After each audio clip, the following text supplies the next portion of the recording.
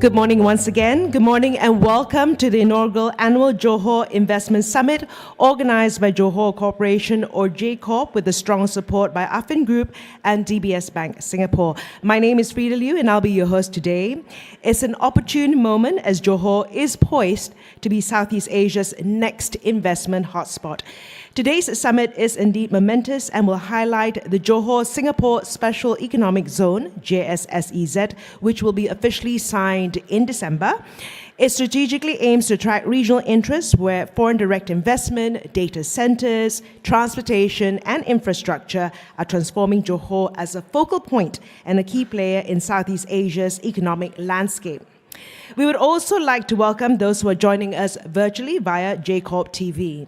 Before we start, let's watch this brief video that encapsulates Johor's journey over the past year in transforming into a regional investment powerhouse, fostering an ecosystem that is inclusive, resilient, and poised for exponential growth. Let's watch this video.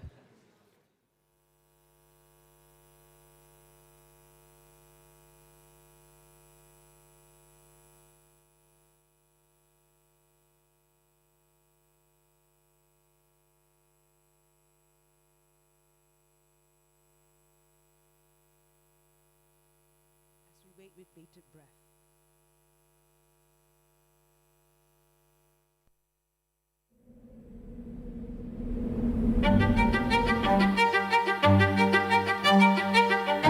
Johor isn't just a state, it's a vision of responsible growth, setting the pace for sustainable investment in the region, with a commitment to creating a place where all can live well and prosper.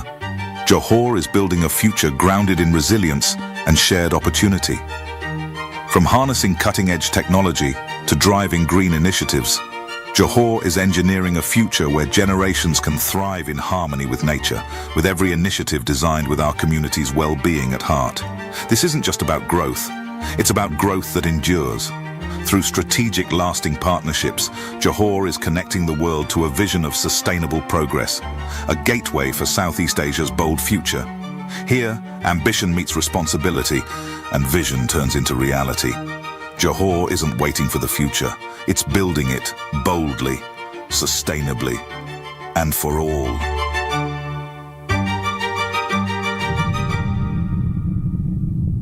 Go for launch, over.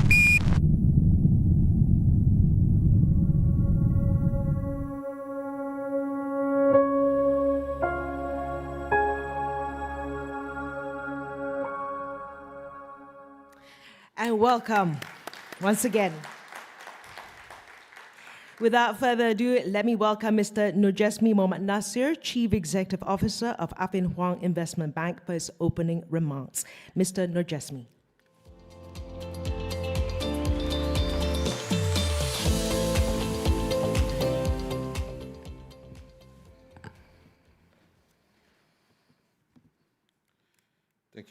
Thank you, Frida. Bismillahirrahmanirrahim. Yang berhormat Tuan Lee Ting Han, Johor State Investment, Trade, Consumer Affairs and Human Resources Committee Chairman, representing Yang amat berhormat Dato Hafiz, Ghazi, Menteri Besar Johor, Yang berhormat Dato Seri Utama IR Hasni bin Mohammed, Economic Advisor to the State of Johor and also former Menteri Besar of Johor, Yang berbahagia Dato Syed Muhammad Syed Ibrahim, President and Group CEO, Johor Corporation, Honorable Mr. Kwee Juan, CEO of DBS Singapore, Yang Mulia Tunku Afida Tunku Malik, Chairman, Affin Hwang Investment Bank Berhad, Yang berbahagia Dato' Wan Razli Wan Ali, President and Group CEO, Affin Bank Berhad, Board Members, Senior Management of Johor Corporation and DBS Bank, colleagues, distinguished guests, ladies and gentlemen, a very good morning to everyone. Thank you for being here today. It is always a pleasure to be back in Singapore. And a special thank you to Johor Corporation, the primary organizer of this inaugural annual Johor Investment Summit. Today we gather to discuss an opportunity that holds significant promise, not just for Johor, but for Singapore and the region at large. Our focus is clear: to explore synergistic potential of Johor and Singapore, especially the Johor-Singapore Special Economic Zone, SEZ. And it's truly an honor for Affin and DBS to co-sponsor this event, this historic event, held here today in Singapore. On Johor's economic planning, positioning and ambitions, let us begin by looking at Johor's role within Malaysia's economy. Johor is a crucial economy engine to Malaysia, with a state GDP that consistently ranks amongst the top in the country. In recent years, Johor economic output has surpassed 140 billion, making it the third largest GDP contributor in 2023, just behind Kuala Lumpur and ahead of Sarawak. This growth aligns with Johor's vision to position itself as Malaysia's primary economic corridor, fostering industries of the future, sustainable infrastructure, and innovation. Our objective here today is not only to sustain this growth, but to double down, strengthen the strategic collaborations, particularly with Singapore, to realize the shared economic benefits. On this Johor-Singapore synergy, the relationship between Johor and Singapore is a unique one and invaluable. It is a model of cross-border integration. The Johor-Singapore SEZ represents the next phase of the symbiotic relationship. Through this SEZ, we aim to foster a seamless economic zone where businesses can thrive across borders, leveraging each country's strength to the fullest. Johor's recent engagement with South Korean companies demonstrates Johor's commitment to international partnerships. In Seoul recently, South Korea, Johor officials engaged with over 80 South Korean companies to highlight investment opportunities in the SEZ. This openness now extends to Singapore, obviously, who can expect both regulatory support and policy initiatives aimed at fostering long-term investment security. Ladies and gentlemen, there is also a historical significance connecting the Andaz Hotel, Johor and Singapore, and that's partly why we are here in this location. Many may not be aware that the Andaz Hotel was built by the M+S Private Limited, a 60-40 JV between Khazanah Malaysia and Temasek. This was part of the implementation of the Points of Agreement in 2010 on the Malayan Railway land which connected Johor Bahru to Tanjung Pagar in Singapore then. So let's further build on this legacy and drive bigger development for both Johor and Singapore. In closing, today's summit is more than just an event. It is a commitment to the future. We can now discuss ways to unlock the potential of the Johor-Singapore SEZ, which will be launched on the 8th of December in Singapore. On behalf of Affin, DBS, and Johor Corporation, I wish to thank you again for your presence here today and invite you to explore the economic and business opportunities that awaits you in Johor. I wish everyone here a productive day ahead, and over to you, Frida.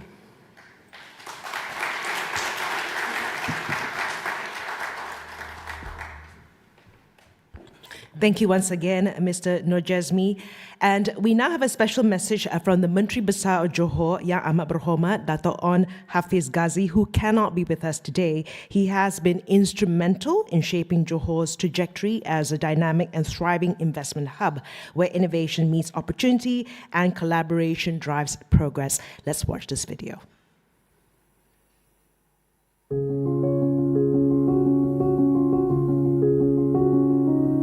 Bismillahirrahmanirrahim. Assalamualaikum warahmatullahi wabarakatuh, and a very good morning to everyone. I would like to extend my deepest apologies for not being able to join you in person at the first annual Johor Investment Summit due to a prior commitment. However, it is my great pleasure to still have the opportunity to address this distinguished gathering of investors, business leaders, and key stakeholders who are playing such a critical role in shaping Johor's future. Johor is rapidly emerging as a pivotal investment destination in Southeast Asia, especially through the development of the Johor-Singapore Special Economic Zone, also known as the JS-SEZ. This unique partnership between Johor, Malaysia and Singapore enhances the region's attractiveness, creating a gateway for investors to access not only Johor but the broader Southeast Asian market. The strong relationship between Johor and Singapore plays a key role in driving our shared vision of innovation, growth and collaboration. Together, we are building a seamless ecosystem that supports business expansion and investment, offering unmatched opportunities for both local and global stakeholders. Johor's strategic location, combined with our forward-looking initiatives, makes the state a natural gateway to Southeast Asia's thriving economy. Rest assured, the state government is gearing up to provide a supportive environment for investment with the necessary infrastructure, resources, and policies in place. We are continuously developing frameworks to create a sustainable, investor-friendly ecosystem that delivers both immediate and long-term returns. While I am unable to be with you today, I am pleased to announce that Johor's most eligible bachelor, YB Ting Han, Chairman of the Johor State Investment, Trade and Consumer Affairs Committee, will deliver my keynote address on my behalf. YB Lee will share our vision and strategic priorities to foster investment and collaboration across key sectors and projects. I would like to thank all of you for your presence and participation today. Your involvement in this summit underscores the tremendous potential Johor holds, and I look forward to continuing our journey together in making Johor the gateway to Southeast Asia. I wish all a fruitful and productive summit. Assalamualaikum warahmatullahi wabarakatuh. Thank you, terima kasih, and I hope to see you all soon.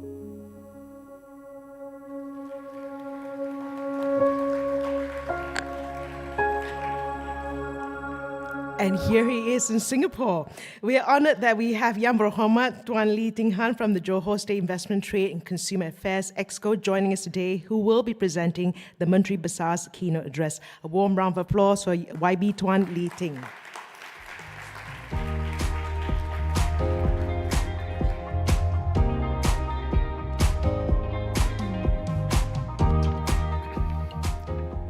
Salam sejahtera, salam maju Johor. A very good morning. Dato Sri Utama Hasni Muhammad, Economic Advisor to the Johor State Government, Dato Said, President and Group CEO of Johor Corporation, a wholly subsidiary of the Johor State Government, Dato Wan Azli, CEO of Affin Bank, Mr. Juan, CEO of DBS Singapore, distinguished guests, esteemed partners from Singapore and Malaysia, ladies and gentlemen.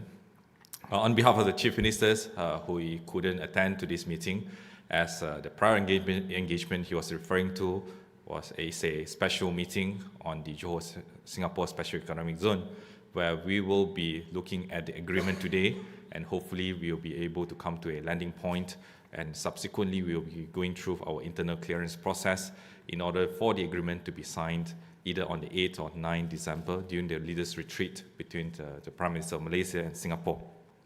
It's truly a privilege to join you at the first annual Johor Summit, Investment Summit here in Singapore. Today we are here to explore a vision that transcends beyond borders, a vision of Johor and Singapore working together as a dynamic, integrated economic ecosystem primed for sustainable growth and meaningful innovation. As global market shifts and new growth opportunities arise within Southeast Asia, particularly at a turbulent time, and especially what's happening in the United States, in China recently, Johor, Singapore, with our complementary natural advantage and our neutral stance, we are positioned, if we position ourselves well, we will be able to create a resilient and connected economic environment for businesses that's looking to de-risk and to adjust their business conditions and to adjust their supply chain going forward. At first, I would also like to extend my gratitude to our organizers, Johor Corporations, and sponsors, Affin Group and DBS Singapore. Your dedication and foresight have set the stage for what promises to be a powerful dialogue on investment, collaboration, and opportunity in our region. And as the Chief Minister's representative, I bring his commitment to strengthening Johor's partnership and his regret for not being able to attend in person today. And ladies and gentlemen, I'm now honored to share Johor's economic aspirations with all of you. To understand Johor's future, it helps to look at the building blocks of our economic strategy, the pillars that we believe will sustain and support our growth, not just in the short term, but for the generations to come. These pillars go beyond individual projects. They represent our state's commitment to being a progressive, welcoming, and a resilient economic hub. First, infrastructure. Johor is investing heavily in the foundations that support both industry and community. With three major ports, Port of Tanjung Pelepas, which ranked 15th in the world, Pasir Gudang Port, Port of Tanjung Langsat, international airports, and extensive network highways, Johor is primed to handle the increasing demands of the global economy. One project that truly reflects this ambition is the Johor-Singapore Rapid Transit System Link, which will soon connect Johor Bahru directly to Singapore on the 1st January 2027. This link is more than a convenience. It's a commitment to seamless connectivity that enables trade, investment, and human connection to flourish. Alongside this, our ports, highways, and other transport networks are expanding to ensure we are ready for the demands of a growing global economy. For example, we have started the expansion of our North-South Highway, we have started the expansion of our Senai-Desaru Highway, and more projects, infrastructure projects, be it related to water, energy, are all ongoing. But infrastructure alone is not enough. We need to create ecosystem of diverse industry cluster where businesses can thrive together. Johor's manufacturing sectors contribute over 30% annually to our state GDP, with logistics and advanced manufacturing, for example, semiconductor material, E&E, chemical and petrochemical, seeing continued growth, underscoring Johor's role as Malaysia's manufacturing powerhouse. These clusters, from advanced manufacturing and logistics to green energy and technology, make Johor an ideal launchpad for businesses entering Southeast Asia, offering anything from supply chain support to R&D collaboration within a supportive, interconnected ecosystem together with Singapore. The third pillar is the talent development. Our initiatives, such as EduCity, Johor Skills. Johor Skills is, again, a subsidiary of Johor Corporation, and Johor Talent Development Council, position Johor as a talent hub, drawing international educational resources to equip our workforce for the future. EduCity, an educational hub housing leading international institutions, for example, University of Reading, University of Newcastle, MDIS of Singapore, and etc. And Johor Skills, a vocational training initiative, serve as engines for talent and innovation. The newly launched JTDC, Johor Talent Development Council, sets premium starting salaries for high-skilled roles, emphasizing our commitment to talent retention and attraction. Finally, Johor's business-friendly regulatory framework ensures a welcoming, predictable, and efficient landscape for investors.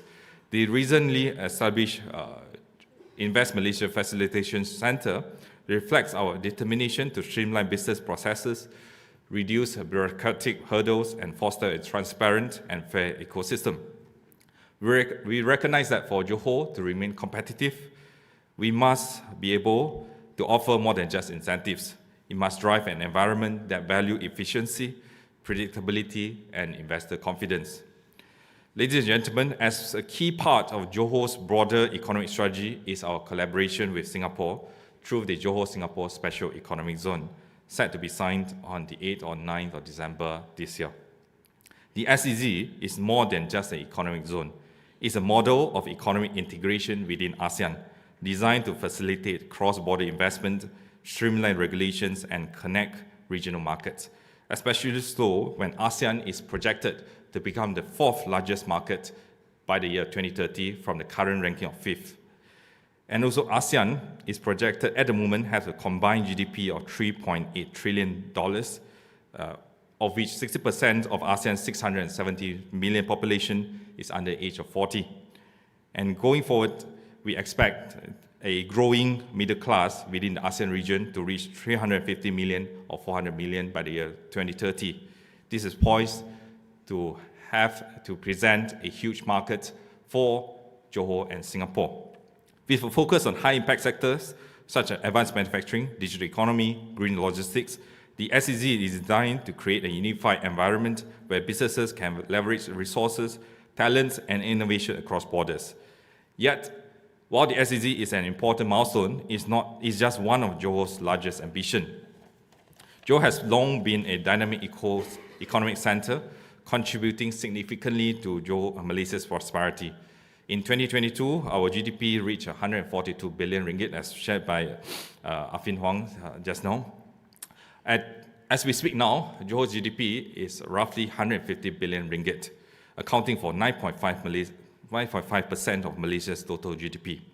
This positions Johor amongst Malaysia's top 3 economic states, alongside Selangor and Kuala Lumpur, a reflection of state stability, depth, and also economic versatility. Our services and manufacturing sectors together make up approximately 80% of our state GDP, and we grew in 2021, 2.4%, in 2022, 7.1%, and in 2023, roughly 5%. That reflects Johor's resilience in recovering from the pandemic.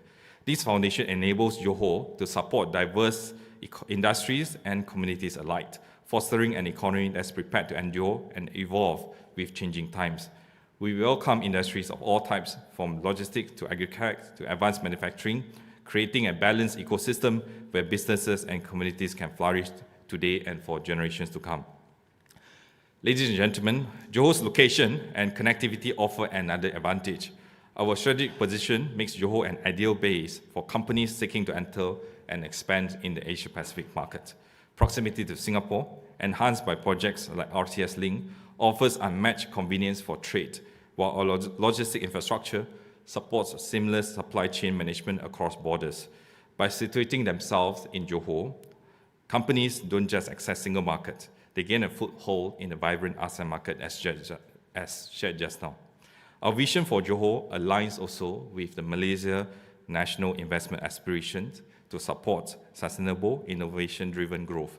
Johor is investing in digital transformation and green practices that position the state as a future-ready economy. From waste-to-energy projects to low-carbon infrastructure, Johor is also taking concrete steps to create a responsible investment climate, prioritizing ESG standards in alignment with global expectation. Johor's economy is also expanding into high-potential sectors, including food technology, agri-tech, and renewable energy. These areas reflect Johor's adaptability and responsiveness to global trends. In food tech, we are exploring sustainable agriculture solutions for domestic and international markets, while agri-tech enables efficient, technology-driven agricultural production. Clean energy is also another sector we are keen to expand, with projects that contribute a sustainable economic future. We are actively seeking partners who can support and accelerate these initiatives via different mechanisms, PFI, PPP. We are open. Ladies and gentlemen, Johor's growth is anchored by a partnership with industry leaders who share our vision for sustainable, high-value growth. One recent example is a 500 million ringgit project collaboration between Johor Corporation and Fuji Oil Asia through Johor Plantation Group, a fully owned subsidiary of Johor Corporation. Our recent discussion, as shared just now, with the Korean companies, Japanese companies, Singaporean companies, they all shared a keen interest to come to this SEZ. In closing, I invite each of you to join us in Johor's journey and in the Johor-Singapore Special Economic Zone's journey. Today's summit is more than just a discussion. It's an invitation to be part of something transformative. Johor is moving forward. Johor is progressing. And therefore, we would like to invite everyone present here in this hall to create a legacy of shared prosperity that enhances our communities, strengthens our economies, and makes Southeast Asia a global center for growth and innovation. Let us seize this opportunity to build a future that reflects the best of what Johor, Singapore, and ASEAN have to offer. Thank you very much.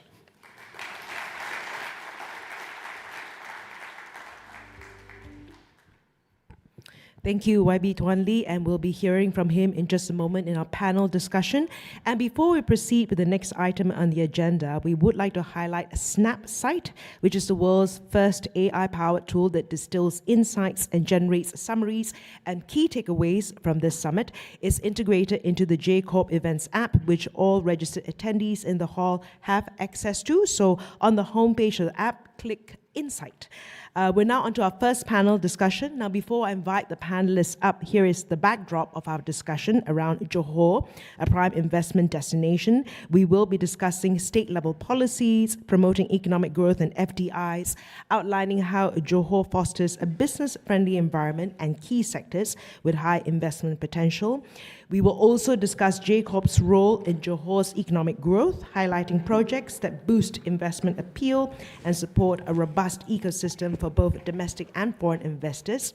Additionally, we will explore how JCorp intends to leverage the newly established Johor Singapore SEZ to its advantage and its strategies for maximizing economic synergies between Johor and Singapore.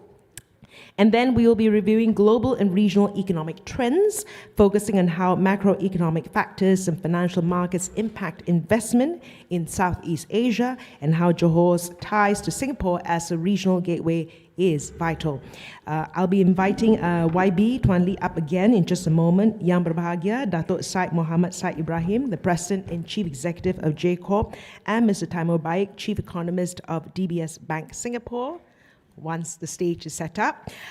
We welcome any questions that you may have, which you can ask via Slido by scanning the QR code shown on the screen. And it looks like we're ready. So let me invite up on stage Yang Berhormat Tuan Lee Ting and Lee Ting Han, Yang Berbahagia Dato Syed Muhammad Syed Ibrahim, the President Chief Executive of JCorp, Mr. Taimur Baik, Chief Economist of DBS Bank Singapore, up on stage. Yes. Just a moment.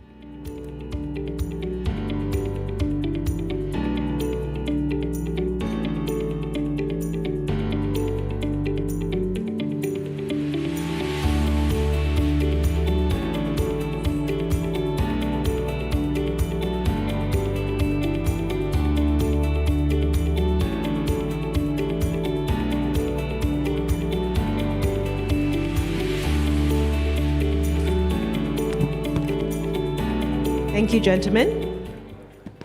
Yes, a reminder again, QR code, if you have any questions, we'll go through that. I'm going to start with a question for all the gentlemen to give your views and your perspective. What are the key elements that make Johor a prime investment destination within the ASEAN corridor, and how can the state leverage its strategic location to attract more international investments? So maybe we'll start with the gentleman right there. Mr. Baik. Thank you very much, and good morning to our distinguished guests and colleagues. What a pleasure. I've been looking forward to this event for a long time. I have always felt that the symbiotic relationship between Johor and Singapore, which is already deep, is primed to go to the next level. And I think the attendance here and the ground reality that we see in terms of deals being done and the flows that are coming in means that we are in the middle of that inflection point. A year, 2 years from now, we will look back at 2024 as the year when this relationship really got turbocharged. So I'm excited about it. My colleague Han Teng Chua recently published a chart book on Johor's potential. Let me share a couple of findings on that from Singapore's perspective. So Singapore Business Federation survey for the third quarter of this year asked several hundred businesses their views and their sort of thinking on Johor. 50% of the respondents said they already have operations in Johor. So that sort of underscores the already entrenched symbiosis between Johor and Singapore.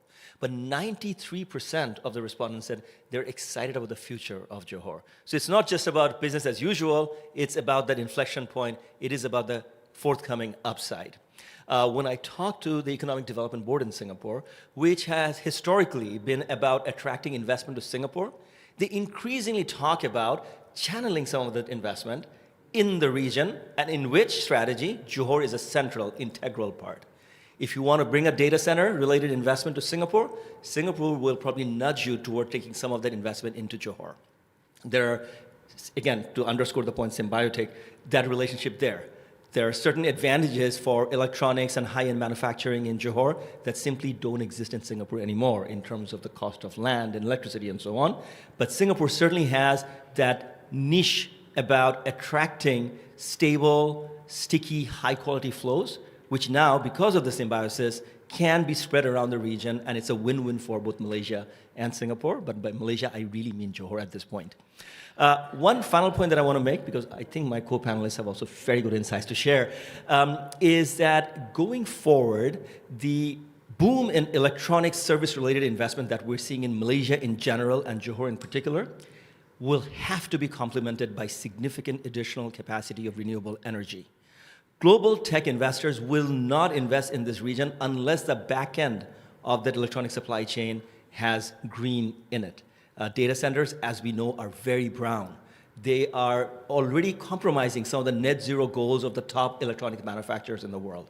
They will not invest in a country unless there is a green foundation to that production, and that's where I think there's a lot more work to be done. Thank you. Thank you so much. 93%. So this after today, it'll be 100%. We're just going to work on the 7%. Dato, your thoughts?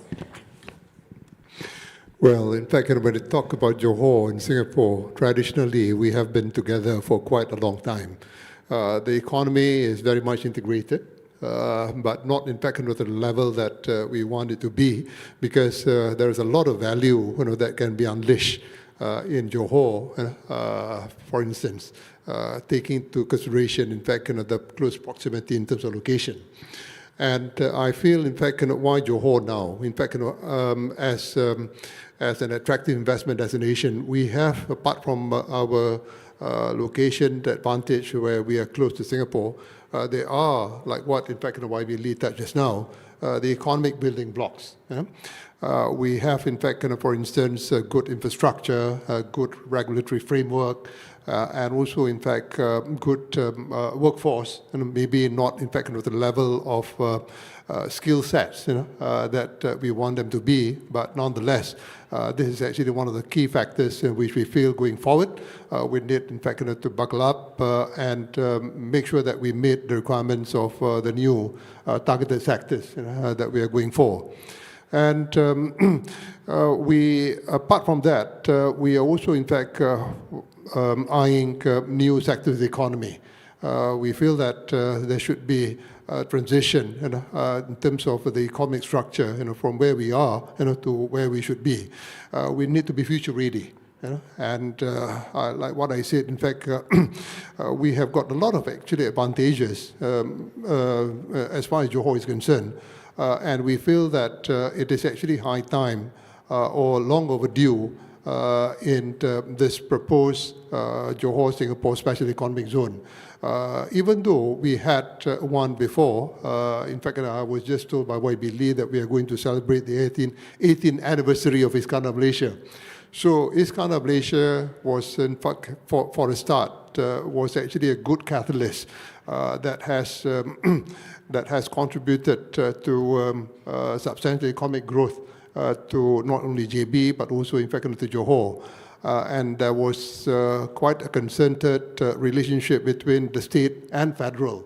And we had a lot of infrastructure upgrading and also new infrastructure that was developed during that particular period, where it has opened up new opportunities. Where, for instance, with the growth accelerators that was planned and built during the Iskandar Malaysia, like the Edu-City project, the Legoland project, and coupled with the fact that we have got, in fact, the benefit of the federal government substantial allocation under the 9 Malaysia plan at that point of time, have all, in fact, unleashed the value that contributed to significant growth of the economy.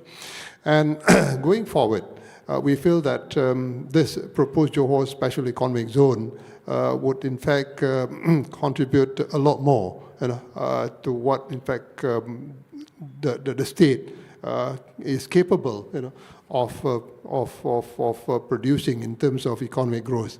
And I feel we, the Johorians, we feel that we are quite grateful that this Johor Singapore Special Economic Zone is going to be materialized in the form of a definitive agreement signed either on the 8th or the 9th of December, where in fact we look forward to really harness and capitalize the opportunity of both Johor and Singapore, where all the while, in fact, we have been looking at Johor and Singapore as one economy.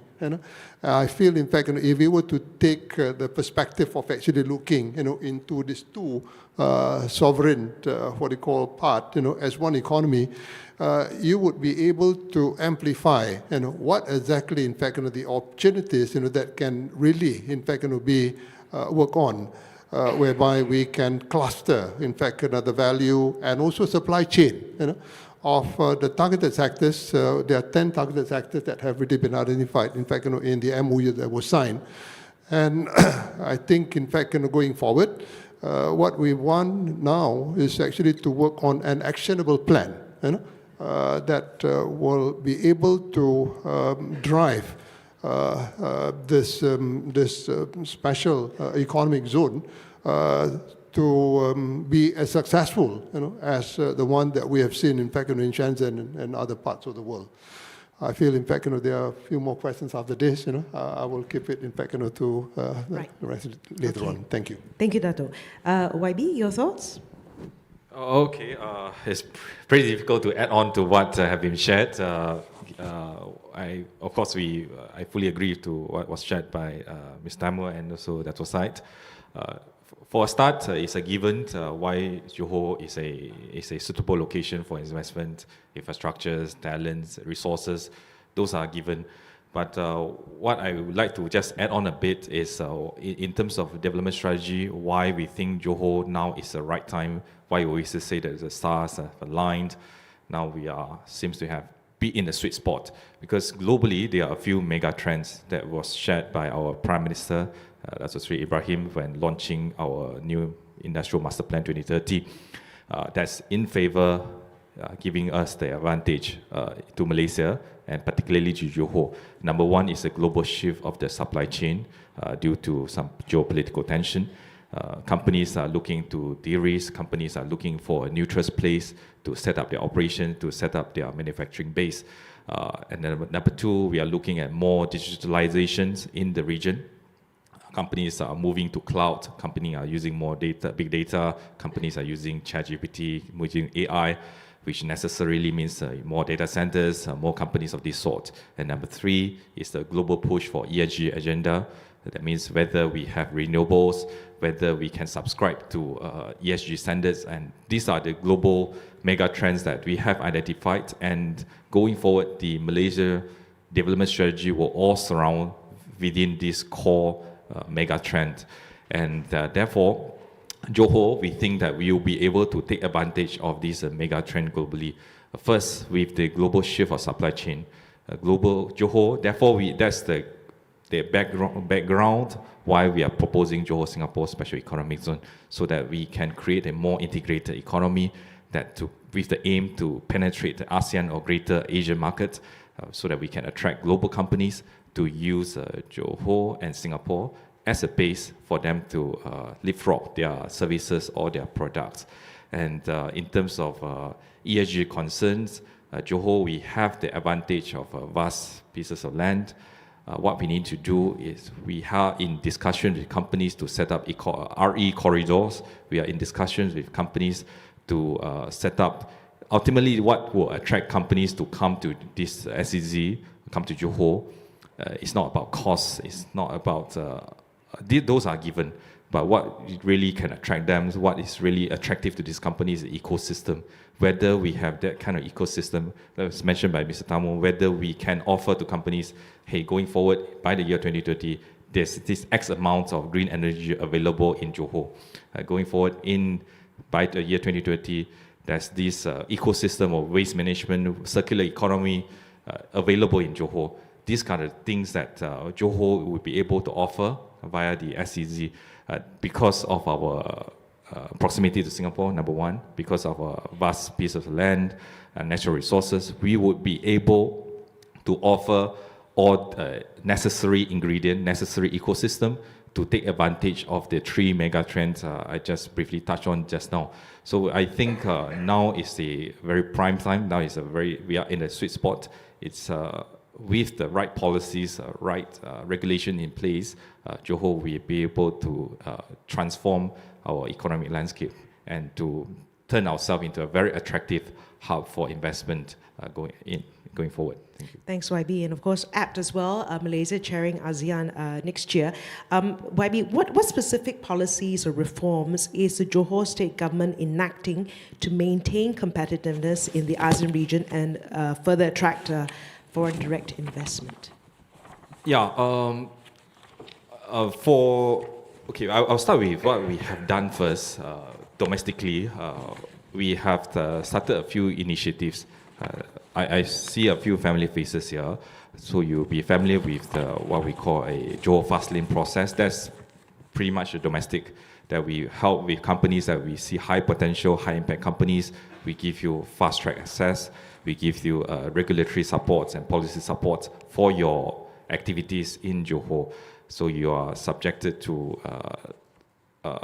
less scrutiny. We assist you with your application process, whether be it at the local authority level, be it at the state level or at the federal level. And secondly is domestic investment incentive packages. We do give very generous packages via the form of ban status, digital economy incentives, investment tax allowance, and etc. Those are the things that number one, to reduce regulatory red tapes. Number two is to incentivize companies to venture into sectors that we are promoting. But going forward, we would like to be more forward-looking.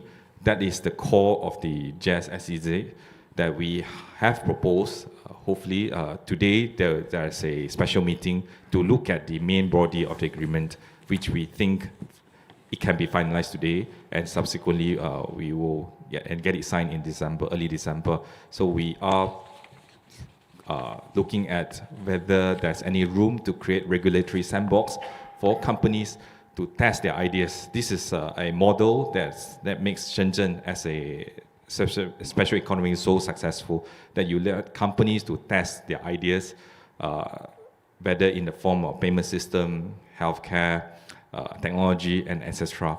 So we are hoping that we can create that kind of environment for companies, startups, to thrive or to test their ideas. And also we are looking at enacting policies, enacting regulations that to allow free flow of goods, data, services between Johor and Singapore, and particularly on renewable energies. We are working with a few companies that hopefully we will be able to identify the suitable partners to create what we call a RE corridor, that to prepare ourselves for the needs of the top multinationals who are very much ESG concerned. So these are the domestic and also going forward some regional collaborative policies with Singapore that we will be introducing to make Johor attractive places. Okay, I will talk a little bit about the high potential sectors with you in just a moment. I'd like to ask Dato here, what role does Johor Corporation play in catalyzing economic growth within Johor, and what are some key initiatives that J Corp is currently driving to position Johor as a leading investment hub in Southeast Asia? Okay. Johor Corporation being the principal development institution of the state. Over the last 50 years, we have in fact been involved in undertaking strategic projects that really catalyze the economic growth. We started with real estate, and then we diversified into agribusiness, or previously we called it plantations. And we also, in fact, are involved in wellness and healthcare. And at the same time, through our franchise in KFC and Pizza Hut, we have got, in fact, the fourth vertical, which is food. And this is what we have, in fact, we have been doing over the last 50 years. Through this pillars of business activities, we have, in fact, been able to develop the vertical integration, that in fact create opportunities not only for jobs, but also business, to especially SMEs. And in fact, going forward, we are now, in fact, apart from the involvement in the four business pillars, we also, in fact, have, through our real estate arm, been developing in this industrial estate throughout Johor. And in fact, taking advantage of the Johor-Singapore Special Economic Zone, and also, in fact, trying to be future ready in contributing towards a new economic structure, that is actually based on the new sectors of the economy. We have, in fact, a plan for our next strategic industrial township, which is called Ibrahim Technopolis, by identifying, in fact, certain sectors that are also, in fact, not only included, in fact, in the new industrial master plan, but also the MOU that was signed previously for the Johor-Singapore Special Economic Zone, namely in the areas of renewable energy, advanced electronic and electrical, smart logistics, for instance. And we also, in fact, have planned to foster the collaboration, especially, in fact, with Singapore, in undertaking some segments of this massive 7,000 acres of development into an industrial park. That is very much, in fact, focus, say, for example, like AI, or even, in fact, in life sciences.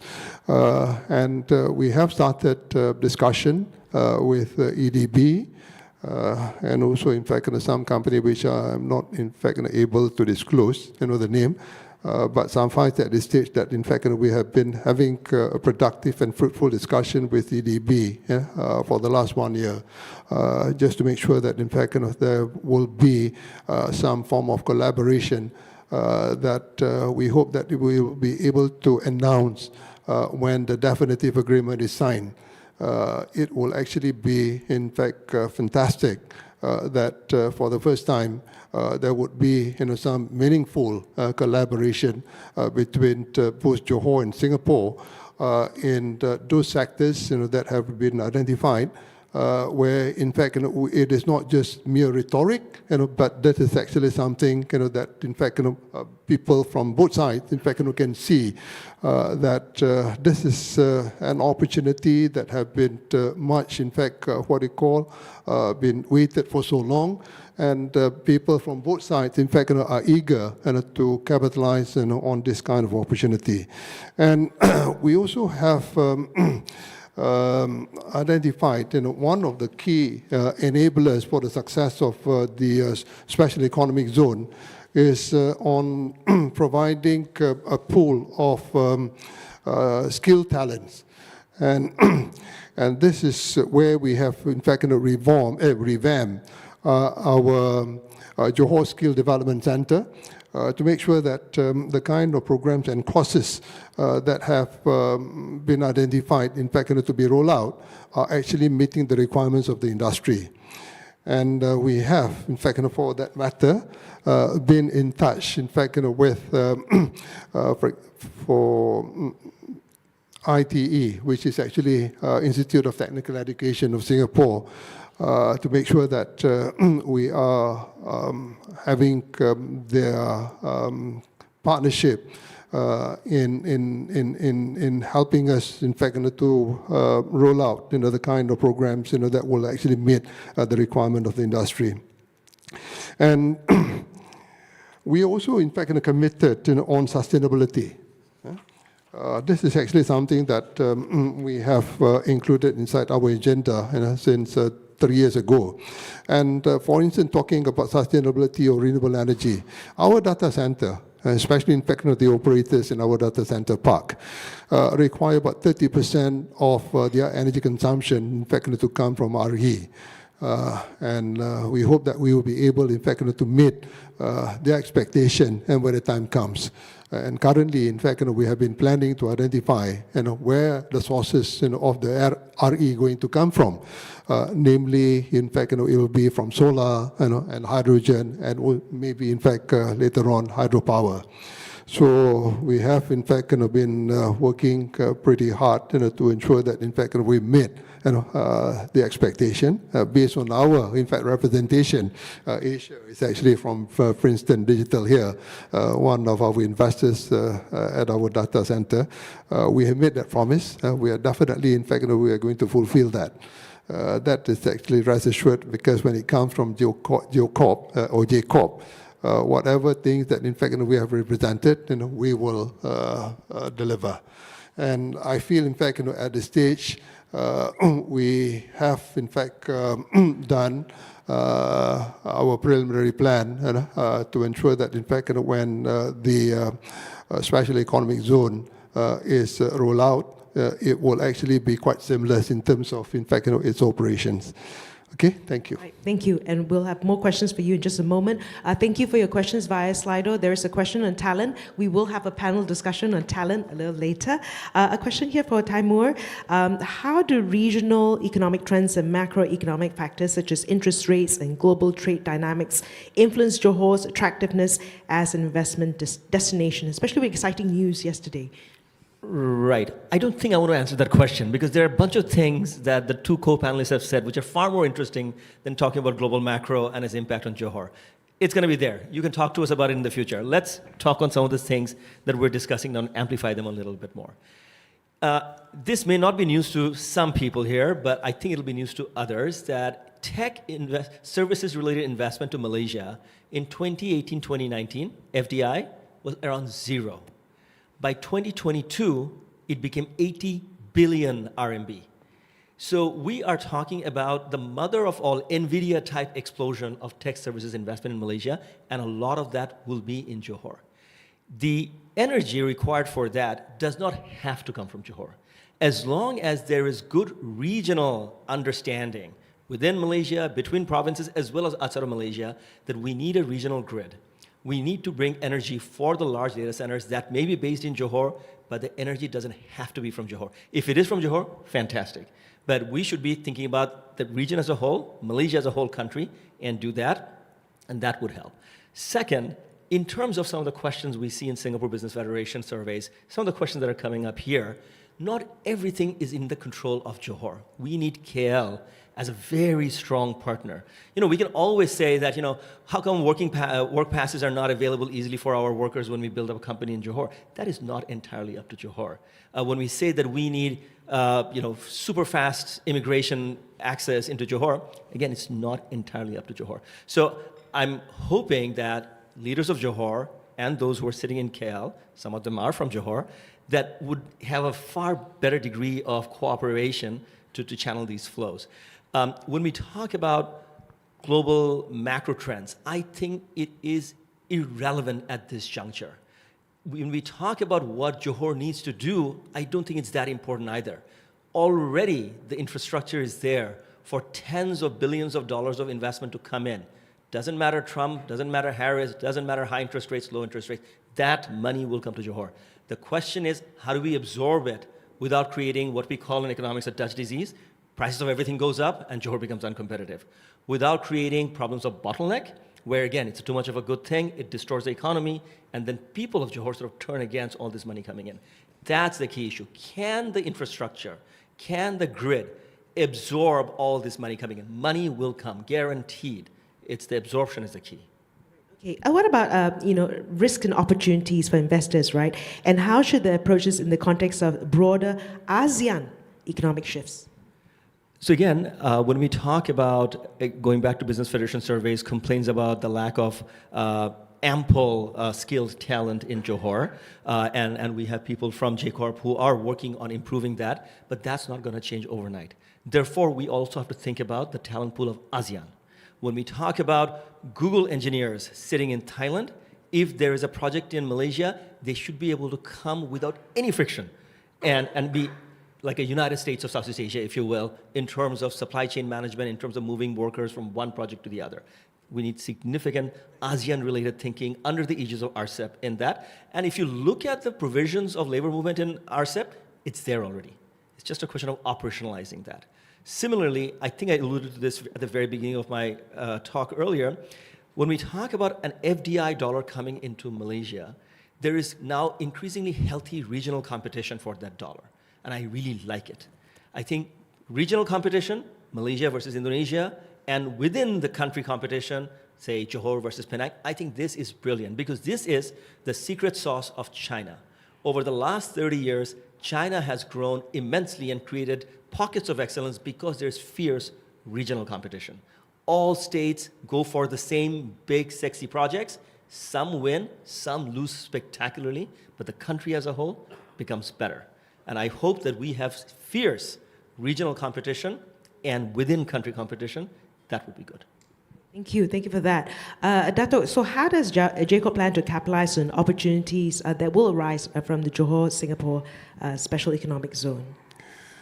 Okay, first of all, in fact, I feel that it is actually important that both parties, both Singapore and Johor, really sit down to work out, in fact, what they call a strategic plan on how, in fact, they can ensure and crystallize this vision of the Johor-Singapore Special Economic Zone into a global success. So I feel both parties need to really, in fact, work in coming up, in fact, with a very solid strategic plan to ensure that, in fact, the zone is actually what you call not just implemented, but also effectively managed to ensure that it is successful. There are many parts, in fact, to the plan which require, in fact, both parties to really work on it. For instance, in fact, in the area of economic integration, cross-border integration, like what I said just now, in fact, it needs to be seen as one economy. And then when once, in fact, both parties agree that, in fact, it is actually one economy, we would look into the 10 targeted sectors that have already been, in fact, identified and documented in the MOU, which is going to be, in fact, formalized in the form of a definitive agreement later on. So how can we cluster the value and also supply chain? In fact, not necessarily that, in fact, what they call the clustering is going to be involved whole relocation of the current industry in Singapore, but when we look into, in fact, the vertical integration of, say, for example, advanced electronic and electrical. There are some parts, in fact, of the value chain where Singapore, due to cost pressures, may not really want, in fact, for that operation to continue in Singapore. And this is where, in fact, when you look into both Johor and Singapore is one economy, the opportunity in Johor, in fact, provides you with a cost, in fact, what we call arbitrage, opportunity. And that part, in fact, the value chain can go, in fact, into Johor, for instance. And we also need, in fact, to ensure that the infrastructure linkages to ensure connectivity. Where when we talk about connectivity, it is not just about roads or rail, but also on data connectivity that need to be looked into. And this is where, in fact, as far as JCOP is concerned, we would like, in fact, to play and also contribute toward the enhancement of those kind of enablers and infrastructure that will make this zone successful. And JCOP, in fact, would like to also diversify, apart from the 4 verticals that we have, into creating new verticals, namely, in fact, in the area of technology, digital technology, and also renewable energy. This will very much, in fact, complement and contribute, in fact, towards the growth of the 10 targeted sectors. And we would like, in fact, to work together, in fact, with both parties, namely the regulator, the authorities, both at state as well as federal level, where we would be the source the single source, in fact, of reference, apart from, in fact, the Invest Malaysia Facilitation Center, which the government has already formed. But a lot of still investors, in fact, come to approach Johor Corporation or JCorp. And we would like, in fact, to play the role of a system integrator, where, in fact, it will actually be a lot of convenient for any investors to interface, in fact, with us and with us. And from there, in fact, we will take it up, in fact, with the other agencies. And I feel, in fact, it's also important, in fact, to highlight the, significant and prominent role of Invest Johor.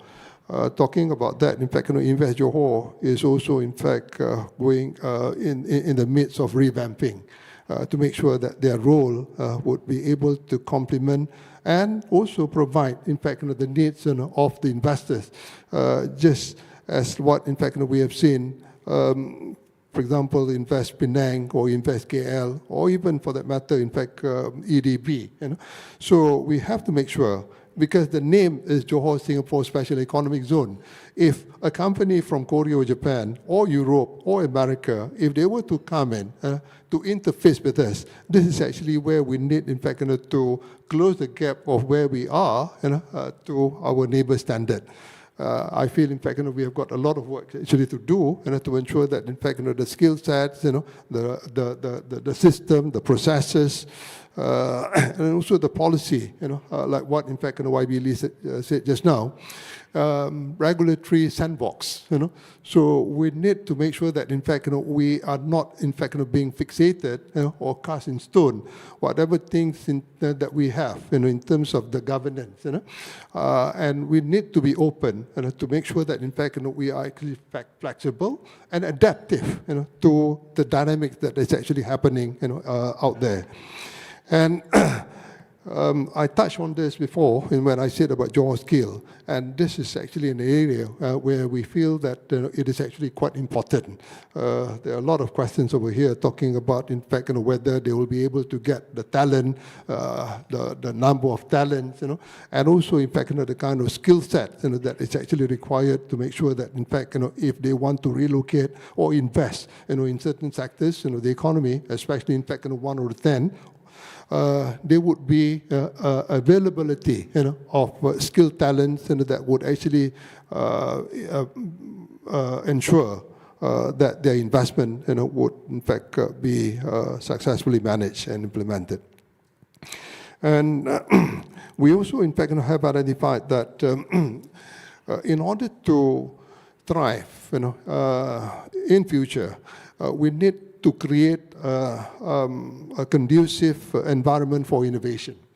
So this is one thing, in fact, we are not really there, but we have got certain building blocks.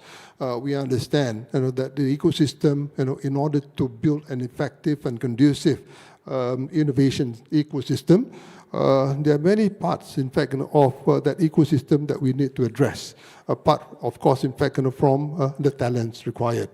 So we've got the universities, among others, and we have got the industries, that would be able, in fact, to have this collaboration with the universities in identifying, in fact, what are actually their pain points, what are their needs, and what are, in fact, the solutions that can actually be addressed, in fact, by the institution, and.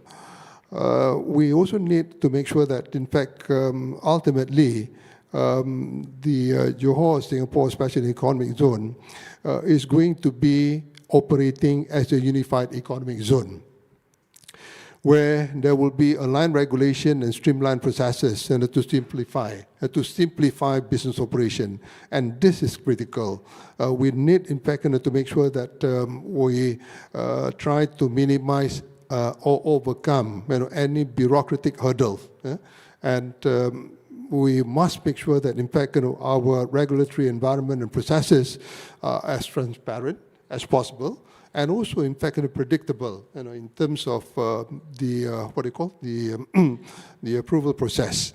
And we want to make sure that this, in fact, in a special Johor Singapore Special Economic Zone, is one powerful catalyst, that would be able to, in fact, create an impact, a multiplier effect, to the not only Johor, the rest of Johor, but also, in fact, the rest of the country in Malaysia.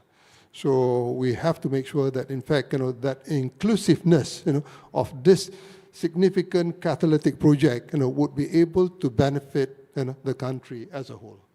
Okay. Thank you, Dato. Of course, you can post your questions via Slido, and we'll get to that in just a moment. One more question for you, YB, and then we'll open the floor for questions. Based on what you talk about the sandbox and also innovation, what Dato said as well, YB, I guess how does the state government collaborate with local and international stakeholders to drive investment into existing in Johor's high potential sectors like manufacturing, logistics, and coupled with technology? Yeah, thanks. I mean, we are doing one now, engagement with the industry players to listen to what you need, what you really aspire, what kind of policy incentives or regulations for companies to thrive or to succeed in the special economic zone. But just for that, I would like to concur with what Tamo said just now. A few key regulations have to be adjusted to make the zone, to make Johor really succeed in this journey to create a special economic zone. Number one is a free flow of talent, which is very, very important. Of course, at the national level, immigration is a federal policy.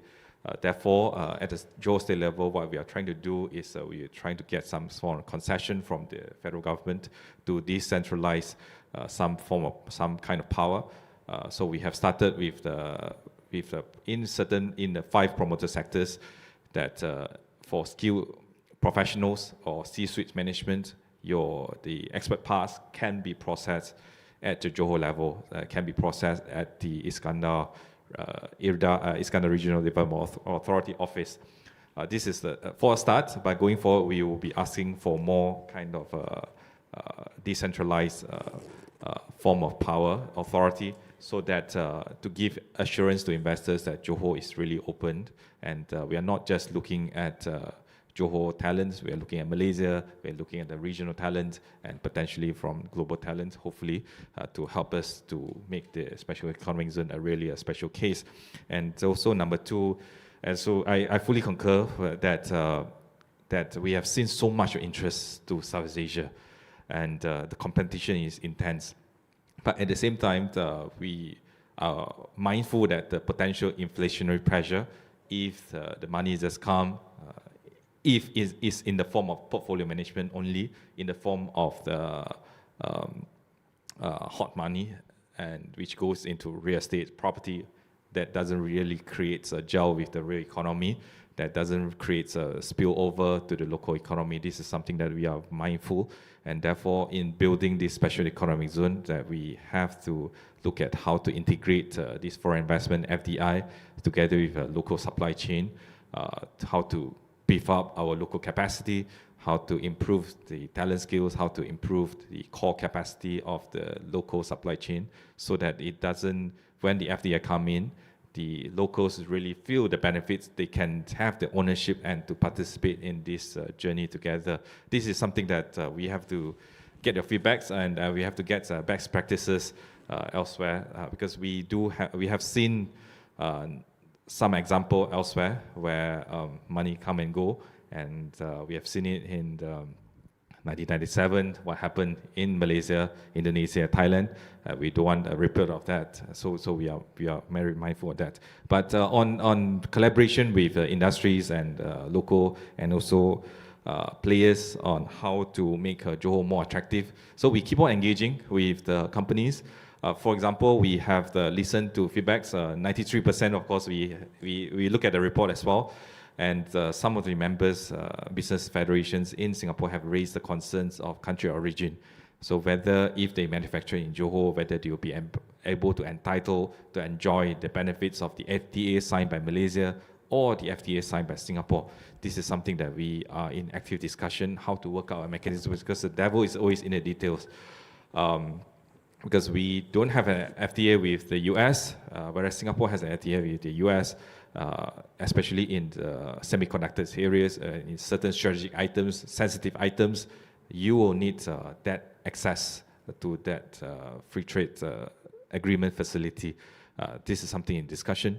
And also we hear from the business feedback on the certain bottlenecks between Johor and Singapore vis-a-vis in relation to free flow of goods. Therefore, we, on the 18th of January this year, early this year, Malaysia and Singapore signed a mutual recognition MOU on authorized economic operator, so that when you are recognized in Malaysia, you are recognized in Singapore and vice versa. Therefore, subject your company to less scrutiny, less regulations, faster process, faster clearance process at the checkpoints, at Johor Singapore borders. Also, we have listened to feedbacks on all other kind of matters in relation to incentive packages. Therefore, in the SEZ, we likely will be able to announce something like we are open to listen to your feedback. For major investment, we will be announcing pre-packaged incentive whereby you tell us what you need, and we try to cater for your needs. We have done it previously, for example, when we started the petrochemical projects in Rapid in Pengerang, where we actually listened to Petronas, listened to Aramco, what you need, and the government reverse engineer it to suit the needs of that particular investor. So for the SEZ to succeed, so we will keep on engaging to listen to feedback, so that we can adjust our regulations, whether in terms of free flow of goods, people, data, custom, and etc. And particularly on data, we also have the numerous engagements with data center players, and this is something that we hope we will be able to fit into the main agreement to give assurance that on free flow of data between Johor and Singapore. Yeah, thank you. Thank you, YB. We will move on to the questions that you have via Slido. We'll try to address as many of them as possible, mindful of time. The first question here, what industries are eligible to invest in the SEZ?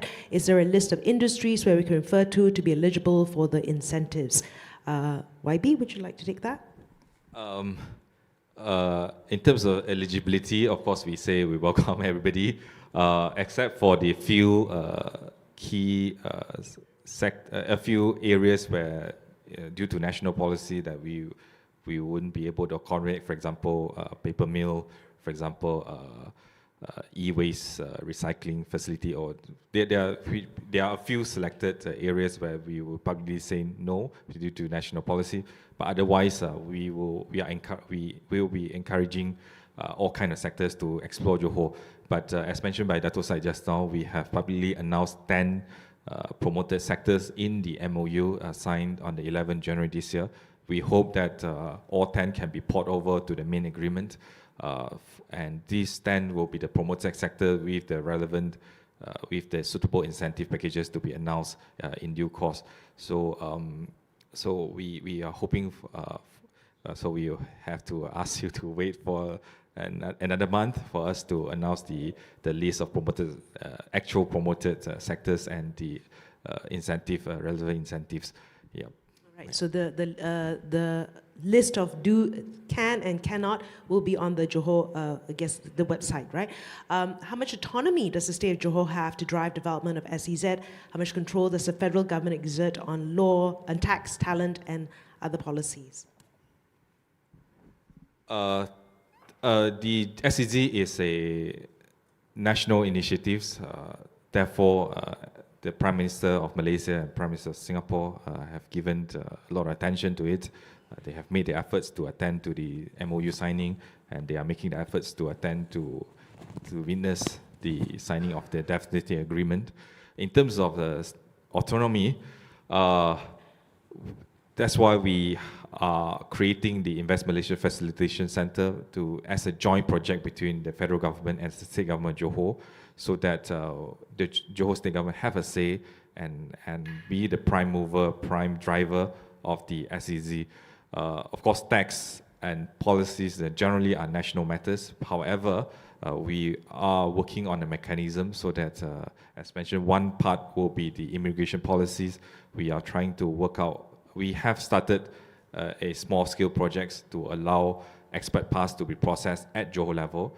Going forward, we will be working on a specific mechanism to give assurance to investors that we are really, really open to businesses.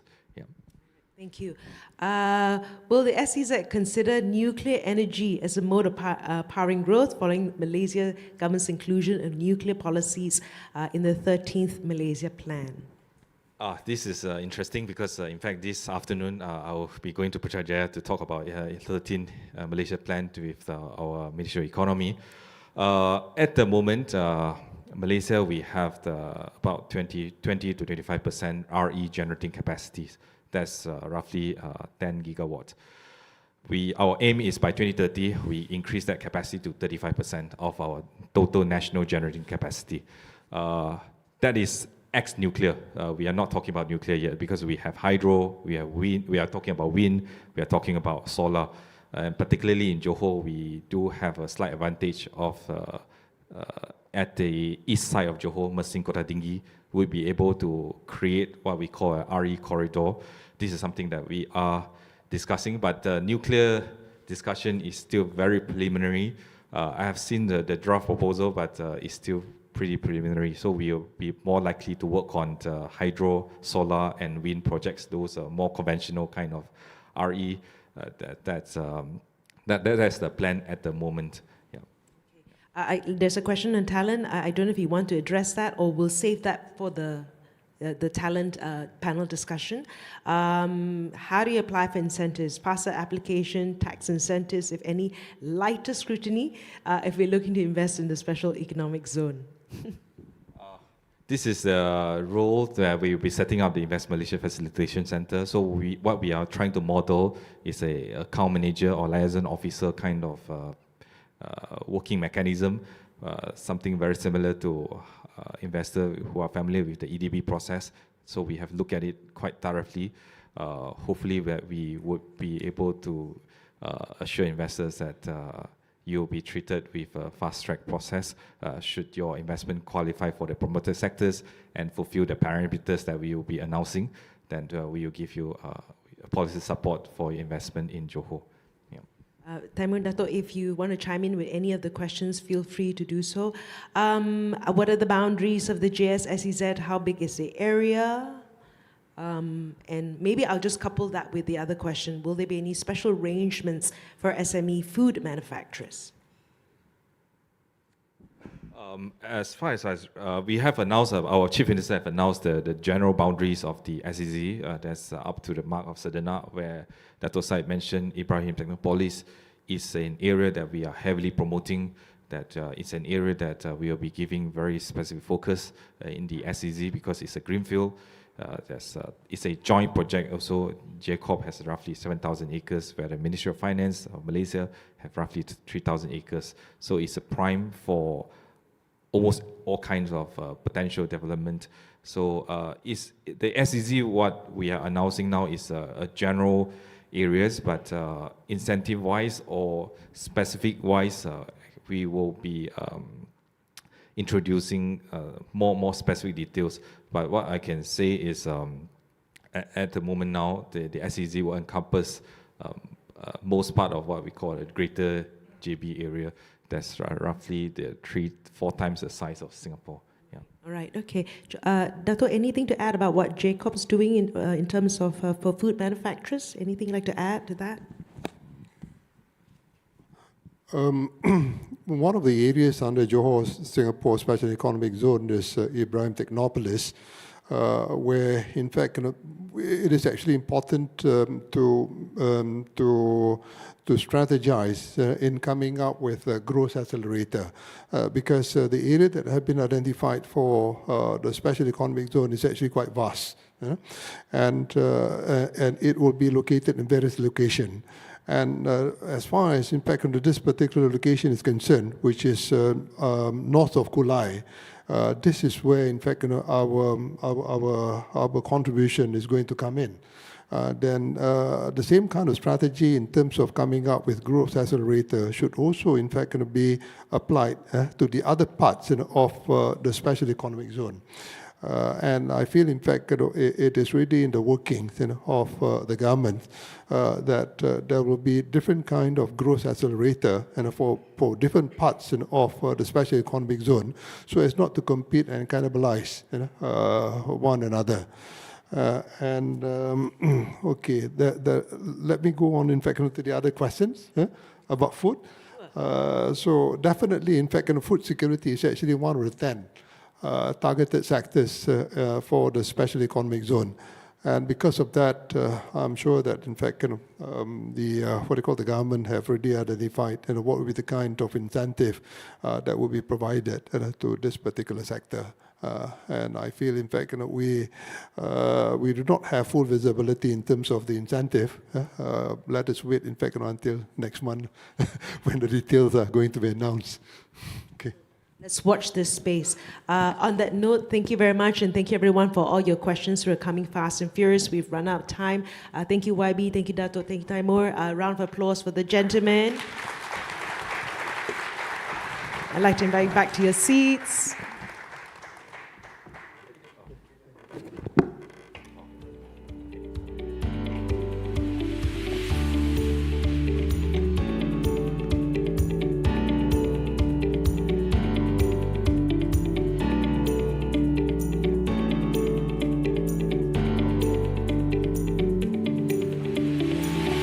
Thank you, gentlemen. Ladies and gentlemen, we'll be taking a 30-minute coffee break at the Glass House foyer, which is outside, and we'll begin our next session at 11:15 a.m. And of course, for those of you who are watching us virtually via JCorp TV, we'll be back here at 11:15, after which we'll be hearing from real experiences of investors in Johor. So enjoy your break and make sure to be back here at 11:15. Thank you.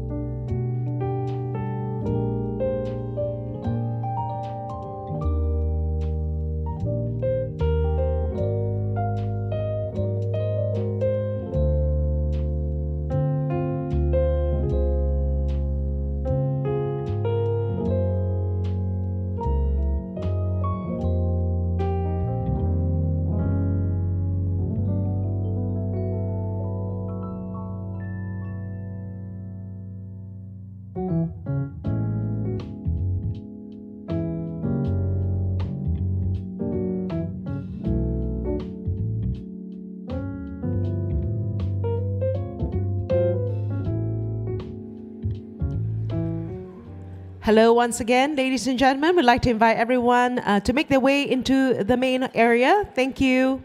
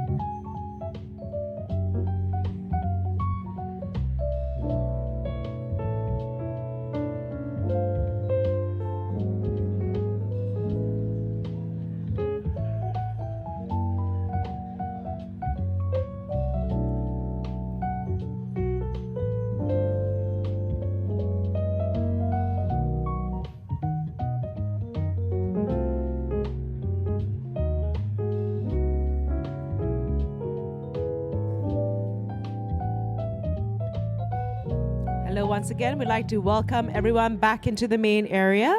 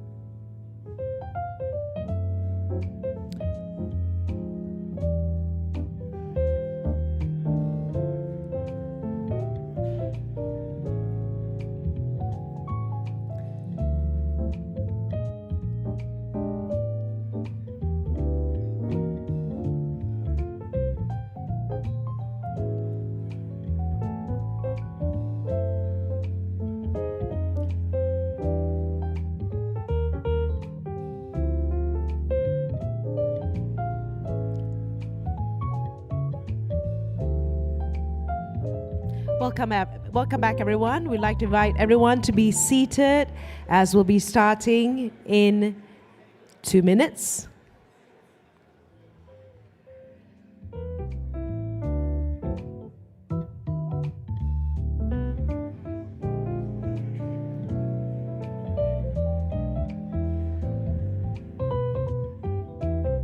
Thank you for your cooperation.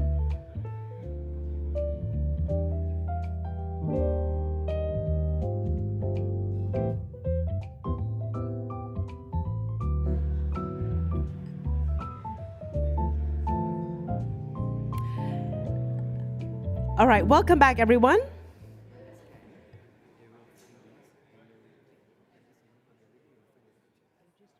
Gallery, okay.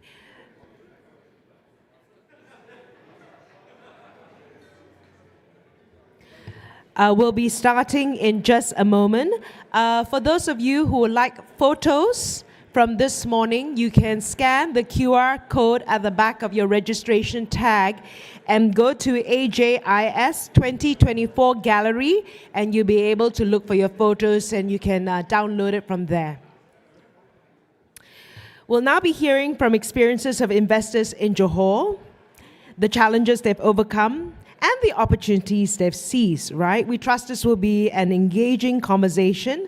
I'll introduce the moderator in just a moment, and that will be Mr. Wan Muhammad Firdaus, Wan Muhammad Fuad, Managing Director, Investment Banking of Affin Hwang Investment Bank. And we have two panelists coming up one at a time. First, we have Kevin Lee, the Chief Financial Officer of Forest City and Country Garden, Malaysia and Singapore, followed by another session with Mr. Asher Ling, Chief Technology Officer, Managing Director, Singapore, Malaysia for Princeton Digital Group. And as always, we welcome any questions, and you can ask that via Slido by scanning the QR code shown on the screen. And we're all ready. Please give a warm round of applause to Mr. Wan Muhammad Firdaus, Wan Muhammad Fuad, Managing Director, Investment Banking of Affin Hwang Investment Bank. Up on stage, and joining him, Mr. Kevin Lee, Chief Financial Officer, Forest City and Country Garden, Malaysia and Singapore. Welcome, gentlemen.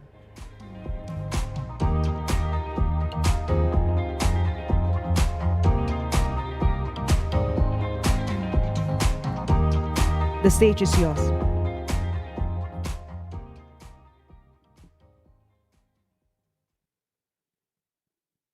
Bismillahirrahmanirrahim. Assalamualaikum and a very good morning to distinguished guests. First of all, thank you, Freda, for the quick introduction. We have two separate fireside chats. We will start the first one with our distinguished guest, Mr. Kevin Lee, CFO of Forest City and Country Garden, Malaysia and Singapore.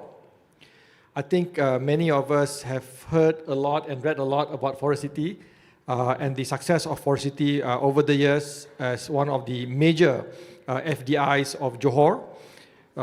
At the same time, more recently, as we've heard earlier, under the Special Economic Zone announcement that will come next month, earlier in September 20th, the government of Malaysia has also announced Forest City as the special financial zone within the special economic zone between Johor and Singapore. Before we start, I'll just give a bit of a quick background of Kevin Lee. He's been in Johor since 2013, and I'm happy to also inform that he's also moved the family to Johor. The family lives in Iskandar. And I think today we want to hear from Kevin not only the experience of Forest City as a foreign investor or foreign direct investment in Johor and in Malaysia in particular, but at the same time his personal experience, coming and moving to Malaysia from the perspective of an investor.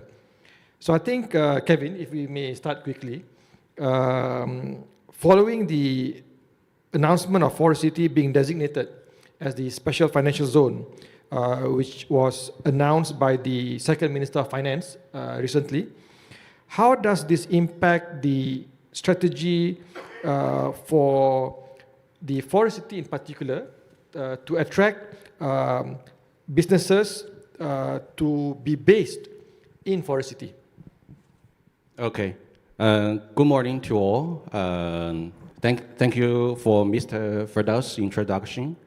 I think, firstly, before I answer your question, I just add up some my personal, because you say you want to share some personal. So personally speaking, I work and live in Malaysia more than 11 years. Previously, I was starting in KL for 6 years. And after I joined Country Garden, I moved on to JB. So my family and I quite enjoy it, actually. The reasons are obvious. Firstly, there's no time zone with China. And also, Malaysia is in the heart of ASEAN. So with the travel convenience in the ASEAN countries and also Asia Pacific. The culture is diversified. And of course, food. You can find a lot of food in Malaysia. And also Malaysia is an English-speaking country, so I think that is also one of the key considerations for kids' education.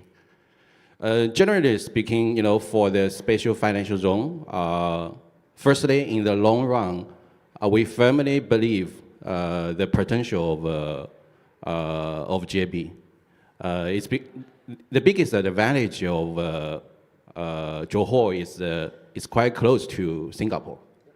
Singapore now ranks the third in terms of the world financial center globally, after New York and London. As the nearest neighbor of Singapore, the economic spillover will definitely happen. That's where the tremendous potential of Johor comes from. So for Forest City, actually this project, interesting is that this project is a choice of our founder. Normally we have an investment department to acquire a new project, but this project is a choice of our founder. So with time goes by and the recent development of the Johor, Singapore Special Economic Zone and also Forest City Special Financial Zone, I think our founder, 11 years ago, because the Forest City, I think we get this project like 11 years ago. So he already saw the potential of today. So actually, for these incentives, not only the special financial zone, we also have duty-free and also the MD status. So that actually is quite encouraging. If we were to go a bit deeper into the special financial zone of Forest City, if you can share with us what was announced under the SFZ incentive. In particular, how does an investor or a company that wants to be based in Forest City, how do they go about it? Okay, firstly, let me clarify because the name is quite similar. Special economic zone and a special financial zone. So most of people will just mix it. Simply speaking, Forest City Special Financial Zone is one integral part of a special economic zone. So the special financial zone will only restrict it in Forest City. So of course, we will more focus on the financial service industry. And for the special economic zone, it will cover a wider area. I think everyone here knows that. And for the special financial zone, like I said, financial service industry is a major component. So such as I think everyone knows that the first time family office in Malaysia with zero corporate tax, nowadays, Singapore is holding the FinTech Festival. I think it's in 6th to 8th this month. So FinTech is also our promoted sector. For the FinTech companies setting up in Forest City can enjoy 5% corporate tax. And other than that, we also have the foreign payment system operator, and also the middle back office of financial institution. This can also enjoy 5%. For the banks and insurance company or asset management companies, we have tried to get the incentive, but we didn't make it. But other than that, these sectors, except for the tax incentive, he cannot get. But he can also get the relocation cost, 500,000 deduction, stamp duty, 50% exemption, and also withholding tax exemption. And other than that, they can also enjoy the so-called IBA, Industrial Building Allowance, 10 years, with each year deduct 10%. So generally speaking, 20th September, I think the second finance minister and also His Royal Highness, Regent of Johor, already officially announced the incentives in Forest City.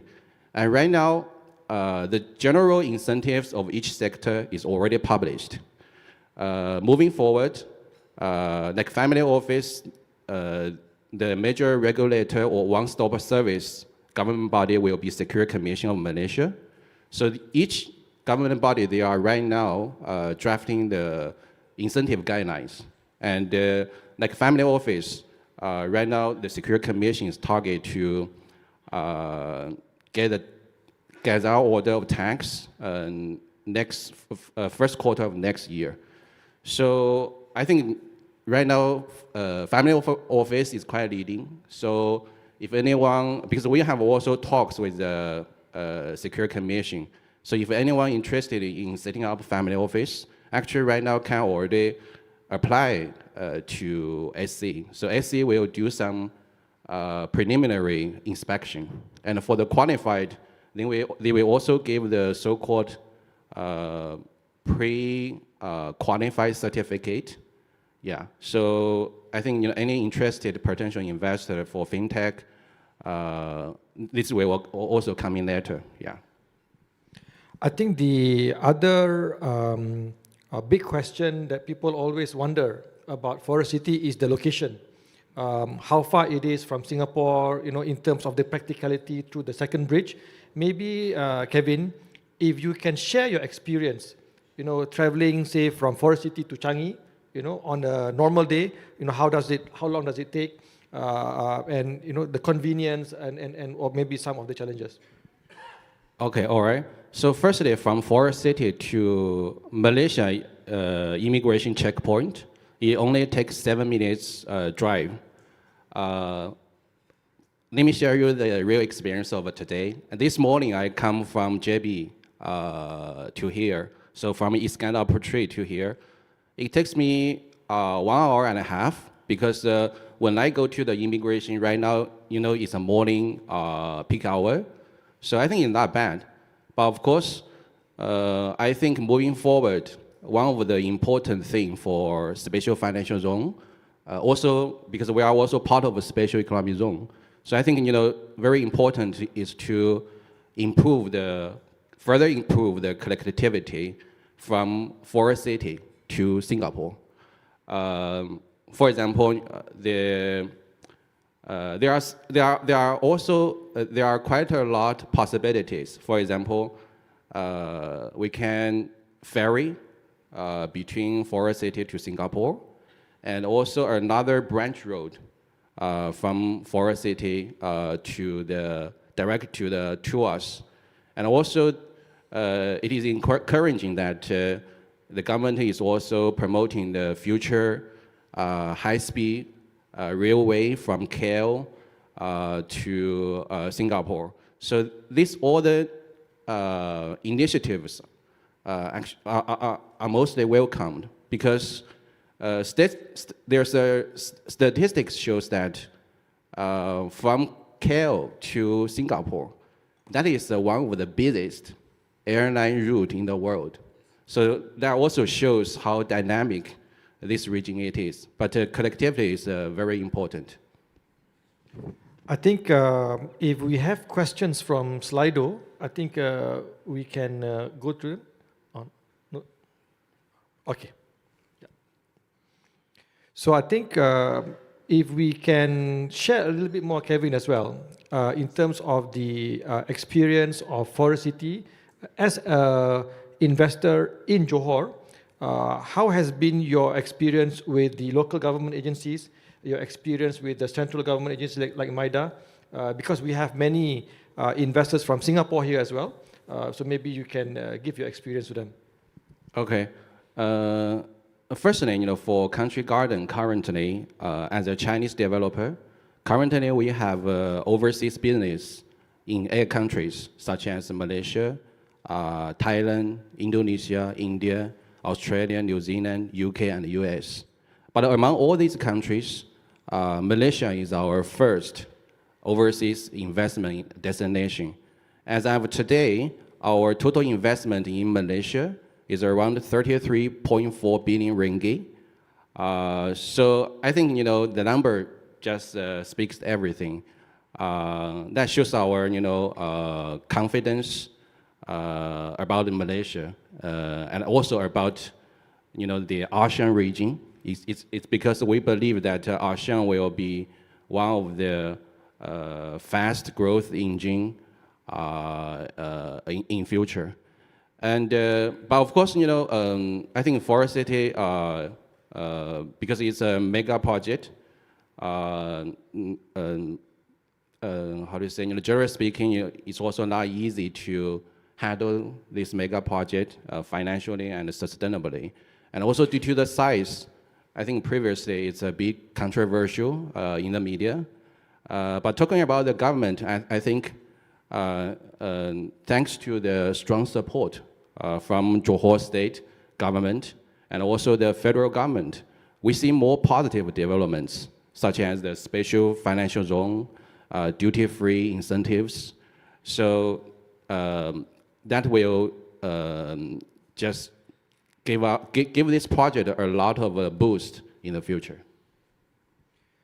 If we can talk a little bit more as well about the life in Forest City itself. I think recently during the launch of the special financial Forest City as a special financial zone, I think a lot of guests from KL and also investors, banks from the region came down to Forest City and was pleasantly surprised to see the recent situation and also the activities that's already happening within Forest City. But maybe you can give a little bit more color, how many people are now living in Forest City, how many officers and workers and companies are in Forest City, and also even the public amenities, for example, the public beach, which is open as well to the public. Yeah, I think this question is coming from, there's a media, I put it as like a media distortion, about the ghost town. But let me share with you some numbers. Recently, we have around 7,000 household families living in Forest City. So let's say, one family, 2 person. So it's easily coming to more than 10,000 already. And I think maybe because golf is also one of the most popular sports in Southeast Asia. I think Forest City Golf Resort is also very famous, in Singapore and Malaysia.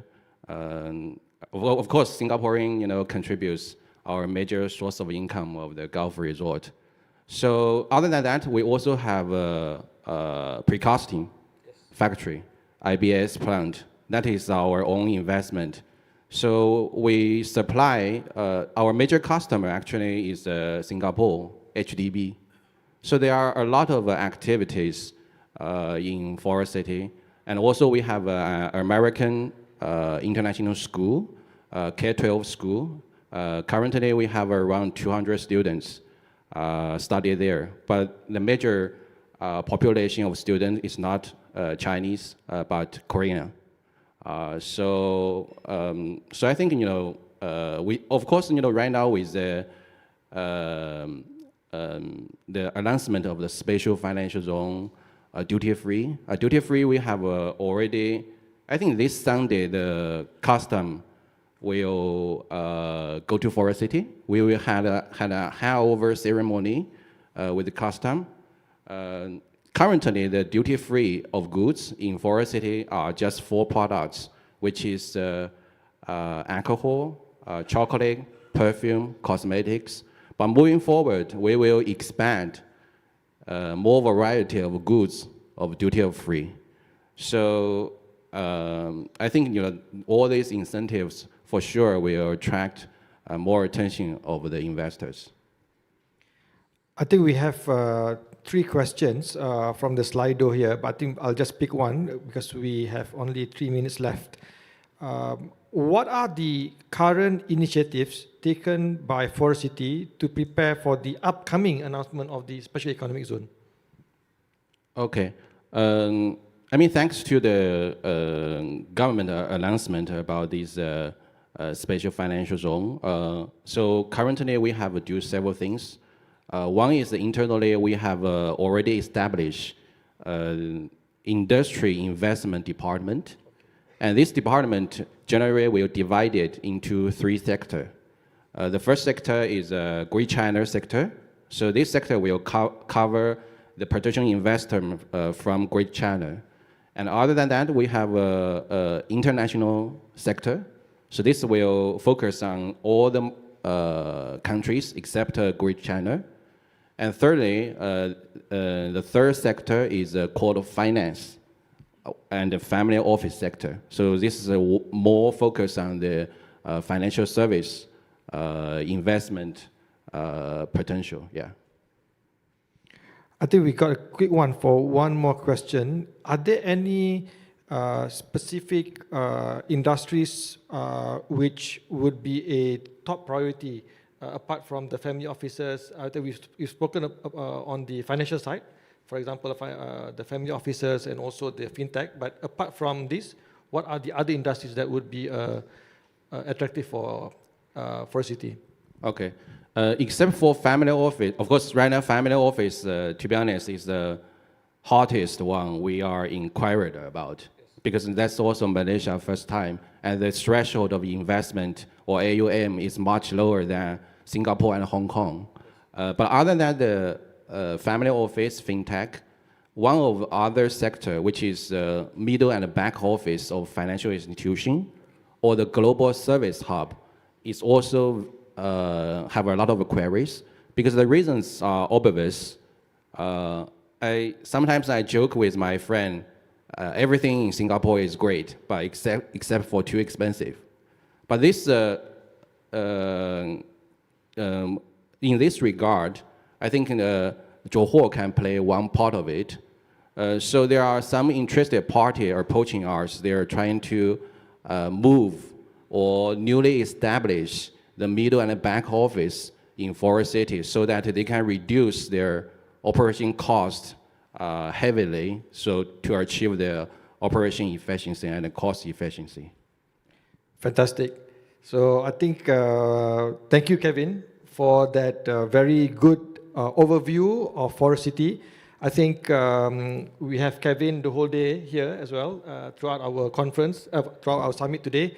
Please do approach Kevin directly for more questions. He's happy to answer more detail about Forest City as the special financial zone within the Johor Singapore Special Economic Zone.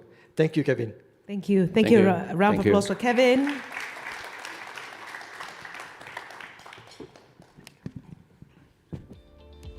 A photo? Yes.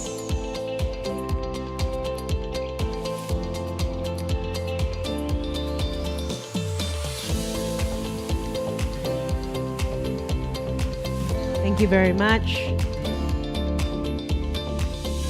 And up next, we have Mr. Ling, Chief Technology Officer and Managing Director, Singapore and Malaysia for Princeton Digital Group, joining us on stage. A round of applause. And yes, we welcome any questions over Slido as well.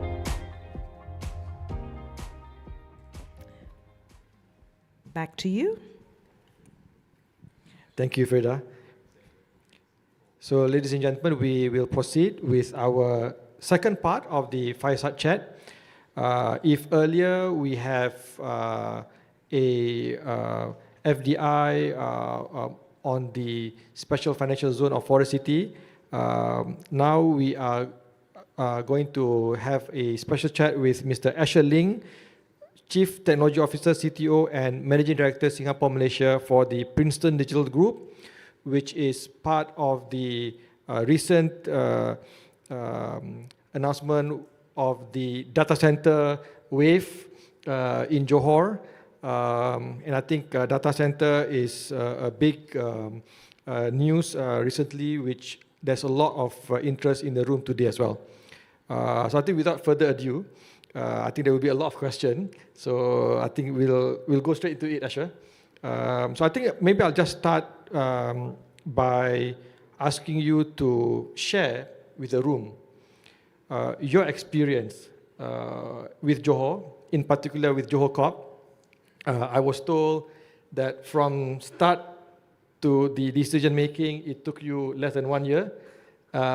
It's been one of the good success stories of IBTEC and also of Johor Corp.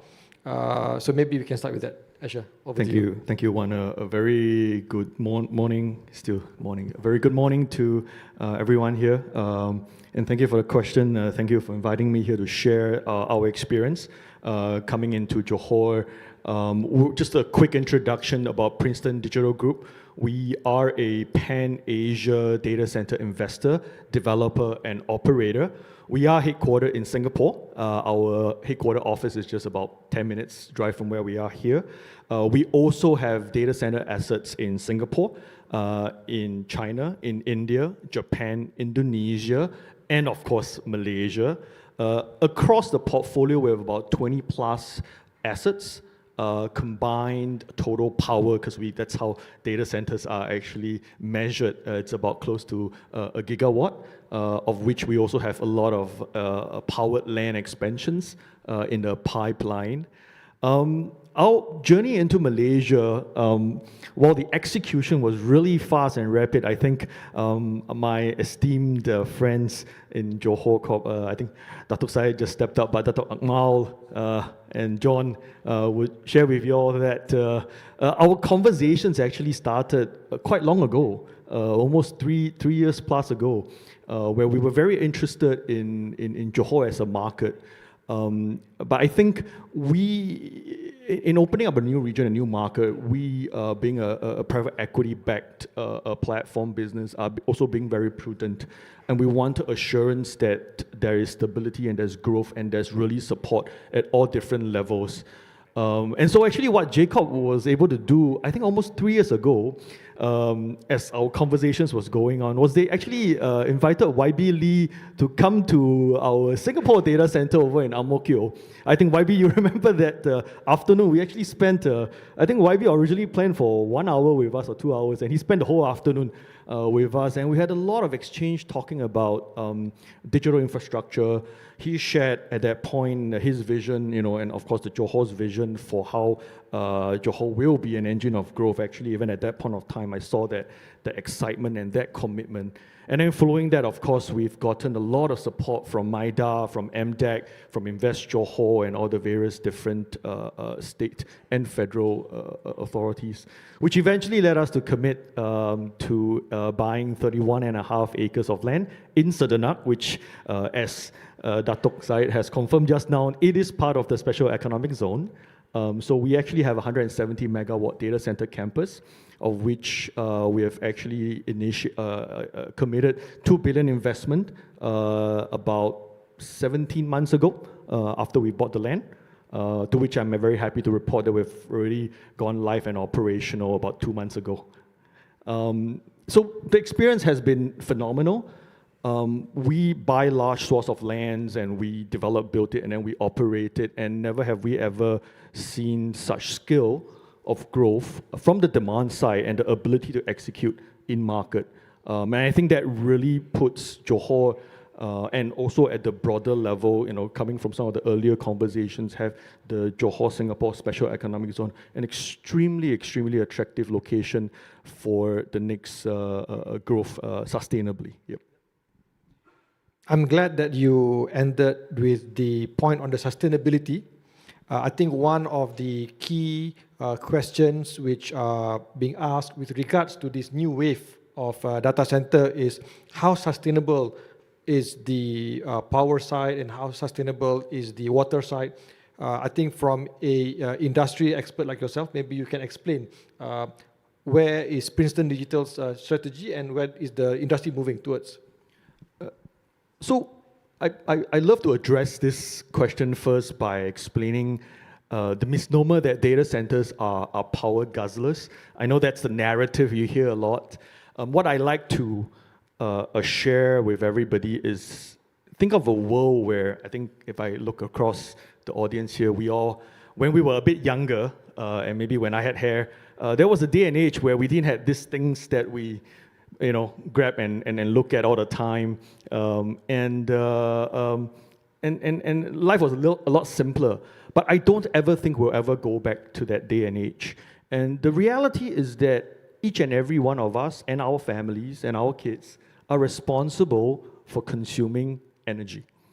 So while we say that data centers are energy guzzlers, what are data centers? Data centers are merely large houses or factories or hotels where the compute is stored there. Now, whose compute is it? You may say it's the large cloud providers, service providers, telcos, but truth of the matter, all that is serving your data, your compute, your calculus, your analytics. That's it. So each and every one of us here are actually responsible for our carbon footprint.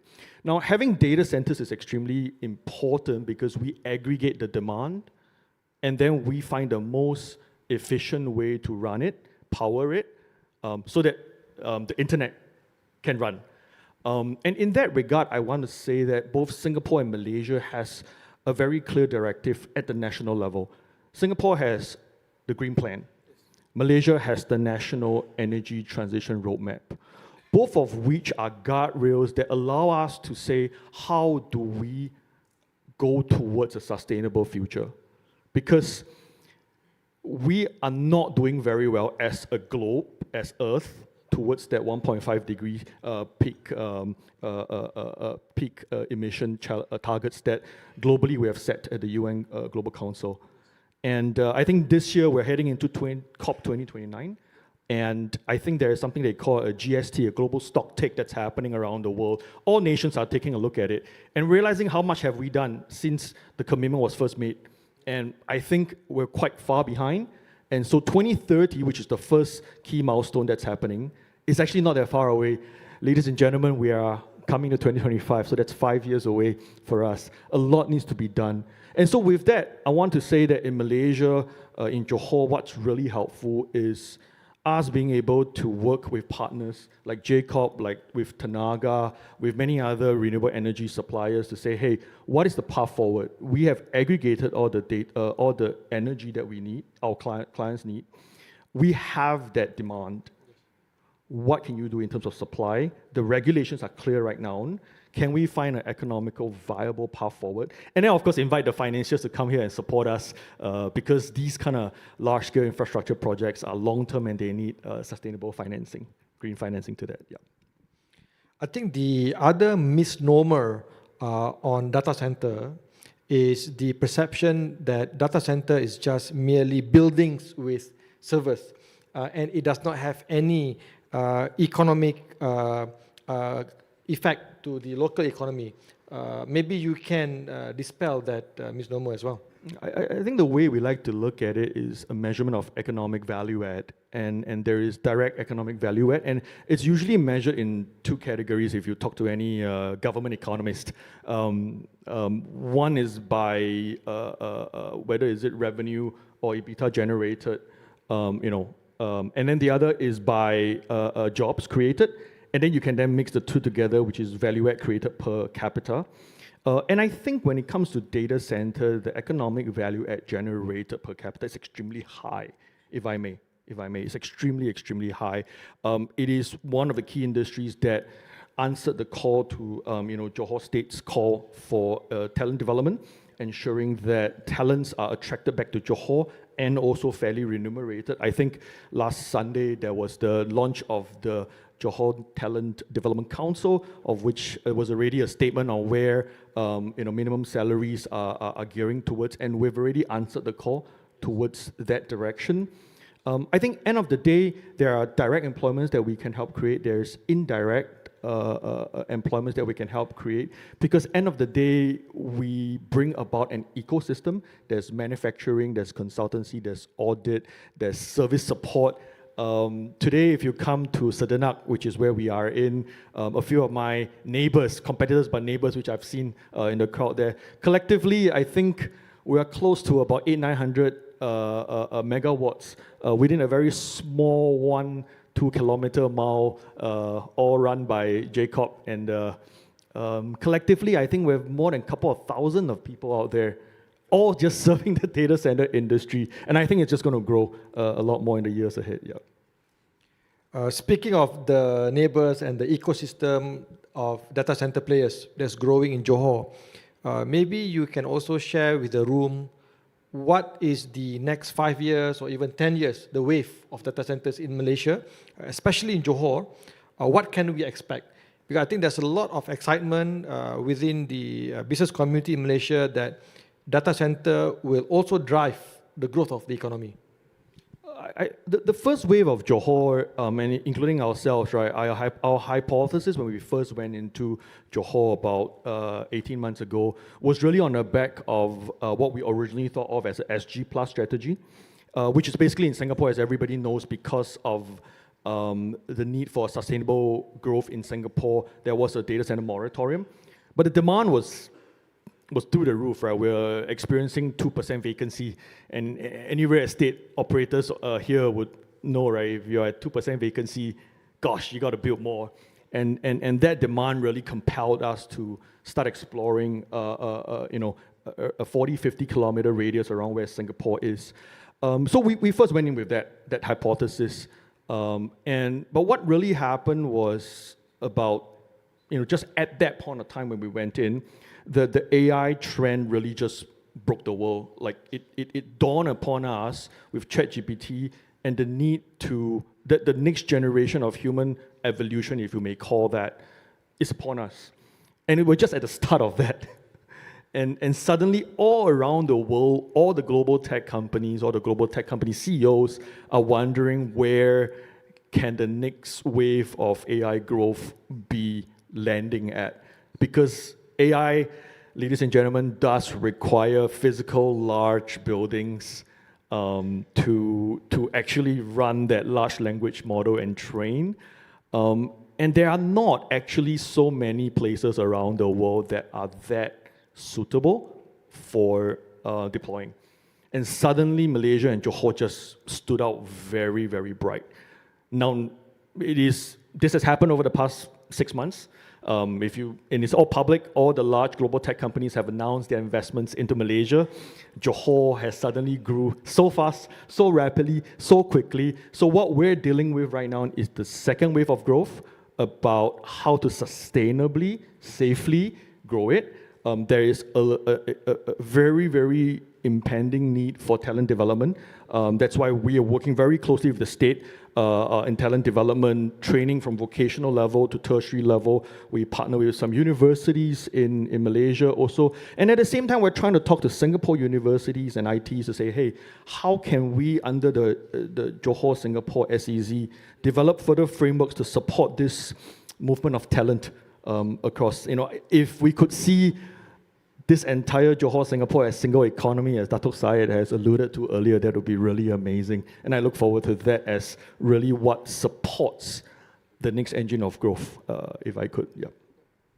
I think your answer actually fits in well with the question that we have on Slido, which is how PDG is contributing towards the sustainable DCs moving forward. I think sustainable DCs, as you probably mentioned just now, may not just be about the power and the water, it's also about the talent and also the infrastructure around it as well. But maybe if you can share a little bit more on what are the specific initiatives that PDG is doing towards the building the sustainable DC ecosystem. At the corporate level, we have a commitment already that by 2030, all PDG data centers will be carbon net neutral. How do we get there? We're trying to figure it out still. I'll be honest, ladies and gentlemen, it's really hard. But we've made a commitment and we will get it done. Then what happens in each of the countries that we're operating in, we're working with our clients to say, where can we access the renewable energy? And in Malaysia, for example, we are very aggressively talking to many renewable energy generator companies. In fact, ourselves exploring the possibility of also participating. Thankfully, there is NETR. Thankfully, there's CREST models that enable us to go towards that. But there are some other countries where it'll be a lot more challenging, like Singapore. We're trying to figure more ways. Hopefully, the green lanes between Singapore and Johor can help us enable that. Yep. Thank you, Asher.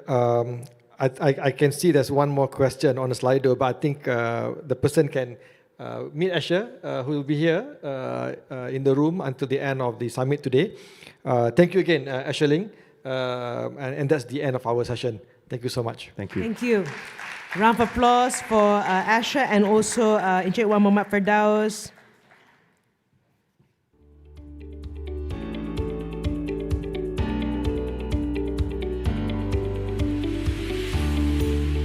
Thank you once again.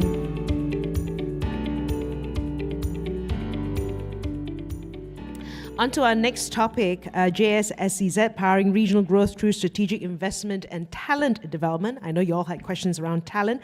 So this session will explore how the Johor-Singapore Special Economic Zone is positioned to power regional growth by aligning strategic investment opportunities with a strong focus on talent development. So the panel will examine the critical relationships between investment, industries, and the talent pipeline, highlighting how these factors are essential to the success of the JS-SEZ and how Edges City serves as a key enabler in providing industry-aligned professionals through its degree programs, specifically designed to meet the needs of Johor's growing industries such as logistics, manufacturing, and digital infrastructure.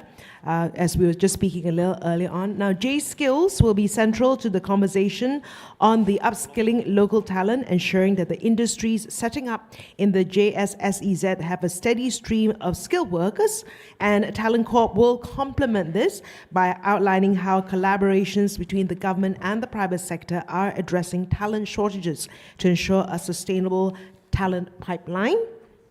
And as always, we welcome any questions you may have, which you can ask via Slido by scanning the QR code shown on the screen. And as they're setting it up,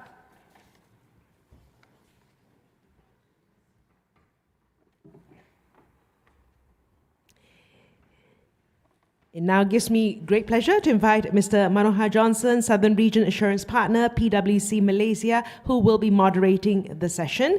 And joining him are Mr. Nataj Haris, Chief Executive of Invest Johor, Yang Berbahagia Dato Izzah Muhammad Hashim, President and Chief Executive Officer of Iskandar Investment Berhad, Mr. Najmi Nordin, Chief Learning Officer J Corp, Chairman of J Skills and member of the JTDC Council, and Mr. Nazrul Aziz, Group Chief Strategy Officer of Talent Corporation Malaysia Berhad.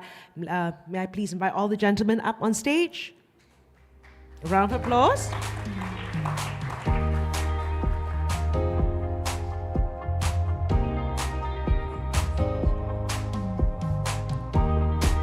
Manohar, all yours.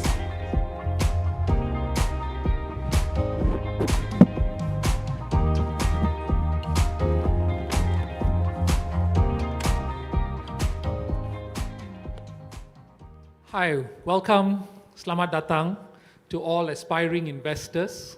And I use the word investors because I think each of us in our own way are vested in the success of JS-SEZ.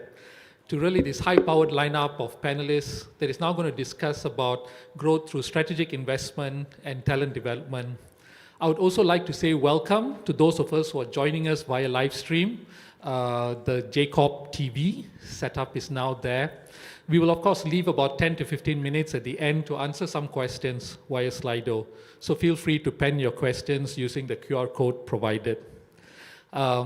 We've got 4 panelists, so each panelist will have about a couple of minutes to answer the questions. But not to worry, they will be around for the rest of the summit today, so feel free to also continuously engage them at lunch and beyond. Before I start, I guess just adding my own context, the JS-SEZ, if you look at it, has a combined GDP of more than $500 billion USD. And that is huge if you look at it from a context of an economic zone, and a population combined of about close to 10 million. It has consistently boasted growth rates above its peers in the region. I was just doing some checking that 50 years ago, the combined GDP of Singapore and Johor was only about 2.5 billion USD. So it's no mean feat in 50 years to be where they are. This again would not have been possible, I guess, without the immense talent that has been developed and nurtured over the years by both sides. So I will start with an introductory question, starting off with Natasha. What do you believe are the main competitive advantages that set the Johor-Singapore Special Economic Zone apart from other SEZs in the region? And how can these advantages be further amplified to attract global investors? Bismillahirrahmanirrahim. Assalamualaikum warahmatullahi. Very good morning. Thank you, Mr. Mano.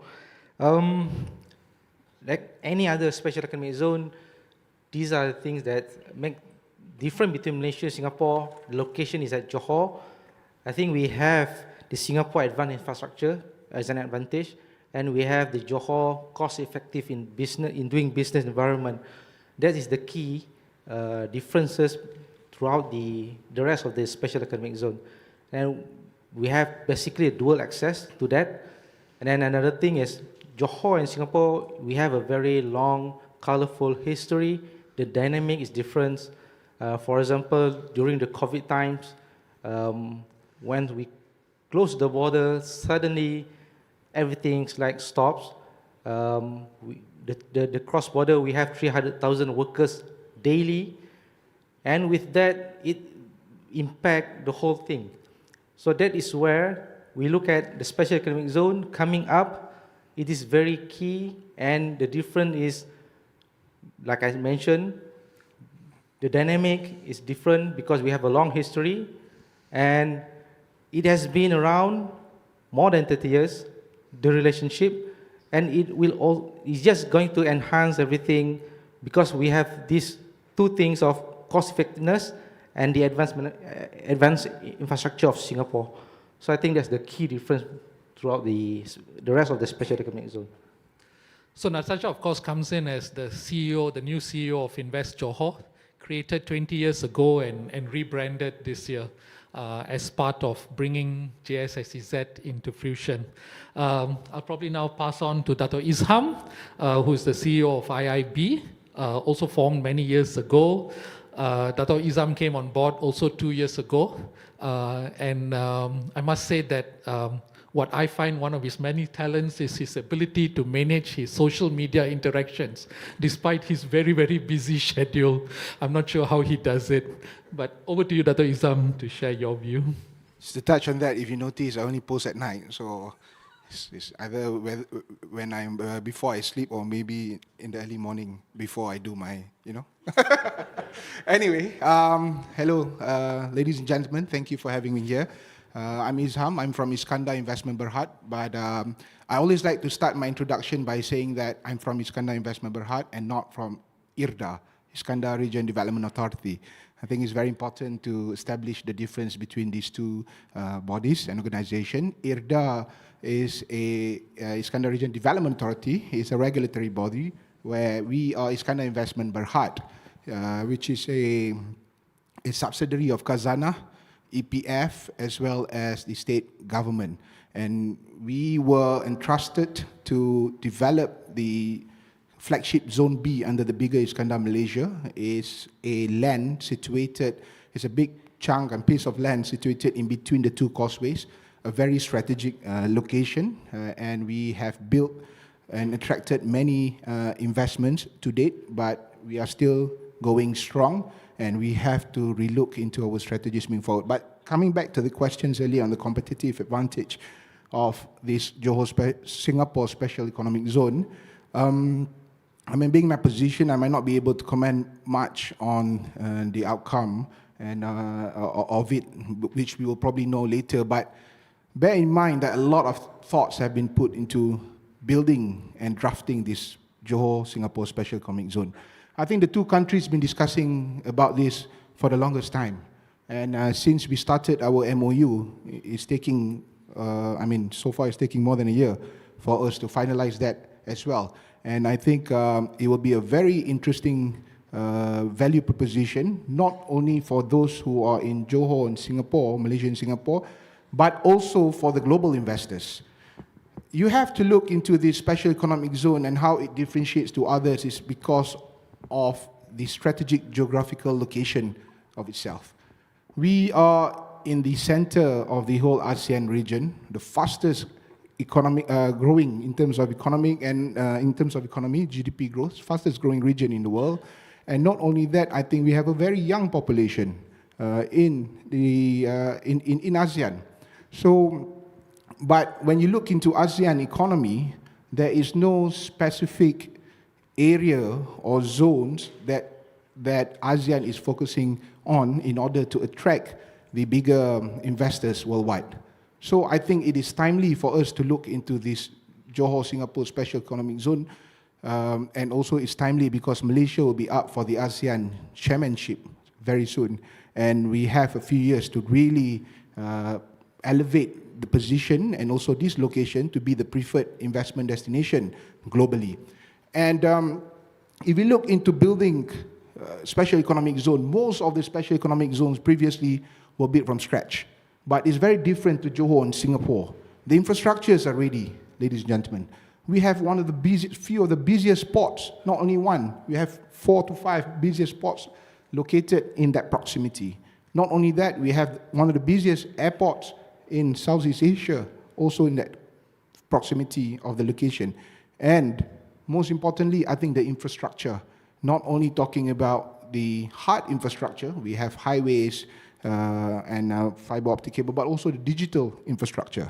And now we are developing more towards the talent infrastructure, which is very important. And I'm very much looking forward to all the benefits that all of us will enjoy from this Johor Singapore Special Economic Zone, especially on the accessibility between the two countries, the free movement. And I hope that we will get it right, and we can get it right, because it will not only benefit us in Johor and Singapore, but also to the region. And if you see, another interesting thing is to look into that we do not see that we have very close access to Kepri. Kepri is Kepulauan Riau. It's one of the fastest growing provinces in Indonesia. Yep. And they have their mini special economic zones that they have worked separately with Singapore, and also, internally with their federal government. So this also gives an access not only to one country, but 3 countries. So I think if we do it right, and I know both governments are working hard to make it right, but if we do it right, this will really position us at the next level. And I have to add that Singapore is the only country in ASEAN that has a free trade agreement with the US. So we have access to bigger markets worldwide with the biggest economy of the world, and not only looking to US, but also some countries with China, ASEAN with China, with Japan, with Korea, and most of them are looking at this region seriously, because if they would like to build their regional headquarters, for example, I think they will really look into this zone seriously. And I think we'll add a bit more on that later on. I'll pass over the mic to the others. Thank you. Thank you, Dato. Definitely food for thought. Moving on to Nurjasmi, who's currently the chairman of Johor Skills, also another long-established education, and recently was one of the main drivers over the establishment of the Johor Talent Development Corp, which was Johor's own initiative to drive talent development. Definitely got off to a very good start. There were 116 of us private corporates that were there at the launch, each of us committed in our own way to improve and upskill the talent to meet the future needs of Johor, including the Johor-SEZ. So maybe we will hear his views about what are the strategic advantages that he sees. Thank you so much, Mano. Assalamualaikum and a very good morning, everyone. Since both my fellow panelists have touched on location and the infrastructure portion of it, I'll just very specifically talk about talent. There are many issues or concerns, I think, from this morning's session. There was questions already at the start on talent. And the first thing that we have to recognize is, do we have the raw ingredients? And I think we do, right? If you look at the pure numbers, Malaysia produces around 400,000 school leavers every year. Johor itself produces around 40,000 school leavers every year. So that's a huge number. Just to give a context, I think, if I'm not mistaken, ITE of Singapore, in totality, they only have 20,000 students currently studying across 4 or 5 years of their studies. And Johor produces about 40,000 school leavers every year. So the raw ingredients are there. The next question that you have to ask is, how far is the raw ingredient from the finished product, right? Now that depends on what you actually require. And this is always an issue when it comes to potential and future investors, right? What sort of skill sets that you're looking for in 2-3 years down the line. That kind of commitment, in fact, that's the purpose of establishing the Johor Talent Development Council, is to understand what do the investors actually want and need. And is it to be served at the school level, tertiary level, or post-tertiary level? Basically a reskilling or upskilling programs.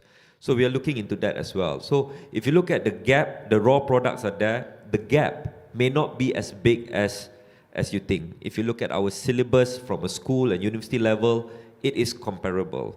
Perhaps where we are lacking is in delivery, and even the culture part of it, right? Of continuous learning, of excellence in academic performance. That part of it is probably not at the level where Singaporeans are expecting us to be at. But the gap is not as big as what is normally perceived. And I'm sure many of the investors that already set up their business over in Johor, as the survey this morning mentioned, about 50% have already set up businesses there, would recognize the similarities between the two countries in terms of the talent pool. So finally, the third element is, what are we doing to address that gap, right? I think that's the big issue. And while from the speed of which we are moving, and for something that is government related, because education is still a federal level, in Malaysia there are 12 different ministries overseeing education across the board, right? So you're talking about from school, universities, vocational training, there are 12. In Johor itself, there are close to 200 higher education institutions. So you can imagine across how difficult it is to coordinate all of this. But give credit to the state government. The Johor Talent Development Council idea was actually, presented to Menteri Besar or the Chief Minister only in March this year. And by June, we had a working committee. By July, we've already established the framework. And just recently, we officially announced it, like Mano mentioned, with 116 companies coming in, trying to contribute back. So the speed is there. The vision is there. I think the only risk that we have right now is execution risk, right? And that's something that we have to manage on the Malaysian side. So I feel confident. I think we have what it takes to offer talent as a competitive advantage as well, in addition to infrastructure, in addition to location. And we are talking about talent not just in Johor, but across Southeast Asia as well, to come over to Johor and work in Johor. So yeah, I feel that is a potential competitive advantage of the Johor Singapore Special Economic Zone. Thank you. Thank you, Nurjasmi. Also sounds like maybe even talent development and upskilling can be an investment decision also, yes, within the Johor SEZ. Please, we welcome the higher, the higher skills that are needed. Last but not least, Nazrul, the Group Chief Strategy Officer at Talent Corporation Malaysia. They also, while they've started about a decade or so ago, have also seen fit in 2023 to actually open a satellite office just right across the causeway in JB itself. which actually underscores, I guess, the importance that they see to the state in terms of the talent development that is needed. And also, I guess, to drive the JS-SEZ, as was shared by YB Lee earlier.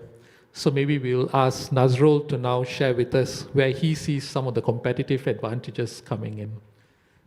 Okay, thanks, Leno.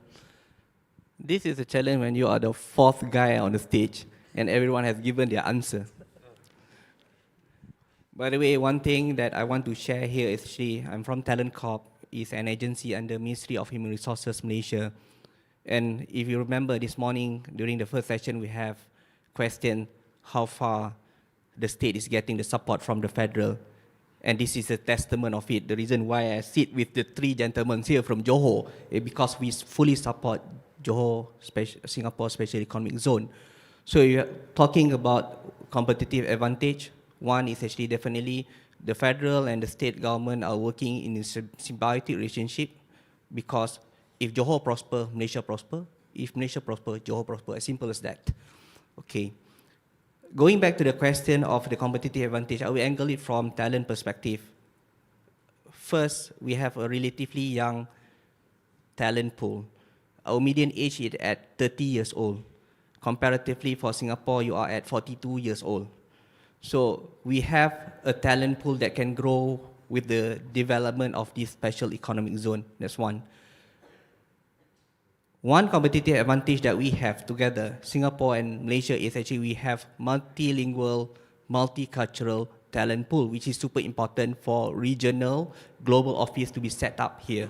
And because of that, we now have access actually, of course, to the 700 million population of ASEAN. This could be actually the catalyst of the whole region, and not limiting to that, we can extend it to even APEC. So if you are talking about talent perspective, these are the competitive advantage that we have from talent perspective. Yep. Okay. Thank you. So to give him the benefit, I'll ask the next question of him. So I guess looking specifically at Talent Corp, right? You mentioned a little bit about the collaboration between government and the state. But maybe given that we have a lot of private sector attendees today, how do you foster then that collaboration between government and industries? I guess particularly in addressing some of the perceived talent shortages and ensuring a sustainable talent pipeline. We truly believe that everything should be demand driven. So it should come from the industry, by the industry, for the industry. And this is a message that we are telling the supply side of the talent pool, because there's a lot of discussion about mismatches, and it's a global issue. It's not just in Malaysia, it's also being discussed in Singapore. I believe it's also being discussed at regional level. What is being produced in the institutions, I mean the talent we are producing in the institution do not match the needs of the industry. It's a common discussion across the globe. But the whole idea is actually to bring everyone together and then to ensure that we get direct input from the industry to tell us what is actually needed. And it must be sectoral based. So that's the approach that we are doing now in Malaysia. It must be sectoral based approach, because if you are giving input from company perspective, it's going to be one single company input. But collectively, if you can come collectively together from a sectoral perspective and tell us what is actually needed by your sector, this is where actually we are actually then do the bridging with the academia and the institution to ensure that the supply or the talent pipeline that we are producing able actually to meet the immediate needs of the industry. We have established Future Skill Talent Council at national level, where we are establishing it by sector. Of course, this will complement JTDC at state level. I mean, JTDC is very focused at state level. We have Future Skill Talent Council by sector at federal level, and this is all participated by the key leaders of the industry, and even the chair of the committee is actually nominated by the member of the council. It's by the industry, for the industry. This council will tell us what are the gaps, what are the requirements. We'll then actually source the fulfillment. They will even decide what are the fulfillment to address the gaps. And all this input will also be channeled and funneled to our Ministry of Higher Education, the TVET institution, like Najmi mentioned, we have 12 ministries. We funnel it back to them to ensure that we are reducing the gap. I must say that to immediately eliminate all the gaps is impossible, but we are reducing the gaps. So if you are saying that how actually we are bringing the industry, we have now established that sectoral talent council, future skill talent council. Every leaders actually in the industry sit in the council. For example, E&E sector, it is chaired by the MD of Inari, who's based in Batu Kawan, Penang. So, and it's also being joined by members from major companies across the state. So I would say that that's how actually we are bringing the industry in to ensure that we are able actually to fill up the gap raised by the industry. Yep. I'm personally very happy with that. Being an auditor and an accountant, you know how our industry suffers whenever talent goes across the border into Singapore. So moving on to Najmi, who, as his boss mentioned earlier this morning, some aspects of what J-Skills is doing in terms of developing the skilled workforce. So not everybody is waiting for the official announcement. J-Skills has already gone ahead in starting some part of this process. So I guess maybe for him to share what are some of the actual talent development programs that are currently in place to ensure this long-term success. Right. Number one, I think J-Skills, being an institution that's been around since 1994, requires a massive transformation. And the first thing that we are committed at Johor Corporation is towards that process. So Alhamdulillah, I think for 2025, you'll see more changes at Johor Skills level itself as an entity to upgrade and improve. And we are setting up a Johor Skills Industry Board where we will invite industries to come and tailor-made programs for the future. That's number one. So structurally, it's important to transform. Number two, we are already actually running programs. We call it Step Up, right? So it's taking graduates and giving them with 1 or 2 months of direct industry practice, specifically for the manufacturing sector, that will allow them to go into employment. And currently, that we have about 94-96% success rate of training and placing them in industry. The issue right now is just scaling it up, right? So that's where industries have to come in and as well to be part of that particular program. And number three, when it comes to Johor Skills, is we want to play a more of a platform role, right, at Johor level, because we can't, fulfill all the needs. If you look at talent requirements from industry, I would like to segregate it to 3 different levels. You've got the technician level, you've got the engineering level, and you've got the management level, right? And these are covered by so many different institutions. So we've already started engagement with University Technology Malaysia, UTHM, KPYPJ, and moving forward all the other TVET institutions as well, to allow ourselves where should we sit in the ecosystem, and so that everyone can focus on these different verticals of talent development. And that's where Johor Talent Development Council plays an important role, and Johor Skills will continue to support the council in coming up with strategies on addressing talent gaps across the different types of education institutions and to meet different demands of the industry. Because not everyone requires degree holders. Some of you are planning to open, large-scale manufacturing facilities. You require occupational safety and health officers. You require electricians. You require, machine welders. Those kind of things we have to identify and then segregate it to the different education institutions to concentrate and focus on.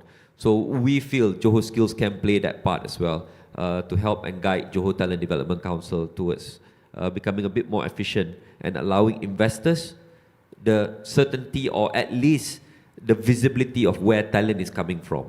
Right. Thanks. Thank you. And I think equally, I was definitely most impressed when I moved down to JB about 8 years ago with the concept of EduCity. I'm sure you've all heard about it. The fact that it was Asia's first multi-campus, right, hub. And so, I'm going to ask Dato Isham now, I guess. What role do you see EduCity play in terms of talent development and that supply of skilled talent that JS-SEZ will need? So when we started EduCity about more than 10 years ago, it is a 300 acres campus of multi-varsity campus, we call it. So that was the initial idea when we first started. So from there, we built the infrastructure. We have college buildings, buildings for the school, buildings for the universities, world-class sports facilities, and student accommodation, and we invited the international universities and players to be part of it. So today, we are hosting universities such as Southampton, Newcastle University, we have Reading University, Management Development Institute of Singapore, a few international schools, Raffles University, and also there will be a new public university coming in very soon with us. And we are still looking into a few more universities, mainly from the East Asia. So we're talking to a Korean and a Chinese university, and also maybe an Australian university to be part of the EduCity. But what I'm interested most when I first came in was that I think the hardware, the hard infrastructure has been built. We have enough buildings in Iskandar Puteri. I mean, let's call a spade lah. I think at one time we have to face the fact that we overbuilt, but the state government has been very agile in ensuring that the overhang reduced over the years, and they have put a short moratorium on building more service apartments those days. And I think we have to focus more now on the software part, the soft infrastructure. So we've been doing a lot of partnerships and collaborations with the existing universities and connecting them directly to the industry. So we have this quadruple helix framework where we have 4 elements that are involved in all the collaborations that we do, which we include the academia, we include the industry, the government, as well as the civil societies. So now, recently, we have also attracted the Sunway Accounting School, as well as one with Khazanah, it's called 42. So 42 is quite an interesting concept where we teach people from scratch to do programming. So they will be with us for 9 months, and after that we will have job placements in specific companies, because most of the companies that are in Medini now is focusing more towards digital and technology. And Medini has been earmarked as the digital and innovation hub for the state of Johor. And we want to continuously look into producing the right talents to be able to support our business partners. I never look at them as my tenants or buyers, but more of my growth partners. So we would like them to grow further, being in Medini and Iskandar Puteri. And of course, notwithstanding, we also work closely with Najmi, with Talent Corp, with of course the JTDC, to ensure that there are a very big space for everyone to be involved, and we try not to cannibalize each other, and we try to focus on each other's strength. So to me, I do not look into education as a commercial decision directly. I mean, it's not just a business for us. It's more of completing the ecosystem that we are building to ensure that people who come to Iskandar Puteri, they will work there, they will live there, they will enjoy, have a good quality of life, and also to learn there. So those are some of the initiatives that they were doing, and we are also doing, a lot of initiatives. For example, that recently we worked with Khazanah, we call it the K-Youth program, where we identified talents to be parked into the companies that are in our area. So we will provide grants to pay their salaries and allowances for 4 months, and majority of them has been absorbed by the companies in Iskandar Puteri. So I'm looking forward to the implementation of JTDC and to the transformation of all the talent providers in Johor. And I think moving forward, there will be more further collaborations in this area for us in Iskandar Investment Berhad. Thank you. Thank you, Dato. I'm a direct beneficiary of it. So with the setup of University of Reading and the Henley Business School, we now have a steady supply of interns. And right now I've got almost half a dozen of them sitting in my JB office before they complete their final year of ICAW. So it's great that some of this collaboration is I hope they are performing though. I mean, yes. Under your supervision, yeah? Under my supervision. And I see a couple of questions on Slido. We'll come to that, but feel free to add on your questions. Now, maybe from Invest Johor's point of view is a slightly different tack is that I guess how are they promoting JS-SEZ? That's what I would like to ask Natasha. And also maybe which sectors are showing the highest level of interest, maybe then looking at it from a talent request perspective. Over to you. Right. Traditionally, investment promotion falls under federal government, but it won't stop, it doesn't stop state from having their own IPA, Investment Promotion Agency, hence the existence of Invest Johor. So our mandates to foresee the whole state of Johor, not just for the SEZ.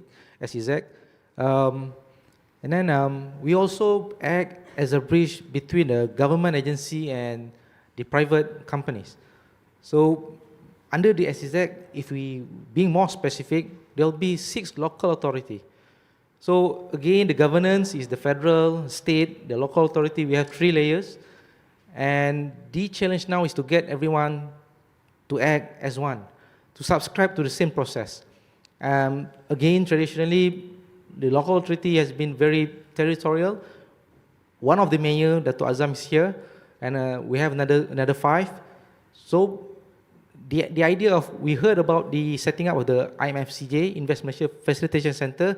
That's where the Gs, how we're going to get everyone to act together, subscribe to the same process, so we can get the predictability of the approval, regardless of where you put your investment in, either at Pasir Gudang or at Johor Bahru or at Pontian. That is the whole idea. That's the spirit. The speed and clarity is the theme. It's still it's not a long way to go, but we are working on it with the hope of by end of the year, by early next year, we will have this IMFCJ set up, running. The work plan is already there. It's a matter of the final touch, the detailing part, because although we have the same act, but the interpretation between the local authority is different. That's where Invest Johor comes in. We help to mediate.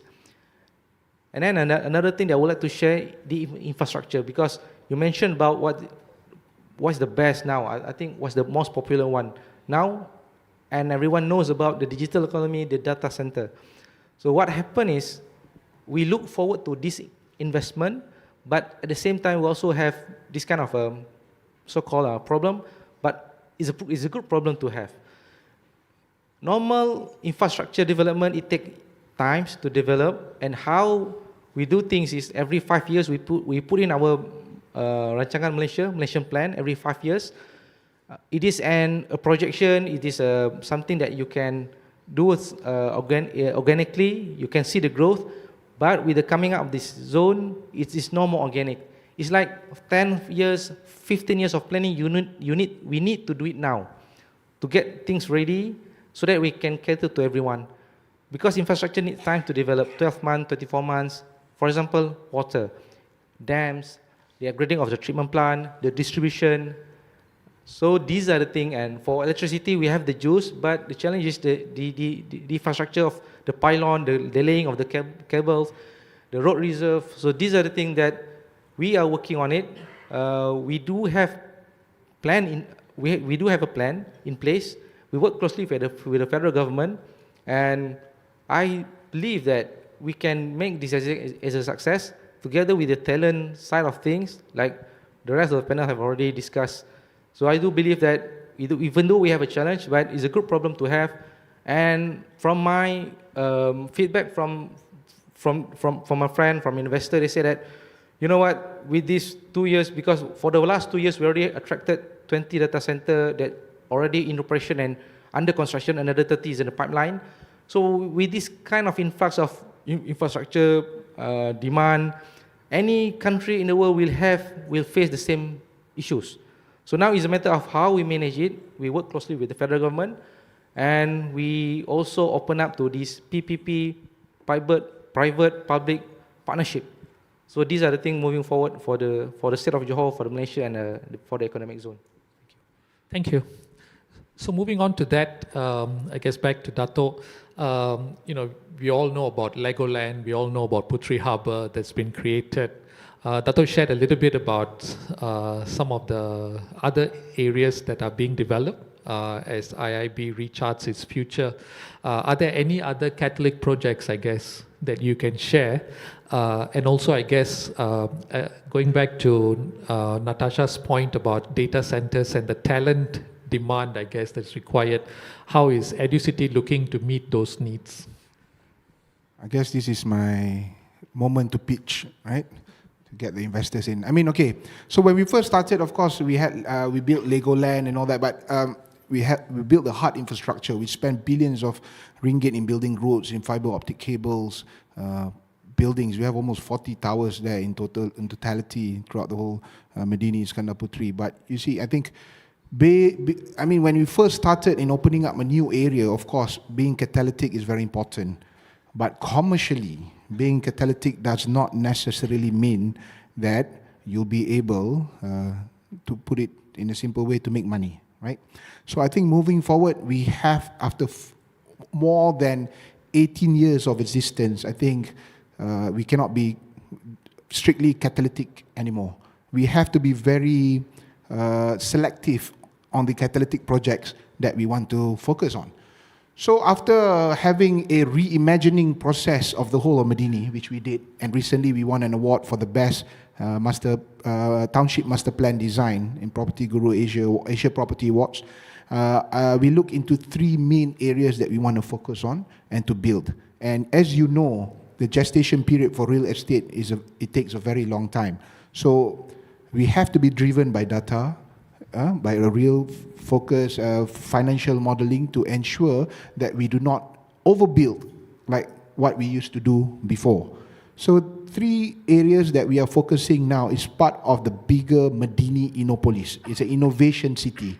So Innopolis means innovation city. We are focusing on innovation because we foresee that innovation is a continuous trend, is a trend to stay.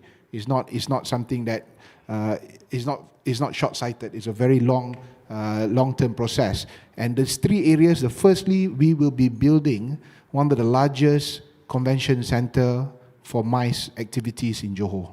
So that's a plan, to build the Medini International Convention City.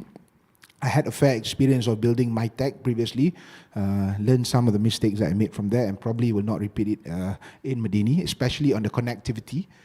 So I think the location is to be situated next to Legoland. So we will build a convention center so that people will be able to spend longer time there and bring their family for these MICE activities. And MICE activities will be, it is one of the highest growing industry at the moment based on the CAGR rate. So, but the problem is that there are not many players in this field. So this is an opportunity. Since I'm here in Singapore, we are open to further explore with potential operators, to potential asset owners, and to look into this together with us. And it is not just a convention center, but it's more of a holistic development that we will look into hotels as well, and further retail, but it will be connected to Legoland. So that was the first earlier catalytic development that we built, which is Legoland, and we need to have a spillover effect on the commercial activities there. So that's one. Secondly is to build further on a recently launched program called Tech Medini, where we like to attract companies to come in for research and development activities. We have attracted a few already. We have a gaming company. We have Sankyu, who had his training, Asia Pacific training HQ in Medini, where they train most of their talents from overseas to be in Medini. So these are the areas that you want to further expand, to look into software engineering, to look into programming, and that answers the question earlier on how we're going to support the data centers in terms of talent, because we are already moving towards that, towards AI and digital and technology. So, but As I mentioned earlier, we are very careful in our planning. We do not want to overbuild. So I would put it as a second priority, and I will build it. It's more like an opportunistic element of the company strategy. And thirdly, another area that we've been focusing on is to build the region's first net zero carbon central business district, so that we stay true to our vision earlier when we've first entrusted by the government and Iskandar Malaysia to build flagship Zone B. That was supposed to be the new central business district for the whole Iskandar region. But of course, after the years, and then we have a few more developments who also claim themselves as a central business district. So I think alignment and realignment is also very important to relook back into why we had flagship Zone B, is to build a central business district. And positioning it as a net zero carbon central business is also very important because we know challenges for matured cities like Kuala Lumpur, Singapore, Jakarta, Manila. They do not have the flexibility to work on this. So we have plenty of land to work on this. We are also a subsidiary of Khazanah, who also own Lestra and TMB, and we have ways and strategies to look into powering up the whole city via renewable energy. So that's part of the plan. But as mentioned earlier, the trend in the commercial buildings, commercial real estate is changing rapidly. The demand is getting less and lesser because people want to work from home. You know, people want to work from the cafe. People want to work from not from office. So I think the demand for that space is getting smaller, so we have to continuously look into being more agile in developing it. So I'll put that as another sub-priority, but these are the three main catalytic areas that we are working on. Thank you. Thank you, Dato. So I see some questions on Slido. Maybe we can move on to that. I think the first question will probably be quite relevant for Najmi and Nazrul. And this comes to the usual comment about salary alignment or effort in improving wage quality for JS-SEZ. Some of you may have seen the messages in the last couple of days that JS-SEZ or Johor is going to offer premium salaries, starting salaries of 4,000 or 5,000. And of course, we all are wondering where it came from, but maybe we'll get Najmi and then Nazrul to share their views.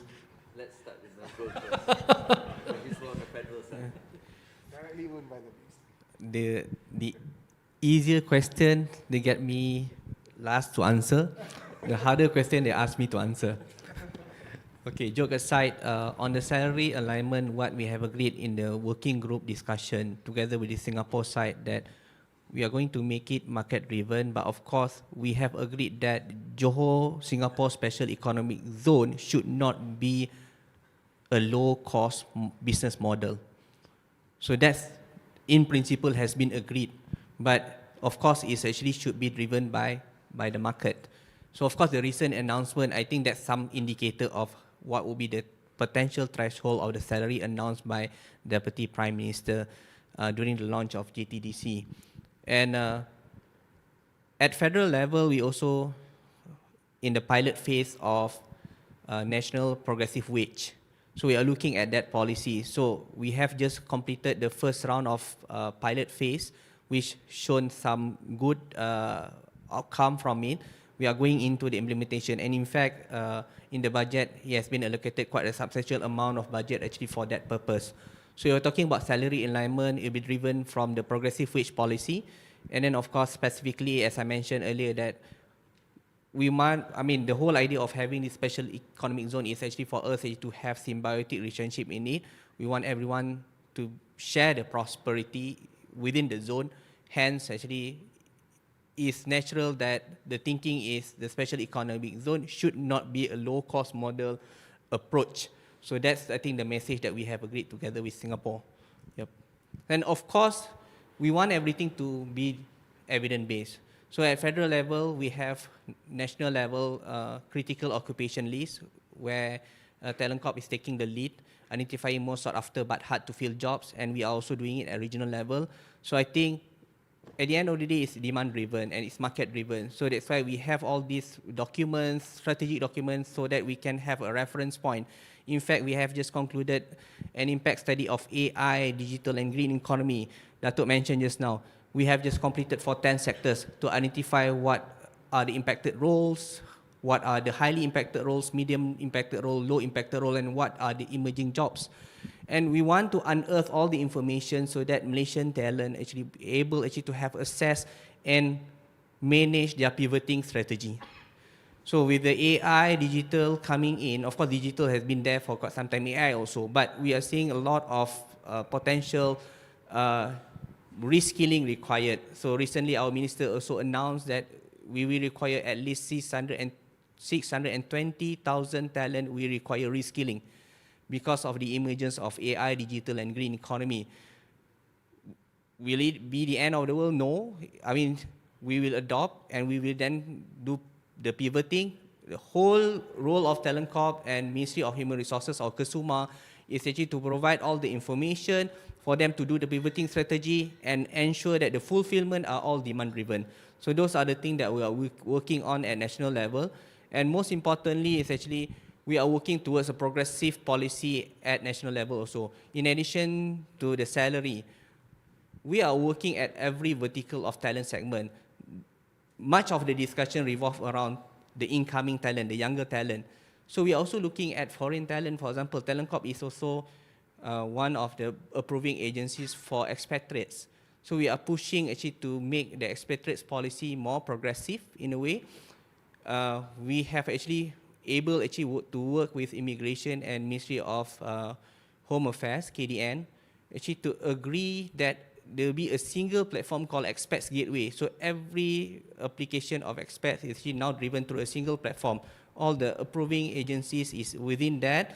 All the authorities, bodies are in that actually to give their remarks. So we have shortened it from 6, but I mean last time it was, I mean post-COVID it took up to 3 months, but now we have shortened it to 5 to 15 days. So that's the thing that we are working on the foreign talent side. And I'm not sure, I mean, because you are from, I mean, most of you are from Singapore, you enter Malaysia mostly from Johor. But if you are an expat and you are just coming to Malaysia, and if you come through KLIA 1 and KLIA 2, you will get your employment pass on arrival. So there's a satellite center set up at KLIA 1 and KLIA 2, where upon arrival, you'll get your pass and you can work on arrival. So potentially, with the incoming investment coming into the special economic zone, a third satellite center could be set up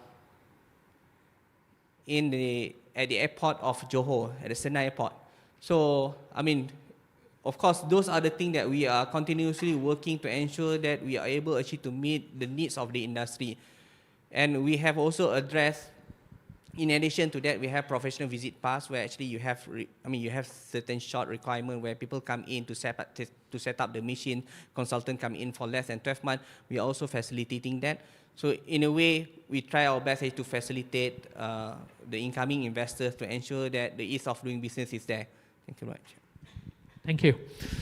Very comprehensive for a very difficult question. Over to you, Nurjasmi. I think Nazrul have answered in general. I'll work on the lunch question there, the chicken and egg one. Chicken and egg. Yeah, I think everyone's a bit hungry already right now. So it's a chicken and egg problem, and I agree. It is a chicken and egg problem.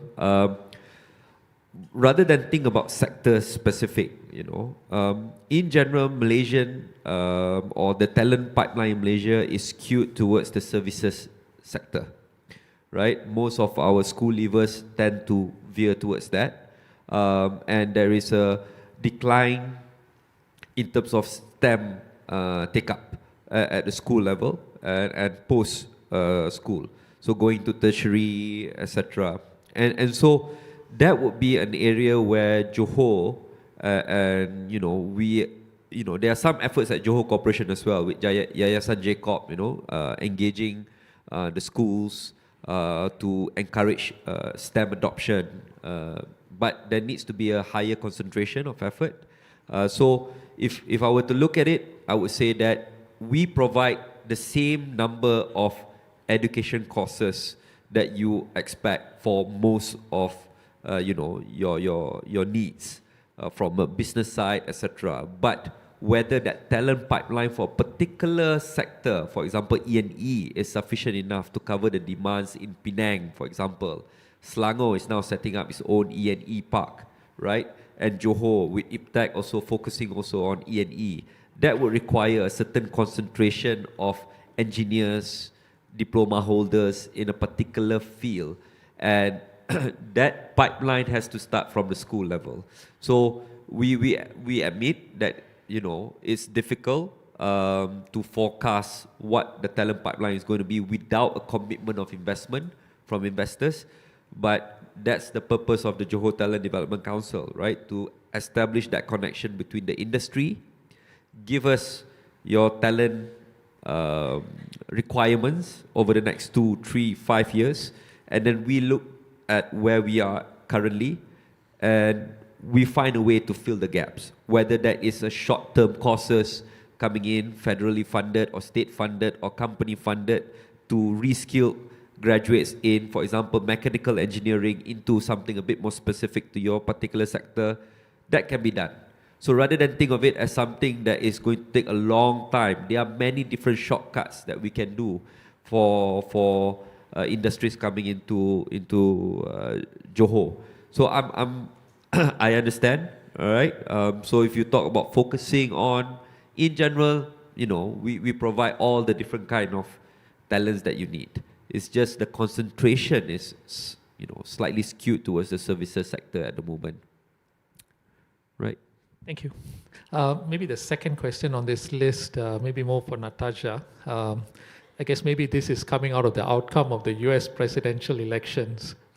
Any future trends do you foresee that can impact the JS-SEZ strategic focus? Thank you, Manu. I have to be honest and open. I have my Dato Hasni here. I think the future trends thing, the number one, personally, I think is the political stability.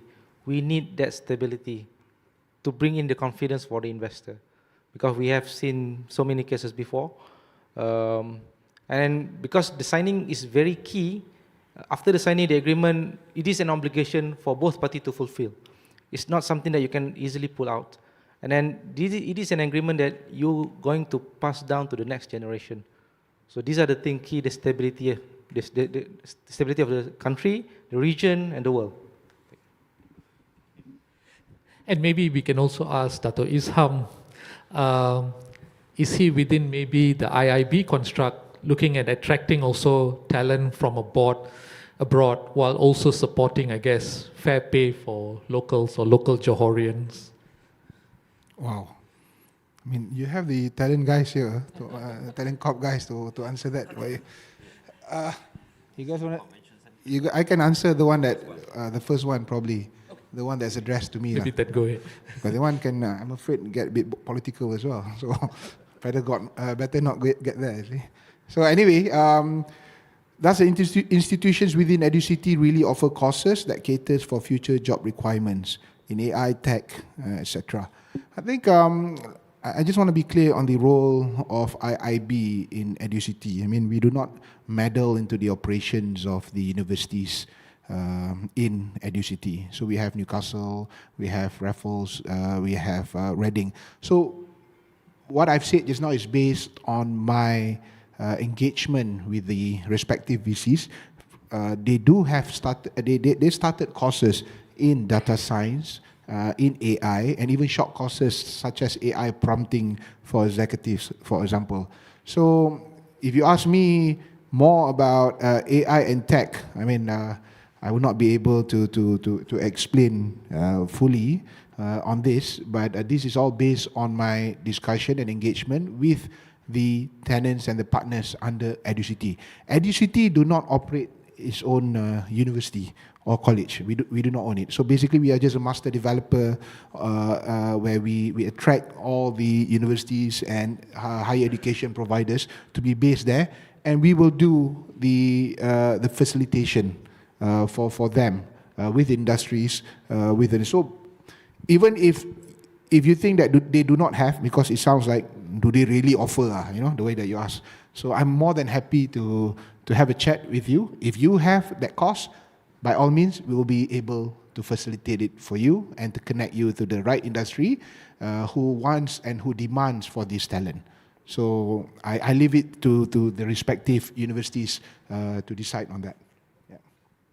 Okay, I think we've just about hit the time for lunch. So as I mentioned earlier, feel free to continue engaging our esteemed panelists. They are going to be around and more than happy to share their views and how you can also be part of that investment journey within JS-SEZ. And so in closing, ladies and gentlemen, right, if you look at based on what they have shared, it's very clear for those of you from the investing fraternity that Johor and JS-SEZ is ready and open for business. So once again, thank you very much, and I'll pass you back to the MC. Thank you, Manohar, and to our panelists, and we'll get all the gentlemen to stand together for a photo.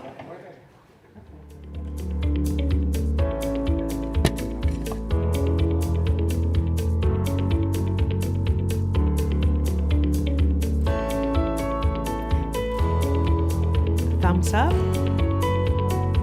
Thank you again, gentlemen. It started with the chicken and egg situation. Now, the word that both Malaysians and Singaporeans understand is makan time. It's time for lunch, and thank you. Lunch will be at the glass house foyer with a chicken and egg. We'll return, I'm sure we will have chicken and egg. We'll return at 2 p.m. For some lightning talks around investment opportunities and developments in Johor. So for those of us who are joining virtually, we will start at 2 p.m. Enjoy your lunch and see you then.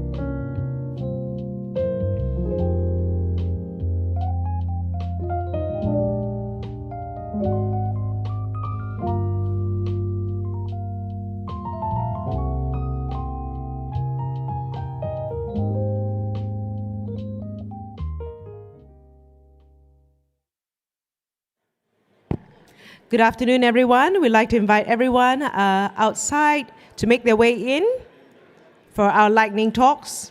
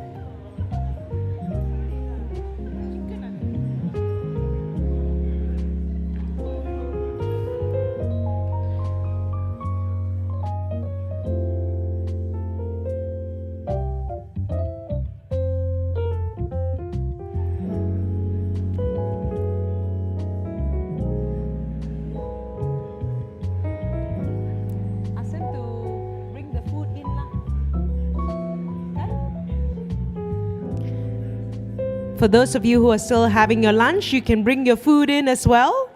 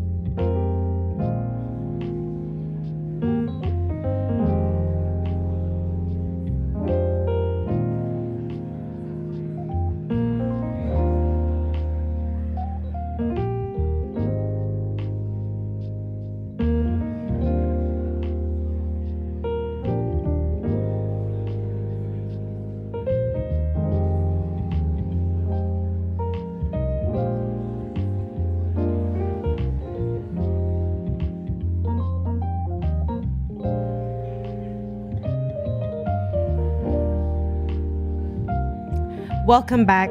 Welcome back, everyone. Trust we've all enjoyed your lunch. Yes, there was chicken, no eggs, right? Welcome back, and now it's time to hear from experts on key investment opportunities and developments in Johor in various verticals, namely advancements in renewable energy, oil and gas, logistics, and real estate and infrastructure. I'll be inviting the respective speakers up on stage. They'll be speaking for about 10 minutes, followed by a Q&A session from the floor for about 5 minutes. So really lightning talks, and you'll get a gist of what we're trying to do here.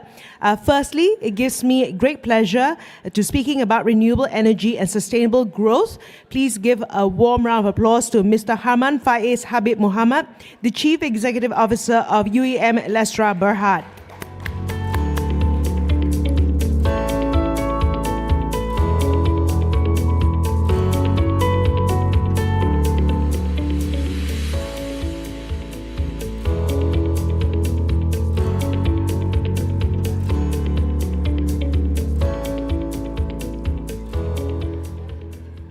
Good afternoon. Good to be here. Full hall, I see. After lunch, can't blame. My name is Harman. I'm from UEM Lestra Berhad.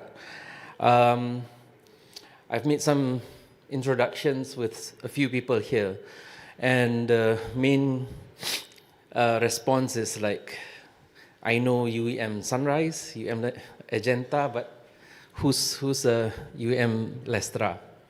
So I'll give you the introduction. Who are we? We're part of the UEM group of companies. So we are 100% owned. And UEM group, for those who are not familiar with UEM group, is 100% owned by Khazanah National.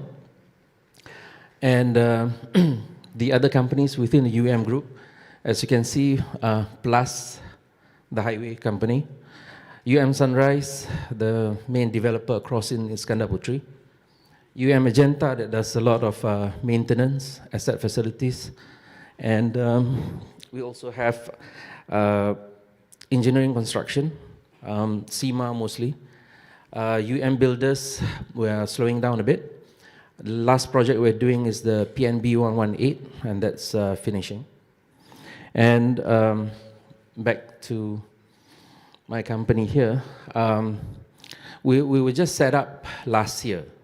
And this came about from a decision made at the Khazanah level to basically push sustainability as a business, as a real business, and not just one of those keeping scores. So what we've done is we've set up UEM Lestra and the UEM group. We took over Synergy, which is a company that was already under Khazanah. And we've just acquired Nur Power, 51%. Should be closing today, actually. Yeah. So what do? We do renewables and storage. We've got a few projects that we've announced. In terms of ongoing projects, there are projects under Synergy that are ongoing. Nur Power has got 50 megawatts solar farm that's going to be that's being built for the Kulim High Tech Park. We are also working on a 500 megawatt solar farm in Sarawak. So that's one of the first large-scale ground-mounted solar projects in Sarawak. We're also looking into green mobility, not into cars or chargers, but we want to be a delivery partner to people who are currently already in the business. We do integration energy solutions. Energy efficiency is important, but as you can see in any of the markets, it's not a fast-growing market. It's not growing fast enough in Malaysia. So there are a lot of opportunities. I think people are just waiting to see the value that they can get from putting in all these efficient technologies into their property. The last bit here on waste management and recycling, we're still looking at that because we're so new, right? So a little bit on synergy. Synergy has been one of the earliest renewable companies that's been around in Malaysia. From the late 2000s, so they've been around for a while, and their focus has always been on biogas. They're the biggest biogas player in Malaysia right now, focusing on pomace-based, which is the palm oil effluents, and they are also in solar farms. And there's a few rooftops and also ground-mounted projects that they're doing. The thing with Synergy is what we do is we try to clean up the palm oil mill operations. So if there's effluents, we use that, trap the methane, burn it into gas. The empty fruit bunches, what we do is we dry up, we shred it, turn to pellets for co-firing, for cement plants or coal-fired power plants. So we try to basically clean up the environment that way. Next, a recent acquisition. So this is basically I think, one of the very, very few private utility companies in the country. So it provides power to the Kulim High-Tech Park. This is a combination of currently running on gas plants, but they're also building up to 500 megawatts of solar farm, and that power will go into the industrial park, Kulim High-Tech Park, because all power that goes into that park needs to go through Nor Power, and therefore they have to build up to make sure that the tenants also have access to green electrons. Now, I think we've covered this quite a bit. You all know this, so I'll skip it. Okay, investment opportunities. So if we're looking at, from where we look at the investment opportunities here, there are solar, hydropower, biogas, and biomass for renewable energy projects. And there are also industrial parks that people can invest in. And if we look at Johor, for example, Johor's got a lot of, has a lot of industrial parks already, and always in demand for green energy. So that's a good place to start in terms of building up. There are current schemes that government has promoted, mostly being, the latest one is CRESS, or in the industry we call it third-party access, where you can actually sell directly to customers while you have to pay a certain wheeling charge. On the incentives, I think that's covered quite well. Next one is, this is actually from the government study. In terms of total RE capacity potential, as you can see, there's a lot of big numbers there.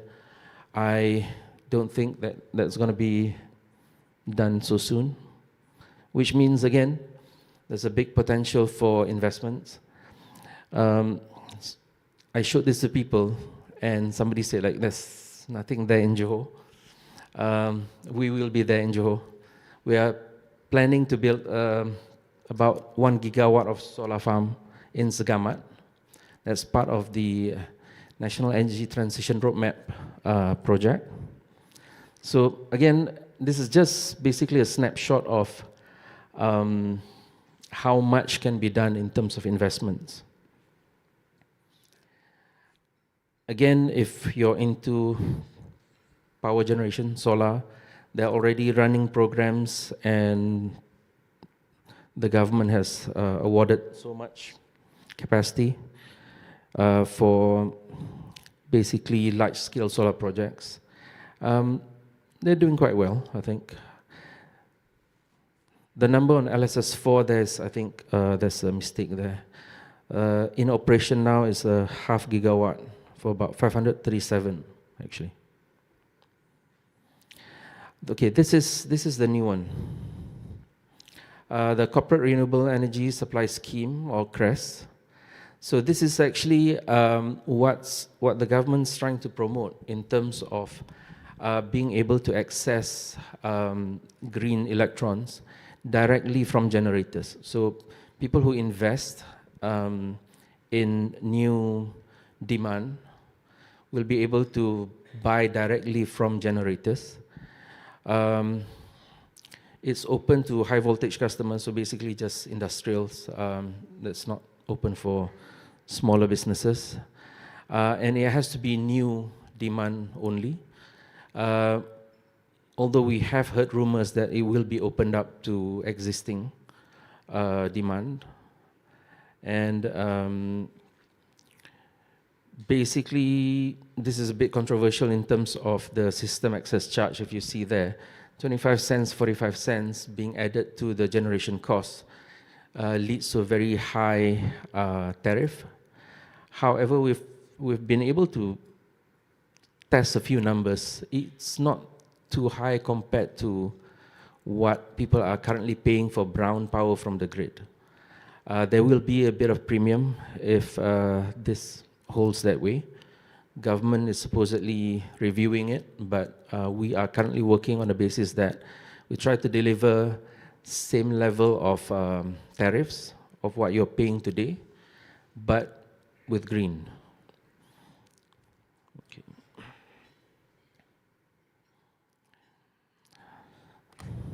So we'll go directly to opportunities. So from the UEM group perspective, in terms of opportunities that we have, we're working, like I said, to do a lot of more renewables, and we are also always looking for partners. Basically, there's a lot of planting up to be done. Johor, for example, there's a lot of opportunity. People talk about the low irradiance in Johor, and that's true.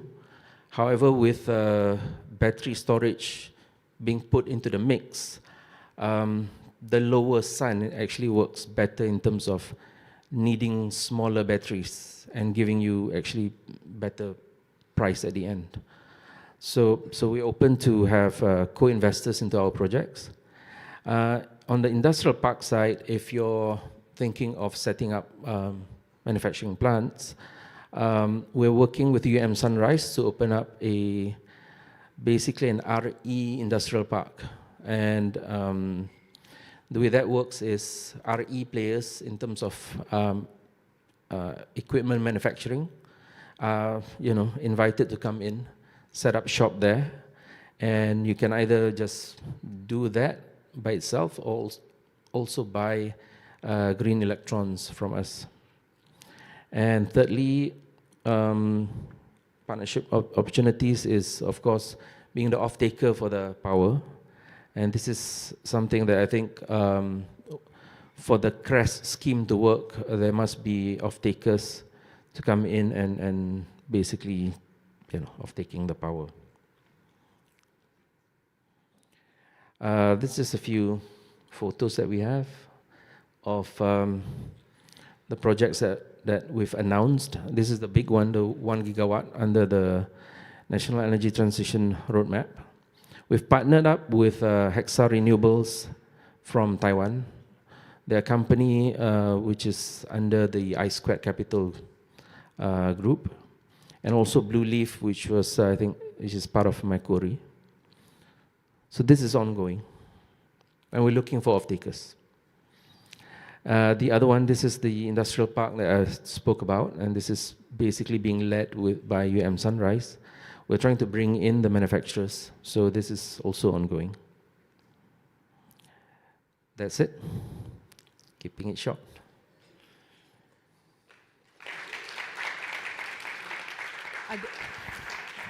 Are there any questions from the floor? You can just raise your hand and someone will come by with a mic. Millions and billions to spare, anyone? No questions? All right, if not, I'm sure they'll meet up. You gave your contact, right? Okay. So thank you very much again, Encik Harman, Faiz Habib Muhammad from Lestra Berhad for your sharing. From renewable energy, we're going to move on to oil and gas, and this is the oil and gas strategic industry. Mr. Chan Yu Kai, Executive Deputy Chairman of Dialogue Group Berhad, is here to share. Please help me welcome Mr. Chan.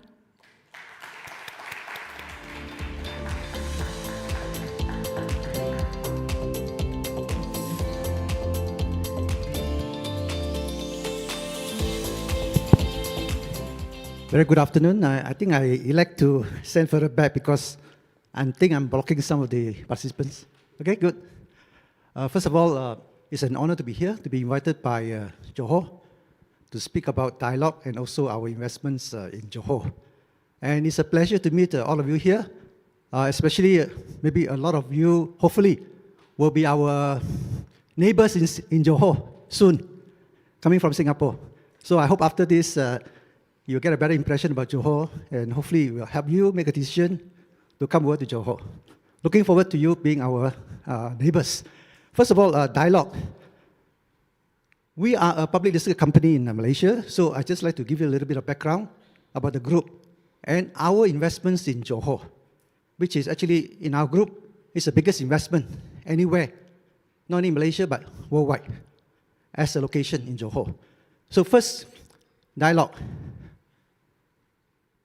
The next slide, please. Yeah. As I mentioned, we are a public listed company in Malaysia on the Bursa Stock Exchange. We were formed 1984. Our founder chairman is here, Tan Sri Dr. Ngabun Ket, is here with us today to grace the occasion. We have locations in 8 countries, all over from Australia, New Zealand. Sorry. Oh, I need to do this. Where did I press? So moving from east is New Zealand, Australia, of course Singapore, Indonesia, Thailand, of course Malaysia. Then of course we move up to the Middle East. In Middle East is Saudi as well as Dubai. So that's our presence worldwide. We have a staff of almost 3,000 employees spread across all these countries. And as I mentioned, as a public company, now our current market cap is about 11.8 billion ringgit, talking about ringgit. So that's the size of the company. And what do we do? When we first started as a company, our focus was to provide services to the oil and gas and petchem industries. Basically, we do engineering, construction, we do sales and marketing of various specialty equipment and chemicals to all the industries, not only in Malaysia, but worldwide. So that's how we started as a company. And as we progress, once we got listed in 1996, we were listed in 1996, we had enough capital to expand further to upwards integration. So instead of just providing engineering construction services, that time which included building tanks, part of refinery, petchem plants, we invested in the terminals itself as an owner and operator because of the expertise that we have in doing the engineering construction of these terminals. So we move on one step up to invest, become an owner, and we operated it and released these tanks to a lot of these companies in the oil and gas industry. So that's how we move up in investment. And also at the same time, we are also providing services to the oil and gas industry, even offshore. So from this expertise in offshore services, we also progressed to become an owner and also operator of offshore as well as onshore oil and gas facilities. So right now, in terms of the space in the oil and gas production, we have facilities in Sarawak, offshore in Tulu. We also have a facility in Thailand, onshore facility, where we are producing oil. And of course, offshore Sarawak, we also produce gas as well. So that's our portfolio in the investment area. So our integrated technical services, which is the core of the company's businesses, has continued to support our own growth, both upstream and the midstream, as well as we are also continuing to provide services to the various oil and gas companies in Malaysia, as well as New Zealand, and Australia. So of course, recently with the emphasis on ESG, our company has also emphasized a lot of investments and efforts in trying to build up this support for ESG. And we have put up a plant in near Seremban, which recycles all the waste plastic bottles into food-grade pellets.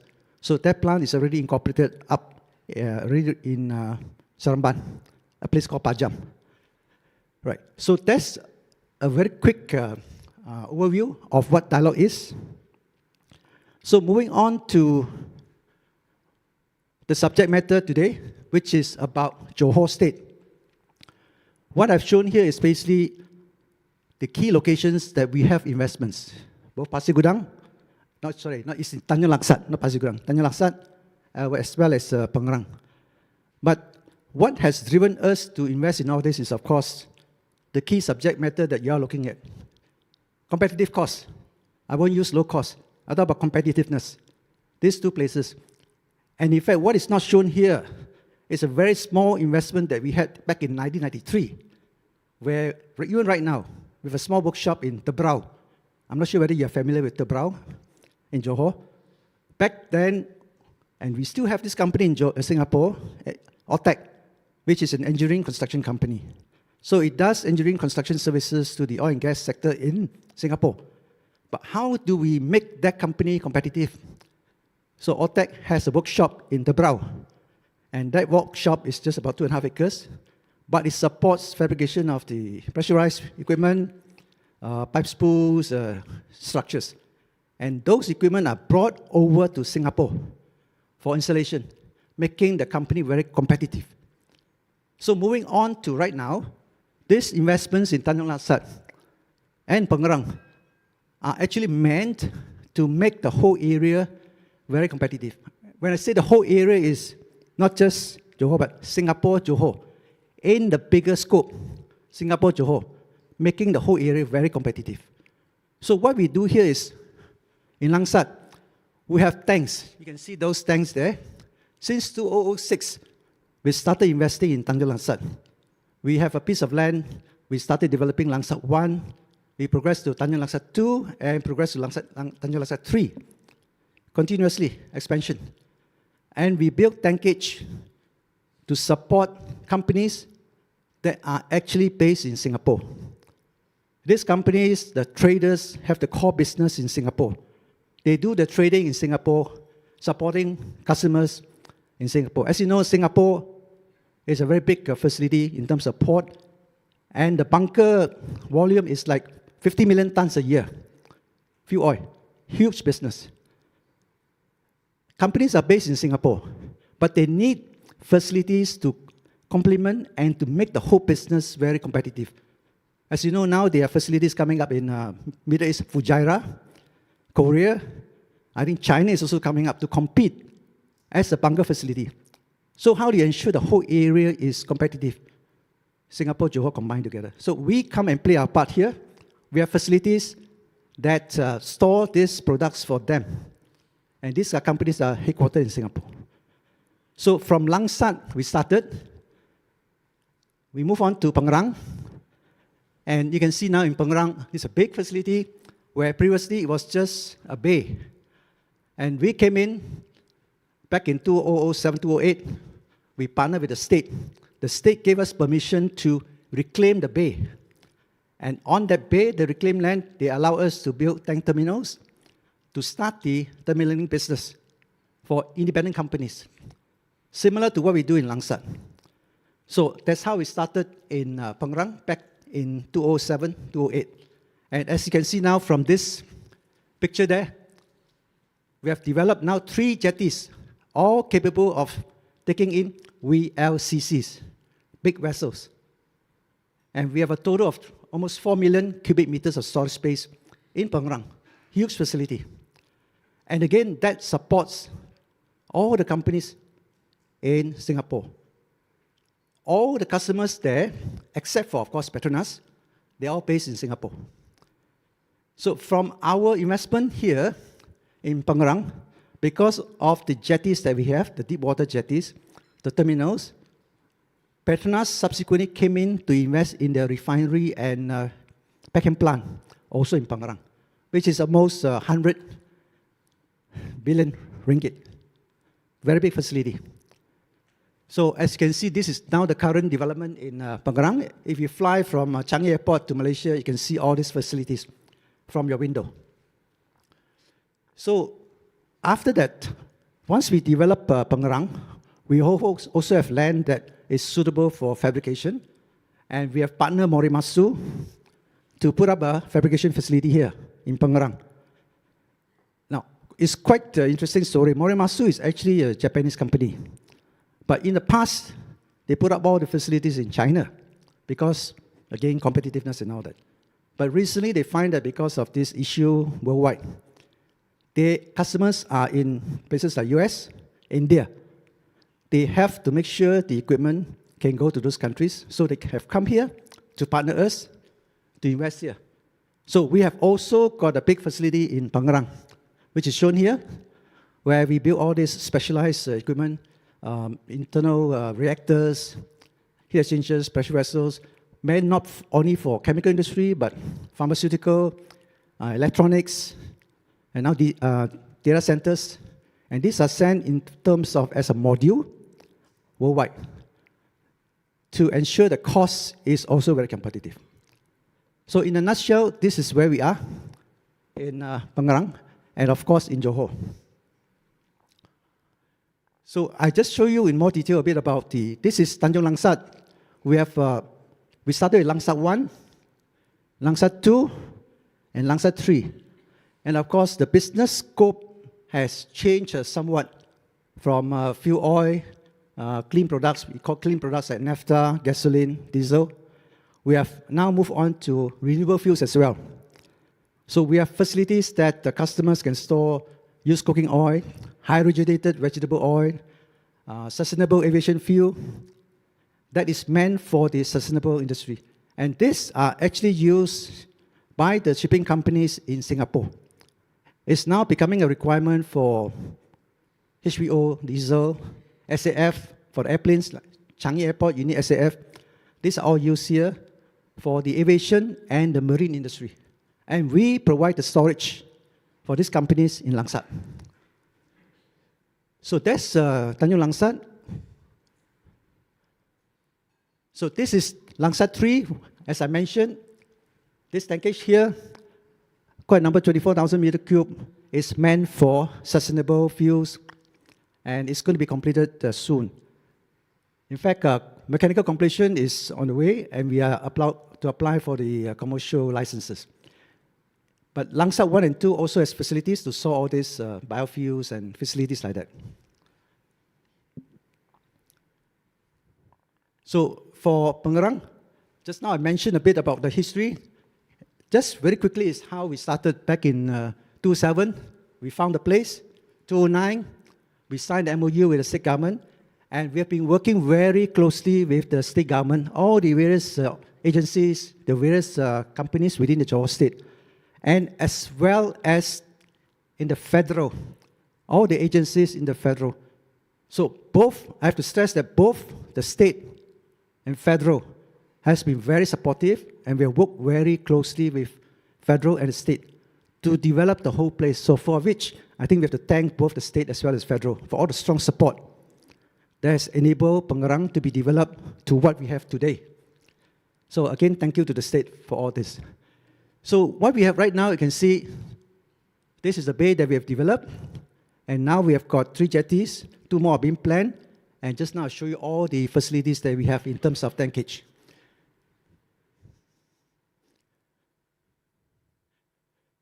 More details about the terminals. We started on this site first, April 2014, PITSP, that's the first terminal that we developed.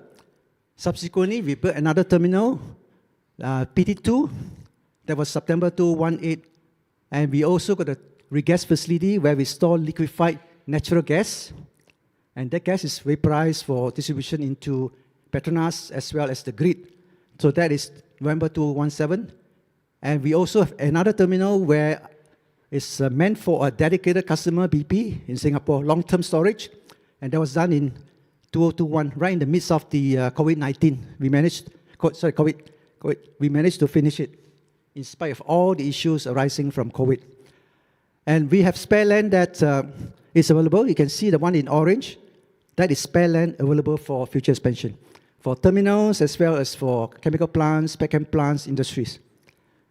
And very pleased to share with you all that recently, in the past year, we have a lot of visitors coming to look at this piece of land. And a lot of these are actually all from China. We have groups of them coming in. They come in one whole group, part of the whole association. And their intention is to look for a place which is competitive for them to move out from the home base to support customers overseas. So hopefully with all this, that some of them will actually put the plants up here and become our neighbors in Johor. So on the bigger scale, you can see that this is a simple presentation about Pengerang Industrial Complex. This was developed together by us and Johor State. As I mentioned before, we were working very closely with Johor State. So all this planning, we employed third-party consultants working together with us to come up with the overall planning. So from that planning, this Pengerang Integrated Petroleum Complex has come about. So I won't mention too much on behalf of the state, but suffice to say that there is about 20,000 acres here, which the state has set aside for this industrial park. And we are here, we call it the Pengerang Deepwater Terminal with the 3 jetties to support all the expansion here. But Petronas is there with the refinery and cracker. And there is one company which is now almost finalizing the financing for an investment here, which is a petrochemical plant, and the tank terminals will be on our side. So that is quite advanced already, and there are a few more customers who are also talking to us to be based here. So in a snapshot, this is how the whole development is, and as you can see, plenty of land for you all. Up to you. You find the best place, whichever industry, oil and gas, petchem, please come to us, talk to us. Outside that, please talk to the state to find your best piece of land. Highways are all there. It's all well integrated. Highways, water supply. So access to airports, I think you're very familiar. Senai Airport. And access to Singapore is not just by road, but also by boat. You can come by boat to Tanjung Pengalay or Desaru. Take a boat to Desaru, play golf there, and come and visit us as well. Yeah. So I think with this, that will conclude my very brief presentation. And I look forward to having some of you as our neighbors in Johor, eventually. Thank you. Thank you, Mr. Chan. Are there any questions from the floor? Anyone would like to raise your hand and ask a question? No? Mr. Chan, I'm sure they will meet you during the networking session. Thank you. Thank you very much. The next topic is on logistics and freights and the roles to shape Johor's future. For that, let me welcome Mr. Ong Hock Keng, Director of Tiong-Nam Freight Management, Sdn Bhd, to share this topic. Mr. Ong.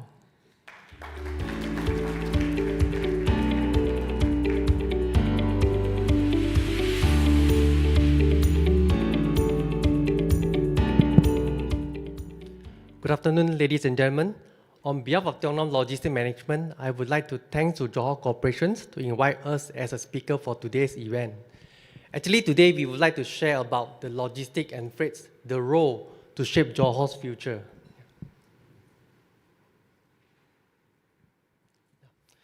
I would like to touch on logistic and freight and overview, and then followed by the various types of services in logistic.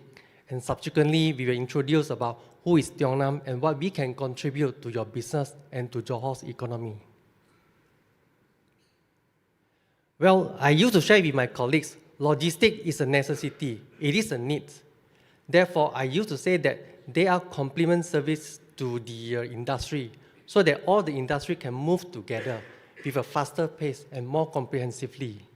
If you look at the numbers, logistics and freight actually in Malaysia, it's accounting for $28 billion in 2023. And this number is expected to shoot up to 43 billion by 2032. Yeah. Out of this number, if versus GDP Malaysia, in 2023, actually it accounting for 6.7%. So this number is quite sizable. And this explains logistics and freights, they are so important to Malaysia economy. Well, from logistic point of view, we could see that the demands for this logistic will be increased tremendously in the coming years. Yeah. There are 5 key reasons why we say that. Firstly, we talk about the location, which some of our panelists this morning has mentioned about it. Yeah. It's so strategically located just beside Singapore, which is a regional economic powerhouse. And another good reason is that the capex and opex to operate in Johor is much lower versus some of the neighboring country. If you look at the currency itself, 1 Sing dollar is equal to 3.3 Malaysia ringgit. This already explained to us. The capex and opex is much lower to operate in Johor. Yeah. Besides this, Johor also equipped with very good port facility. Take a look, Port of Tanjung Pelepas itself. It can handle 13 million TEU annually. Coupled with Johor Port again, another 1.3 million. Therefore, exporter and importer, you don't have to worry about whether Johor is able to cater for your export and import needs or not. Furthermore, Port of Tanjung Pelepas still have a capacity to expand again of their facility. Yeah. Apart from this, Johor states and also federal government, they work hand in hand together with Singapore to develop these 2 specific economy zones. This will bring more investment into Johor. Therefore, this will actually spur up the economy in Johor as well. On top of that, Johor is also well connected, the road connectivity, right from Johor all the way to Perlis and Kedah, 772 kilometers highway. We just need to take about 13 hours to bring the cargo from Johor all the way to a neighboring country like Thailand. Yeah. Well, we could foresee that in terms of warehousing, the demands will be increased tremendously. For us, we used to categorize warehouse in 5 categories. They have ambient, aircon, chill, cold room, and warehouse, which set up in a bonded zone or free zone area. Another good part that we could see the demand for cross-border transportation will increase as well, particularly if talking about trucking, the trade lane between Singapore and the Johor. We could see that this demand will increase. Besides this, exporter and importer, they also can choose to send their cargo via sea, air, or by rail. By sea, just now we mentioned Port of Tanjung Pelepas is one of the port, or alternatively, exporter or importer, they can choose to bring their cargo to a port of Singapore to send to overseas.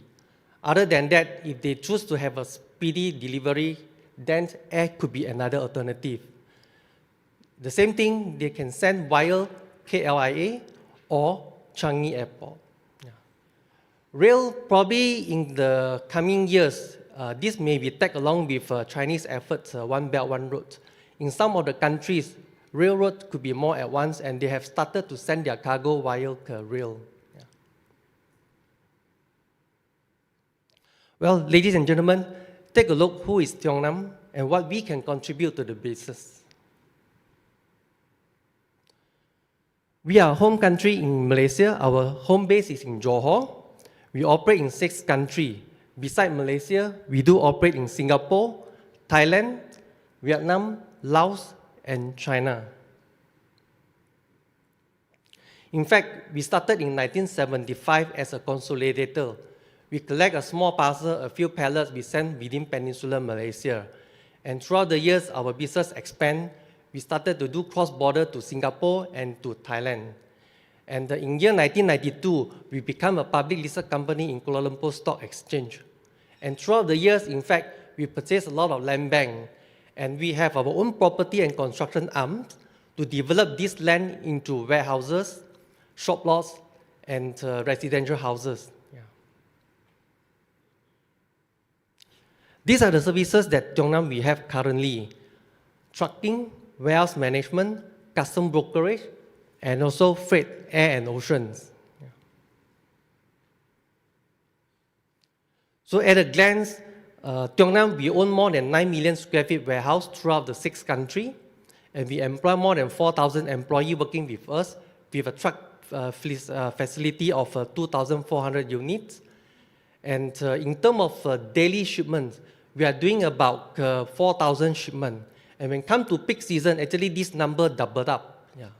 And we have 5 types of warehouses as what just now I shared together. Yeah. As of today, we have 2,425 fleets running around. Majority of our truck fleet is in Malaysia, which has 2,231 units, followed by Thailand, 172, and Vietnam and China. Like myself, I take care of Thailand. The whole business in Thailand, actually, I take care of. And I also manage part of Malaysia business as well. In order to minimize our operating costs, in fact, we have our own workshop to maintain and repair our trucks. By doing this way, we could lower down our operating costs and we pass the cost saving actually to our customer.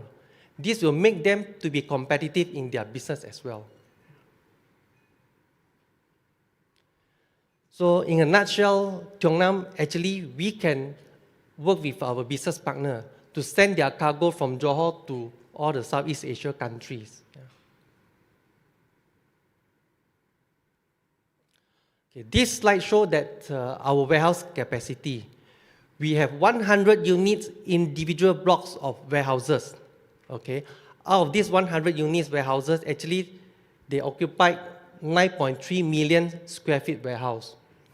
And we have projects 2.3 million in pipeline and another 2.3 million square feet warehouse in planning stage. Out of this number, 409,000 square feet is come from cold rooms. Yeah. Ladies and gentlemen, we can see that in Johor, we have the most warehouses, 5.9 million square feet. Therefore, we could see that the demand for logistics in Johor will continue to increase in a pace faster than previously. And we will continue to focus in Johor area.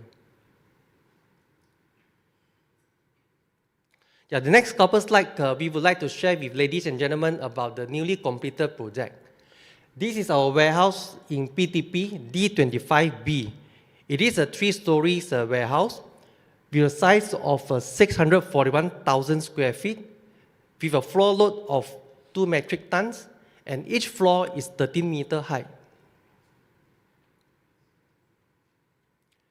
This warehouse is located in Senai, lot 232. This lot is 233, also located in Senai. Okay, about this warehouse, actually we do customize warehouse to our customer based on their specifications. This warehouse is 1.02 million square feet warehouse located in Senai. Yeah. The floor load is 3 metric tons per square meter, and the height is 12 meters. The specialty of this warehouse is that it comes together with solar panel, 14,982 square meters. Yeah. Okay, this is our newly converted warehouse to cold room, from ambient to cold room. Yeah. The size is 55,000 square feet with a floor load of 2 metric tons, and the height is 11.3 meters. The good part of this warehouse is that there are 3 rooms in this warehouse to cater for different temperature required by our customer. Yeah. In case of our customer, they want to have a frozen, yes, this warehouse is able. In case they say they want to have aircon 15 degrees Celsius, we do have a room can cater for that as well. Yeah. Yeah, throughout the years, we also try to modernize our facility in order to minimize our costs again. Actually, we have this automation called satellite system. This satellite system, there is a remote control here to control this satellite to move in and out in this racking. So this satellite will act as a forklift driver to retrieve and put away cargo. If you look at this picture, there is no out in between racking, meaning to say that with the same size of the warehouse, we can keep more cargo. Therefore, the cost per unit will be lower. Another modernization automation is that mobile racking. In each of these racking, actually we install a panel. This panel will control the racking to move left or right. And at any one time, there's only one forklift can drive in to do the put away and retrieval of the cargo. Again, with this same size of warehouse, we can keep more cargo. Another automation, we call it as ASRS, Automated Storage Retrieval System. This is so-called unmanned warehouse. In each racking, there is a crane to move in and out to replace manpower and forklift. So meaning to say that with this racking system, we can keep more cargo as well. Well, ladies and gentlemen, I would like to share a video clip, 1.5 minutes, about our construction warehouse in PTP. Yeah. How to move backward? Okay. Done.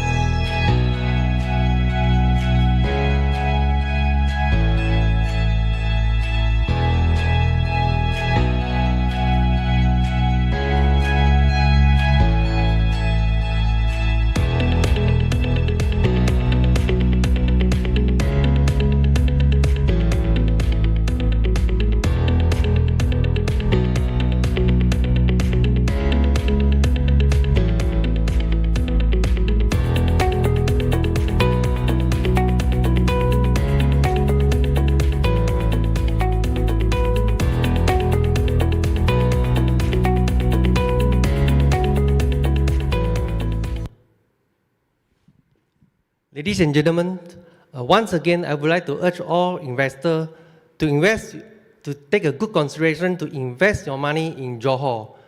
Tiong-Nam, we are ready to work with you as your business partner. Together, we build your business. Together, we build Johor economy. And together, we make success again. Thank you. Thank you. Thank you, Mr. Ong. Just before you go off, any questions from anyone? Okay. They will speak to you personally. All right. Thank you, Mr. Ong.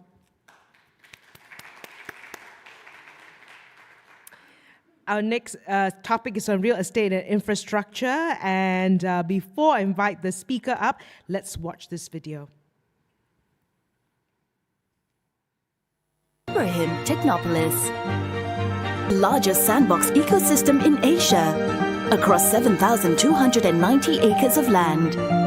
One that turns linear to circular, empowered by technology and human ingenuity. Product design not just for today, but tomorrow. Materials that find new purpose time and time again. Industries evolving, powered by clean energy, driving a future that's sustainable. Every end product a new starting point. An unbroken chain of value and transformation. Here at IBTEC, desirable ecosystems complete one another. It is because the best way forward is to go back to the roots, back to the circle, embrace the circular economy. Join the best talents and companies in the region to complete the circle at Ibrahim Technopolis. Speaking about Ibrahim Technopolis, shaping future cities, please help me welcome Mr. Ahmad Fazli Zainuddin, Executive Director of Strategy for Damansara Holdings Berhad.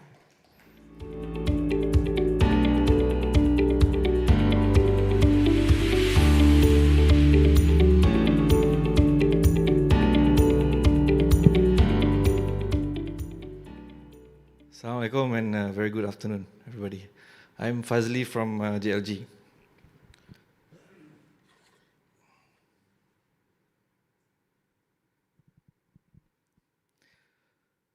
At JLG, we frequently ask ourselves, and we encourage the team to also ask themselves existential questions like what is the meaning of life? Or what defines a city of the future? Since the early days of human civilization, we have naturally gathered into a common place driven by various needs. Labor, it could be enterprise, social networks, food and shelter. But over time, as cities evolve through industrialization, we face various new challenges our forefathers may not have anticipated. Pollution, overcrowding, traffic congestion. But through these challenges, cities have evolved, mainly through technology and infrastructure to help ease some of these burdens, sometimes at the expense of ecological sustainability. Today, governments and real estate players are focusing on creating circular economies, eco-friendly designs to bring back those elements. But we have to ask ourselves whether is that enough. We need to go back to the core purpose of the city, which is to elevate and enhance the human experience. That means if the city can take care of itself, we are free to live our best lives. Here are some of the key features based on latest global trends. Yeah? In short, future cities are built on innovation, efficiency, better quality of life, intuitive and inclusive. Future cities need to be an adaptive ecosystem, anticipating our needs, adapting to our lifestyles while sustaining our well-being. Ladies and gentlemen, it is my pride and pleasure to say that JLG is here to drive the development of future cities. JLG is essentially the real estate and infrastructure division of Johor Corporation. We have been in operation since 1972, and since then, we've developed and delivered 6 townships and 34 industrial parks. Our IFM business is present in Malaysia, Singapore, and the Philippines, whilst our real estate investment trusts, Al-Aqah and Al-Salam, have a combined market cap of about 1.4 billion ringgit. At JLG, we are driven by our purpose of build, create, thrive. Our success and motivation is defined by our ability to deliver exceptional experience to the communities that we serve, be it individuals, family, or businesses. We are involved in the end-to-end real estate lifecycle from planning right up to divestment. We believe that there's significant value to be created in various aspects of the value chain, and we like to be in the driver's seat of these industry-leading value-creating initiatives. This brings me to IBTEC, mentioned several times earlier today by our panelists. IBTEC is a 7,290 acres industrial park and township located in Sedenak, Johor, with a GDP of roughly 27 billion ringgit and climbing up as we speak, over 25 years. IBTEC has good connectivity and infrastructure located within proximity of airports and seaports, also covered extensively earlier today. With Johor poised to capitalize on the next supercharged growth phase, catalyzed by various factors, IBTEC stands to gain from this heightened interest. The location itself has some unique advantages, being a flood risk-free area, availability of 500 kV power transmission line, and easy access to expressways. In addition, we are committed to supply at minimum 30% renewable energy source of electricity to the city. And probably if Encik Harman from UM Lestra is feeling collaborative, that percentage could go even higher. Yeah? IBTEC is earmarked to be part of Johor Singapore Special Economic Zone, as mentioned earlier today as well, and together with the upcoming completion of the JS-RTS and other government initiatives such as the Forest City Special Financial Zone, IBTEC is envisaged to be the next hotspot for bustling economic activities. For investors currently operating out of Singapore or looking to expand beyond Singapore, it goes without saying that the cost of doing business is much more competitive in Johor. Now, food, for example, is a bit of a touchy-feely issue between us Malaysians and Singaporeans. But one thing is for sure, at 1/3 of the cost, our nasi lemak definitely delivers more value for the buck.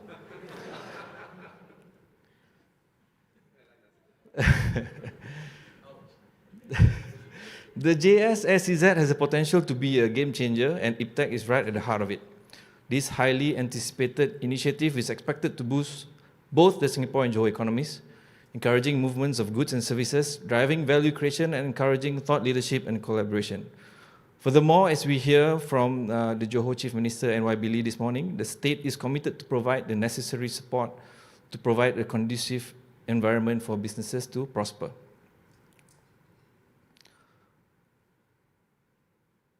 So our value proposition to you is this. We are looking to create a thriving circular economy within IBTEC with a view of it becoming a platform and sandbox for the development of a future cognitive city.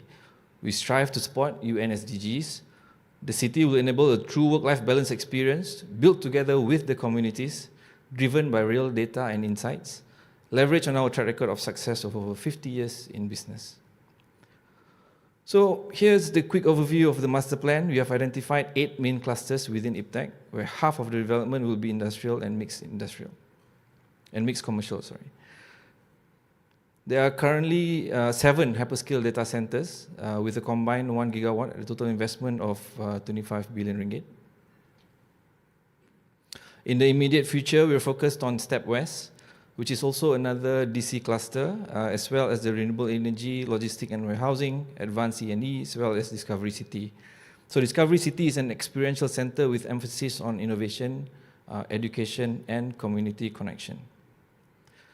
To round up the remaining clusters would be Food Tech, MedTech, and Life Hub. Basically, if you can slap tech behind your industry name, you can come and talk to us.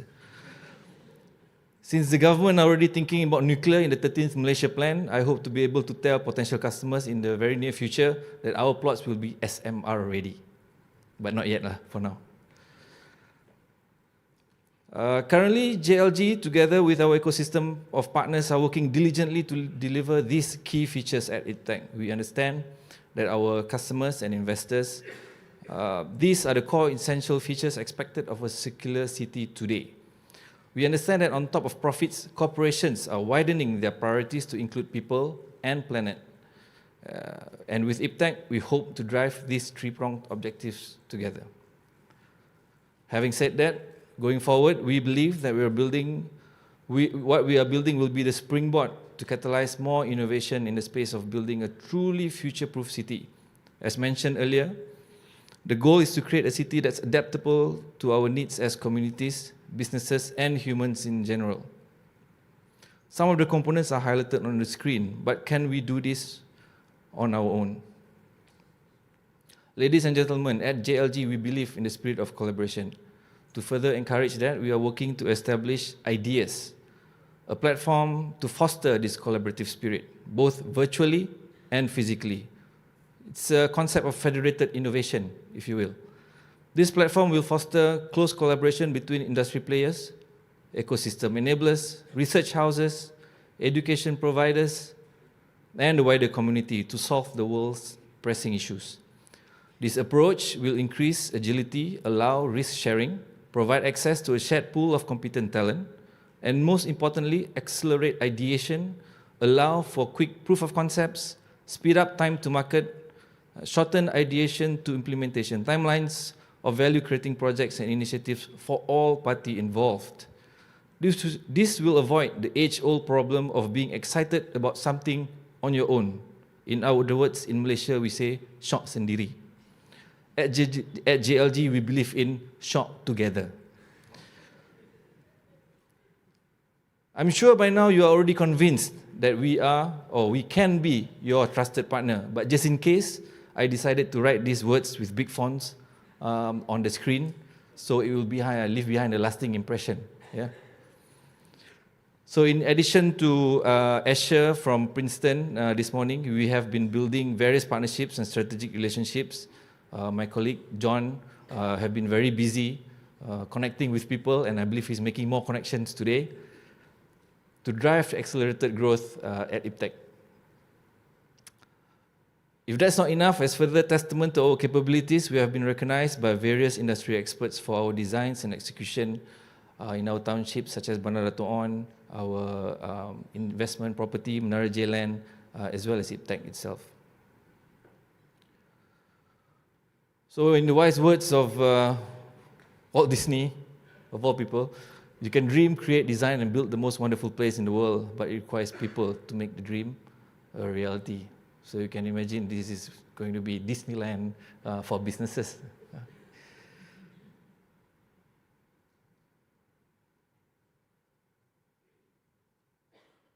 So these are the type of people which I believe everybody in this room are, that we would like to collaborate and partner with. People who are ambitious, unafraid to push boundaries, future-forward partners such as ourselves. And if you are as described, then please join us in shaping the future for a better tomorrow. Thank you.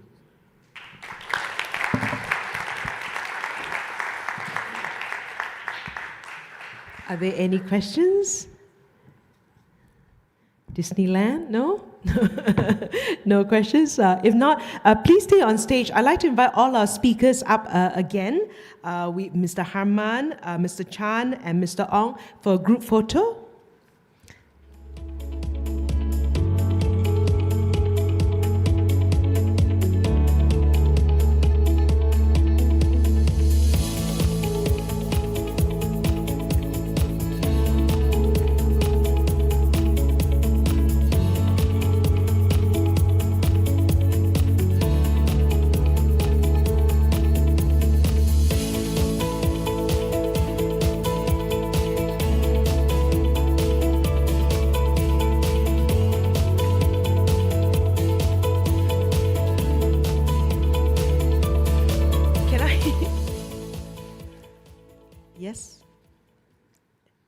Together? Okay, together. Sorry. Can I invite the gentleman back up on stage again for a group photo with Han Kwee, the Group Executive and Country Head of DBS Bank Singapore, to come up on stage together?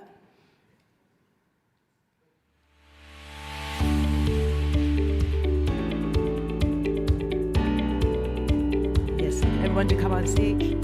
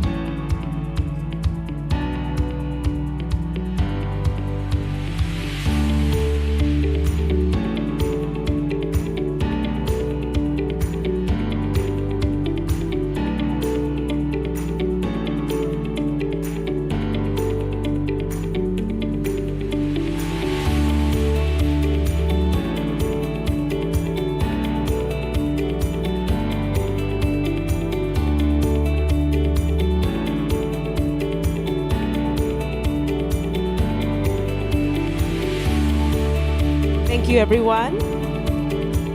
And I'd like to invite Mr. Han Kwee, the Group Executive and Country Head of DBS Bank Singapore, to remain on stage for his closing remarks. Would you like to speak from here? All right.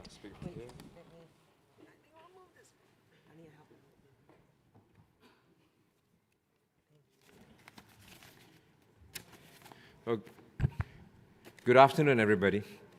It has been a really wonderful day of sharing. First and foremost, I want to acknowledge our partner, Affin Bank, for Tunku Afwida, chairperson for Affin Hwang Investment Bank, and as well as Nurjasmi bin Muhammad Nashir, the CEO for the investment bank, who's here with us. But I also want to acknowledge this morning to have seen the presentation and as well as the sharing by YB, Tun Lee Ting Han, the most eligible bachelor in JB, I was told. That was on the video as well. And also very appreciative of Dato Syed Muhammad Ibrahim, the president and CEO for JCOP, who passionately shared with us how he was going to really help drive the whole Johor Singapore Special Economic Zone. Also very appreciative of the attendance of Dato Haji Muhammad Noor Razal from JETCO, also Dato Hasni Muhammad.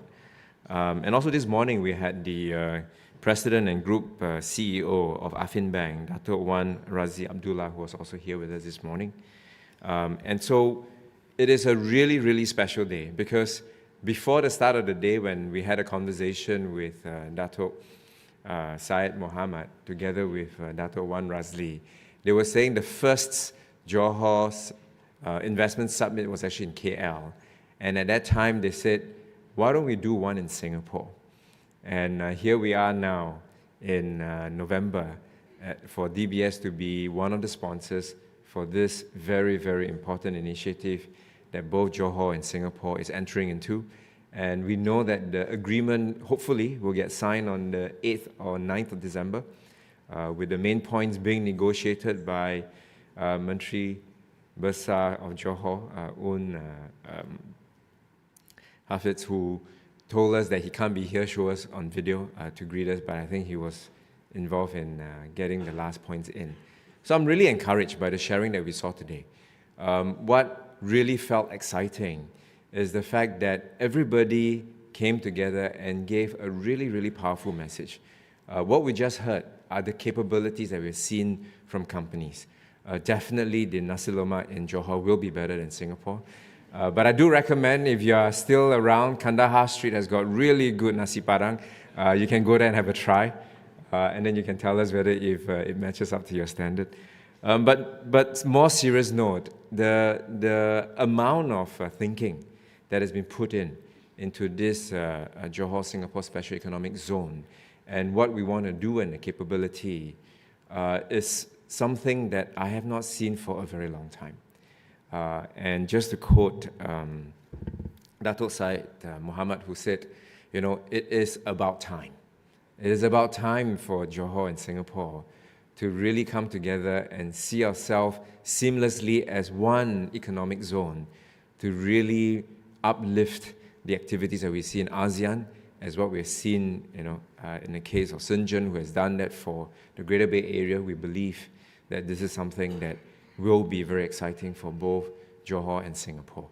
So on that note, I want to thank JCOP for organizing this, and as well as for Affin Juan to be able to partner with us as sponsors, and also for all the speakers to share your insights and as well as your capabilities, and have the rest of the afternoon networking well, and enjoy the rest of the evening. Thank you. Thank you, Mr. Han. Mr. Han, I'm just going to get you back to remain on stage. And I'd like all the speakers and everyone involved in the group photo, everyone involved. So the speakers can come up on stage, the rest of the audience just around here as well. So we're going to take a group photo. Yes, stand up, walk over. Okay, right.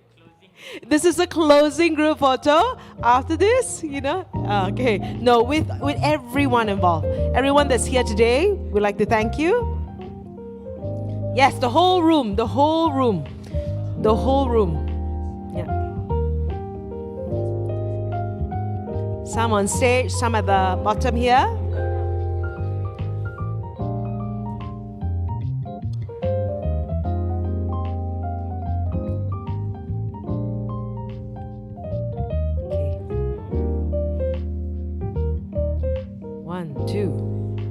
All right, thank you, everyone. Yeah.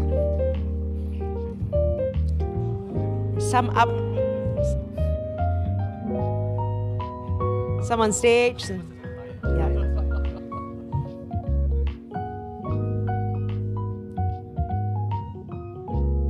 Yes, just go. It's okay. It's all right. It's all right. Where there's space, we'll just sort of make it a group photo. Some to go on stage and all that. If there's space for everyone, great. If not, some of them.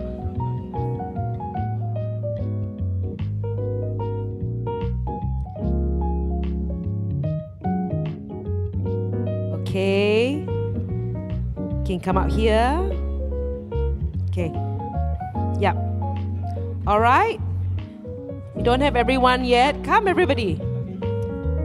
Come.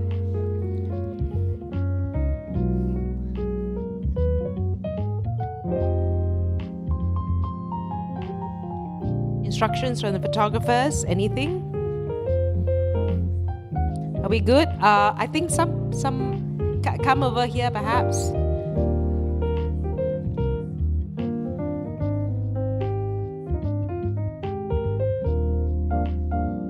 Sorry, I think I don't know how we're gonna. Maybe some more can go up on stage. Yeah.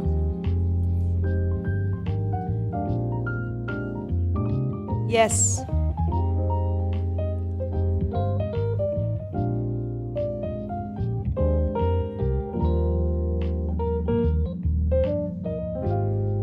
All the ladies, I think, can come up front. Ladies, can stand in front. Yeah, ladies, come. Or short one can. Or short one, come to the center. Can you get everybody? I squeeze.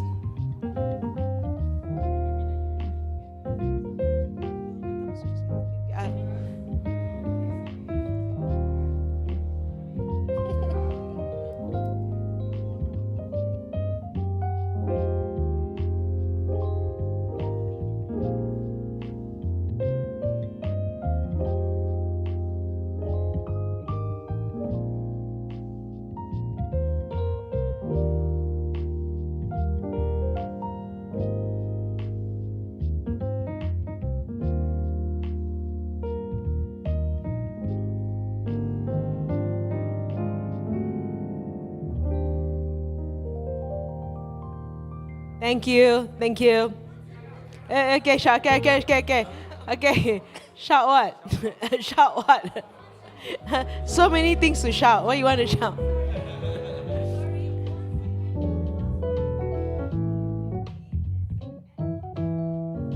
Wow, that's long. Okay, yeah. All right. Okay, on my count. Okay, on my count, 1, 2, 3. Yeah. Are we ready? Squeeze in. Okay. Okay. Okay. 1, 2, 1. Annual Johor Investment Summit. Okay. All right. 3, 2, 1.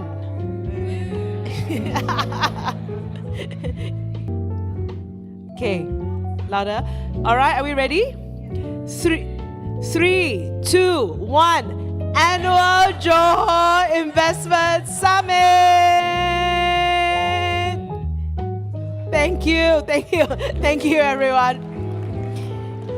everyone. And on behalf of JCorp, supported by Affin Group and DBS Bank Singapore, thank you. Thank you, everyone, for being here. Please stay on for our networking high tea at the foyer and have a wonderful rest of the day.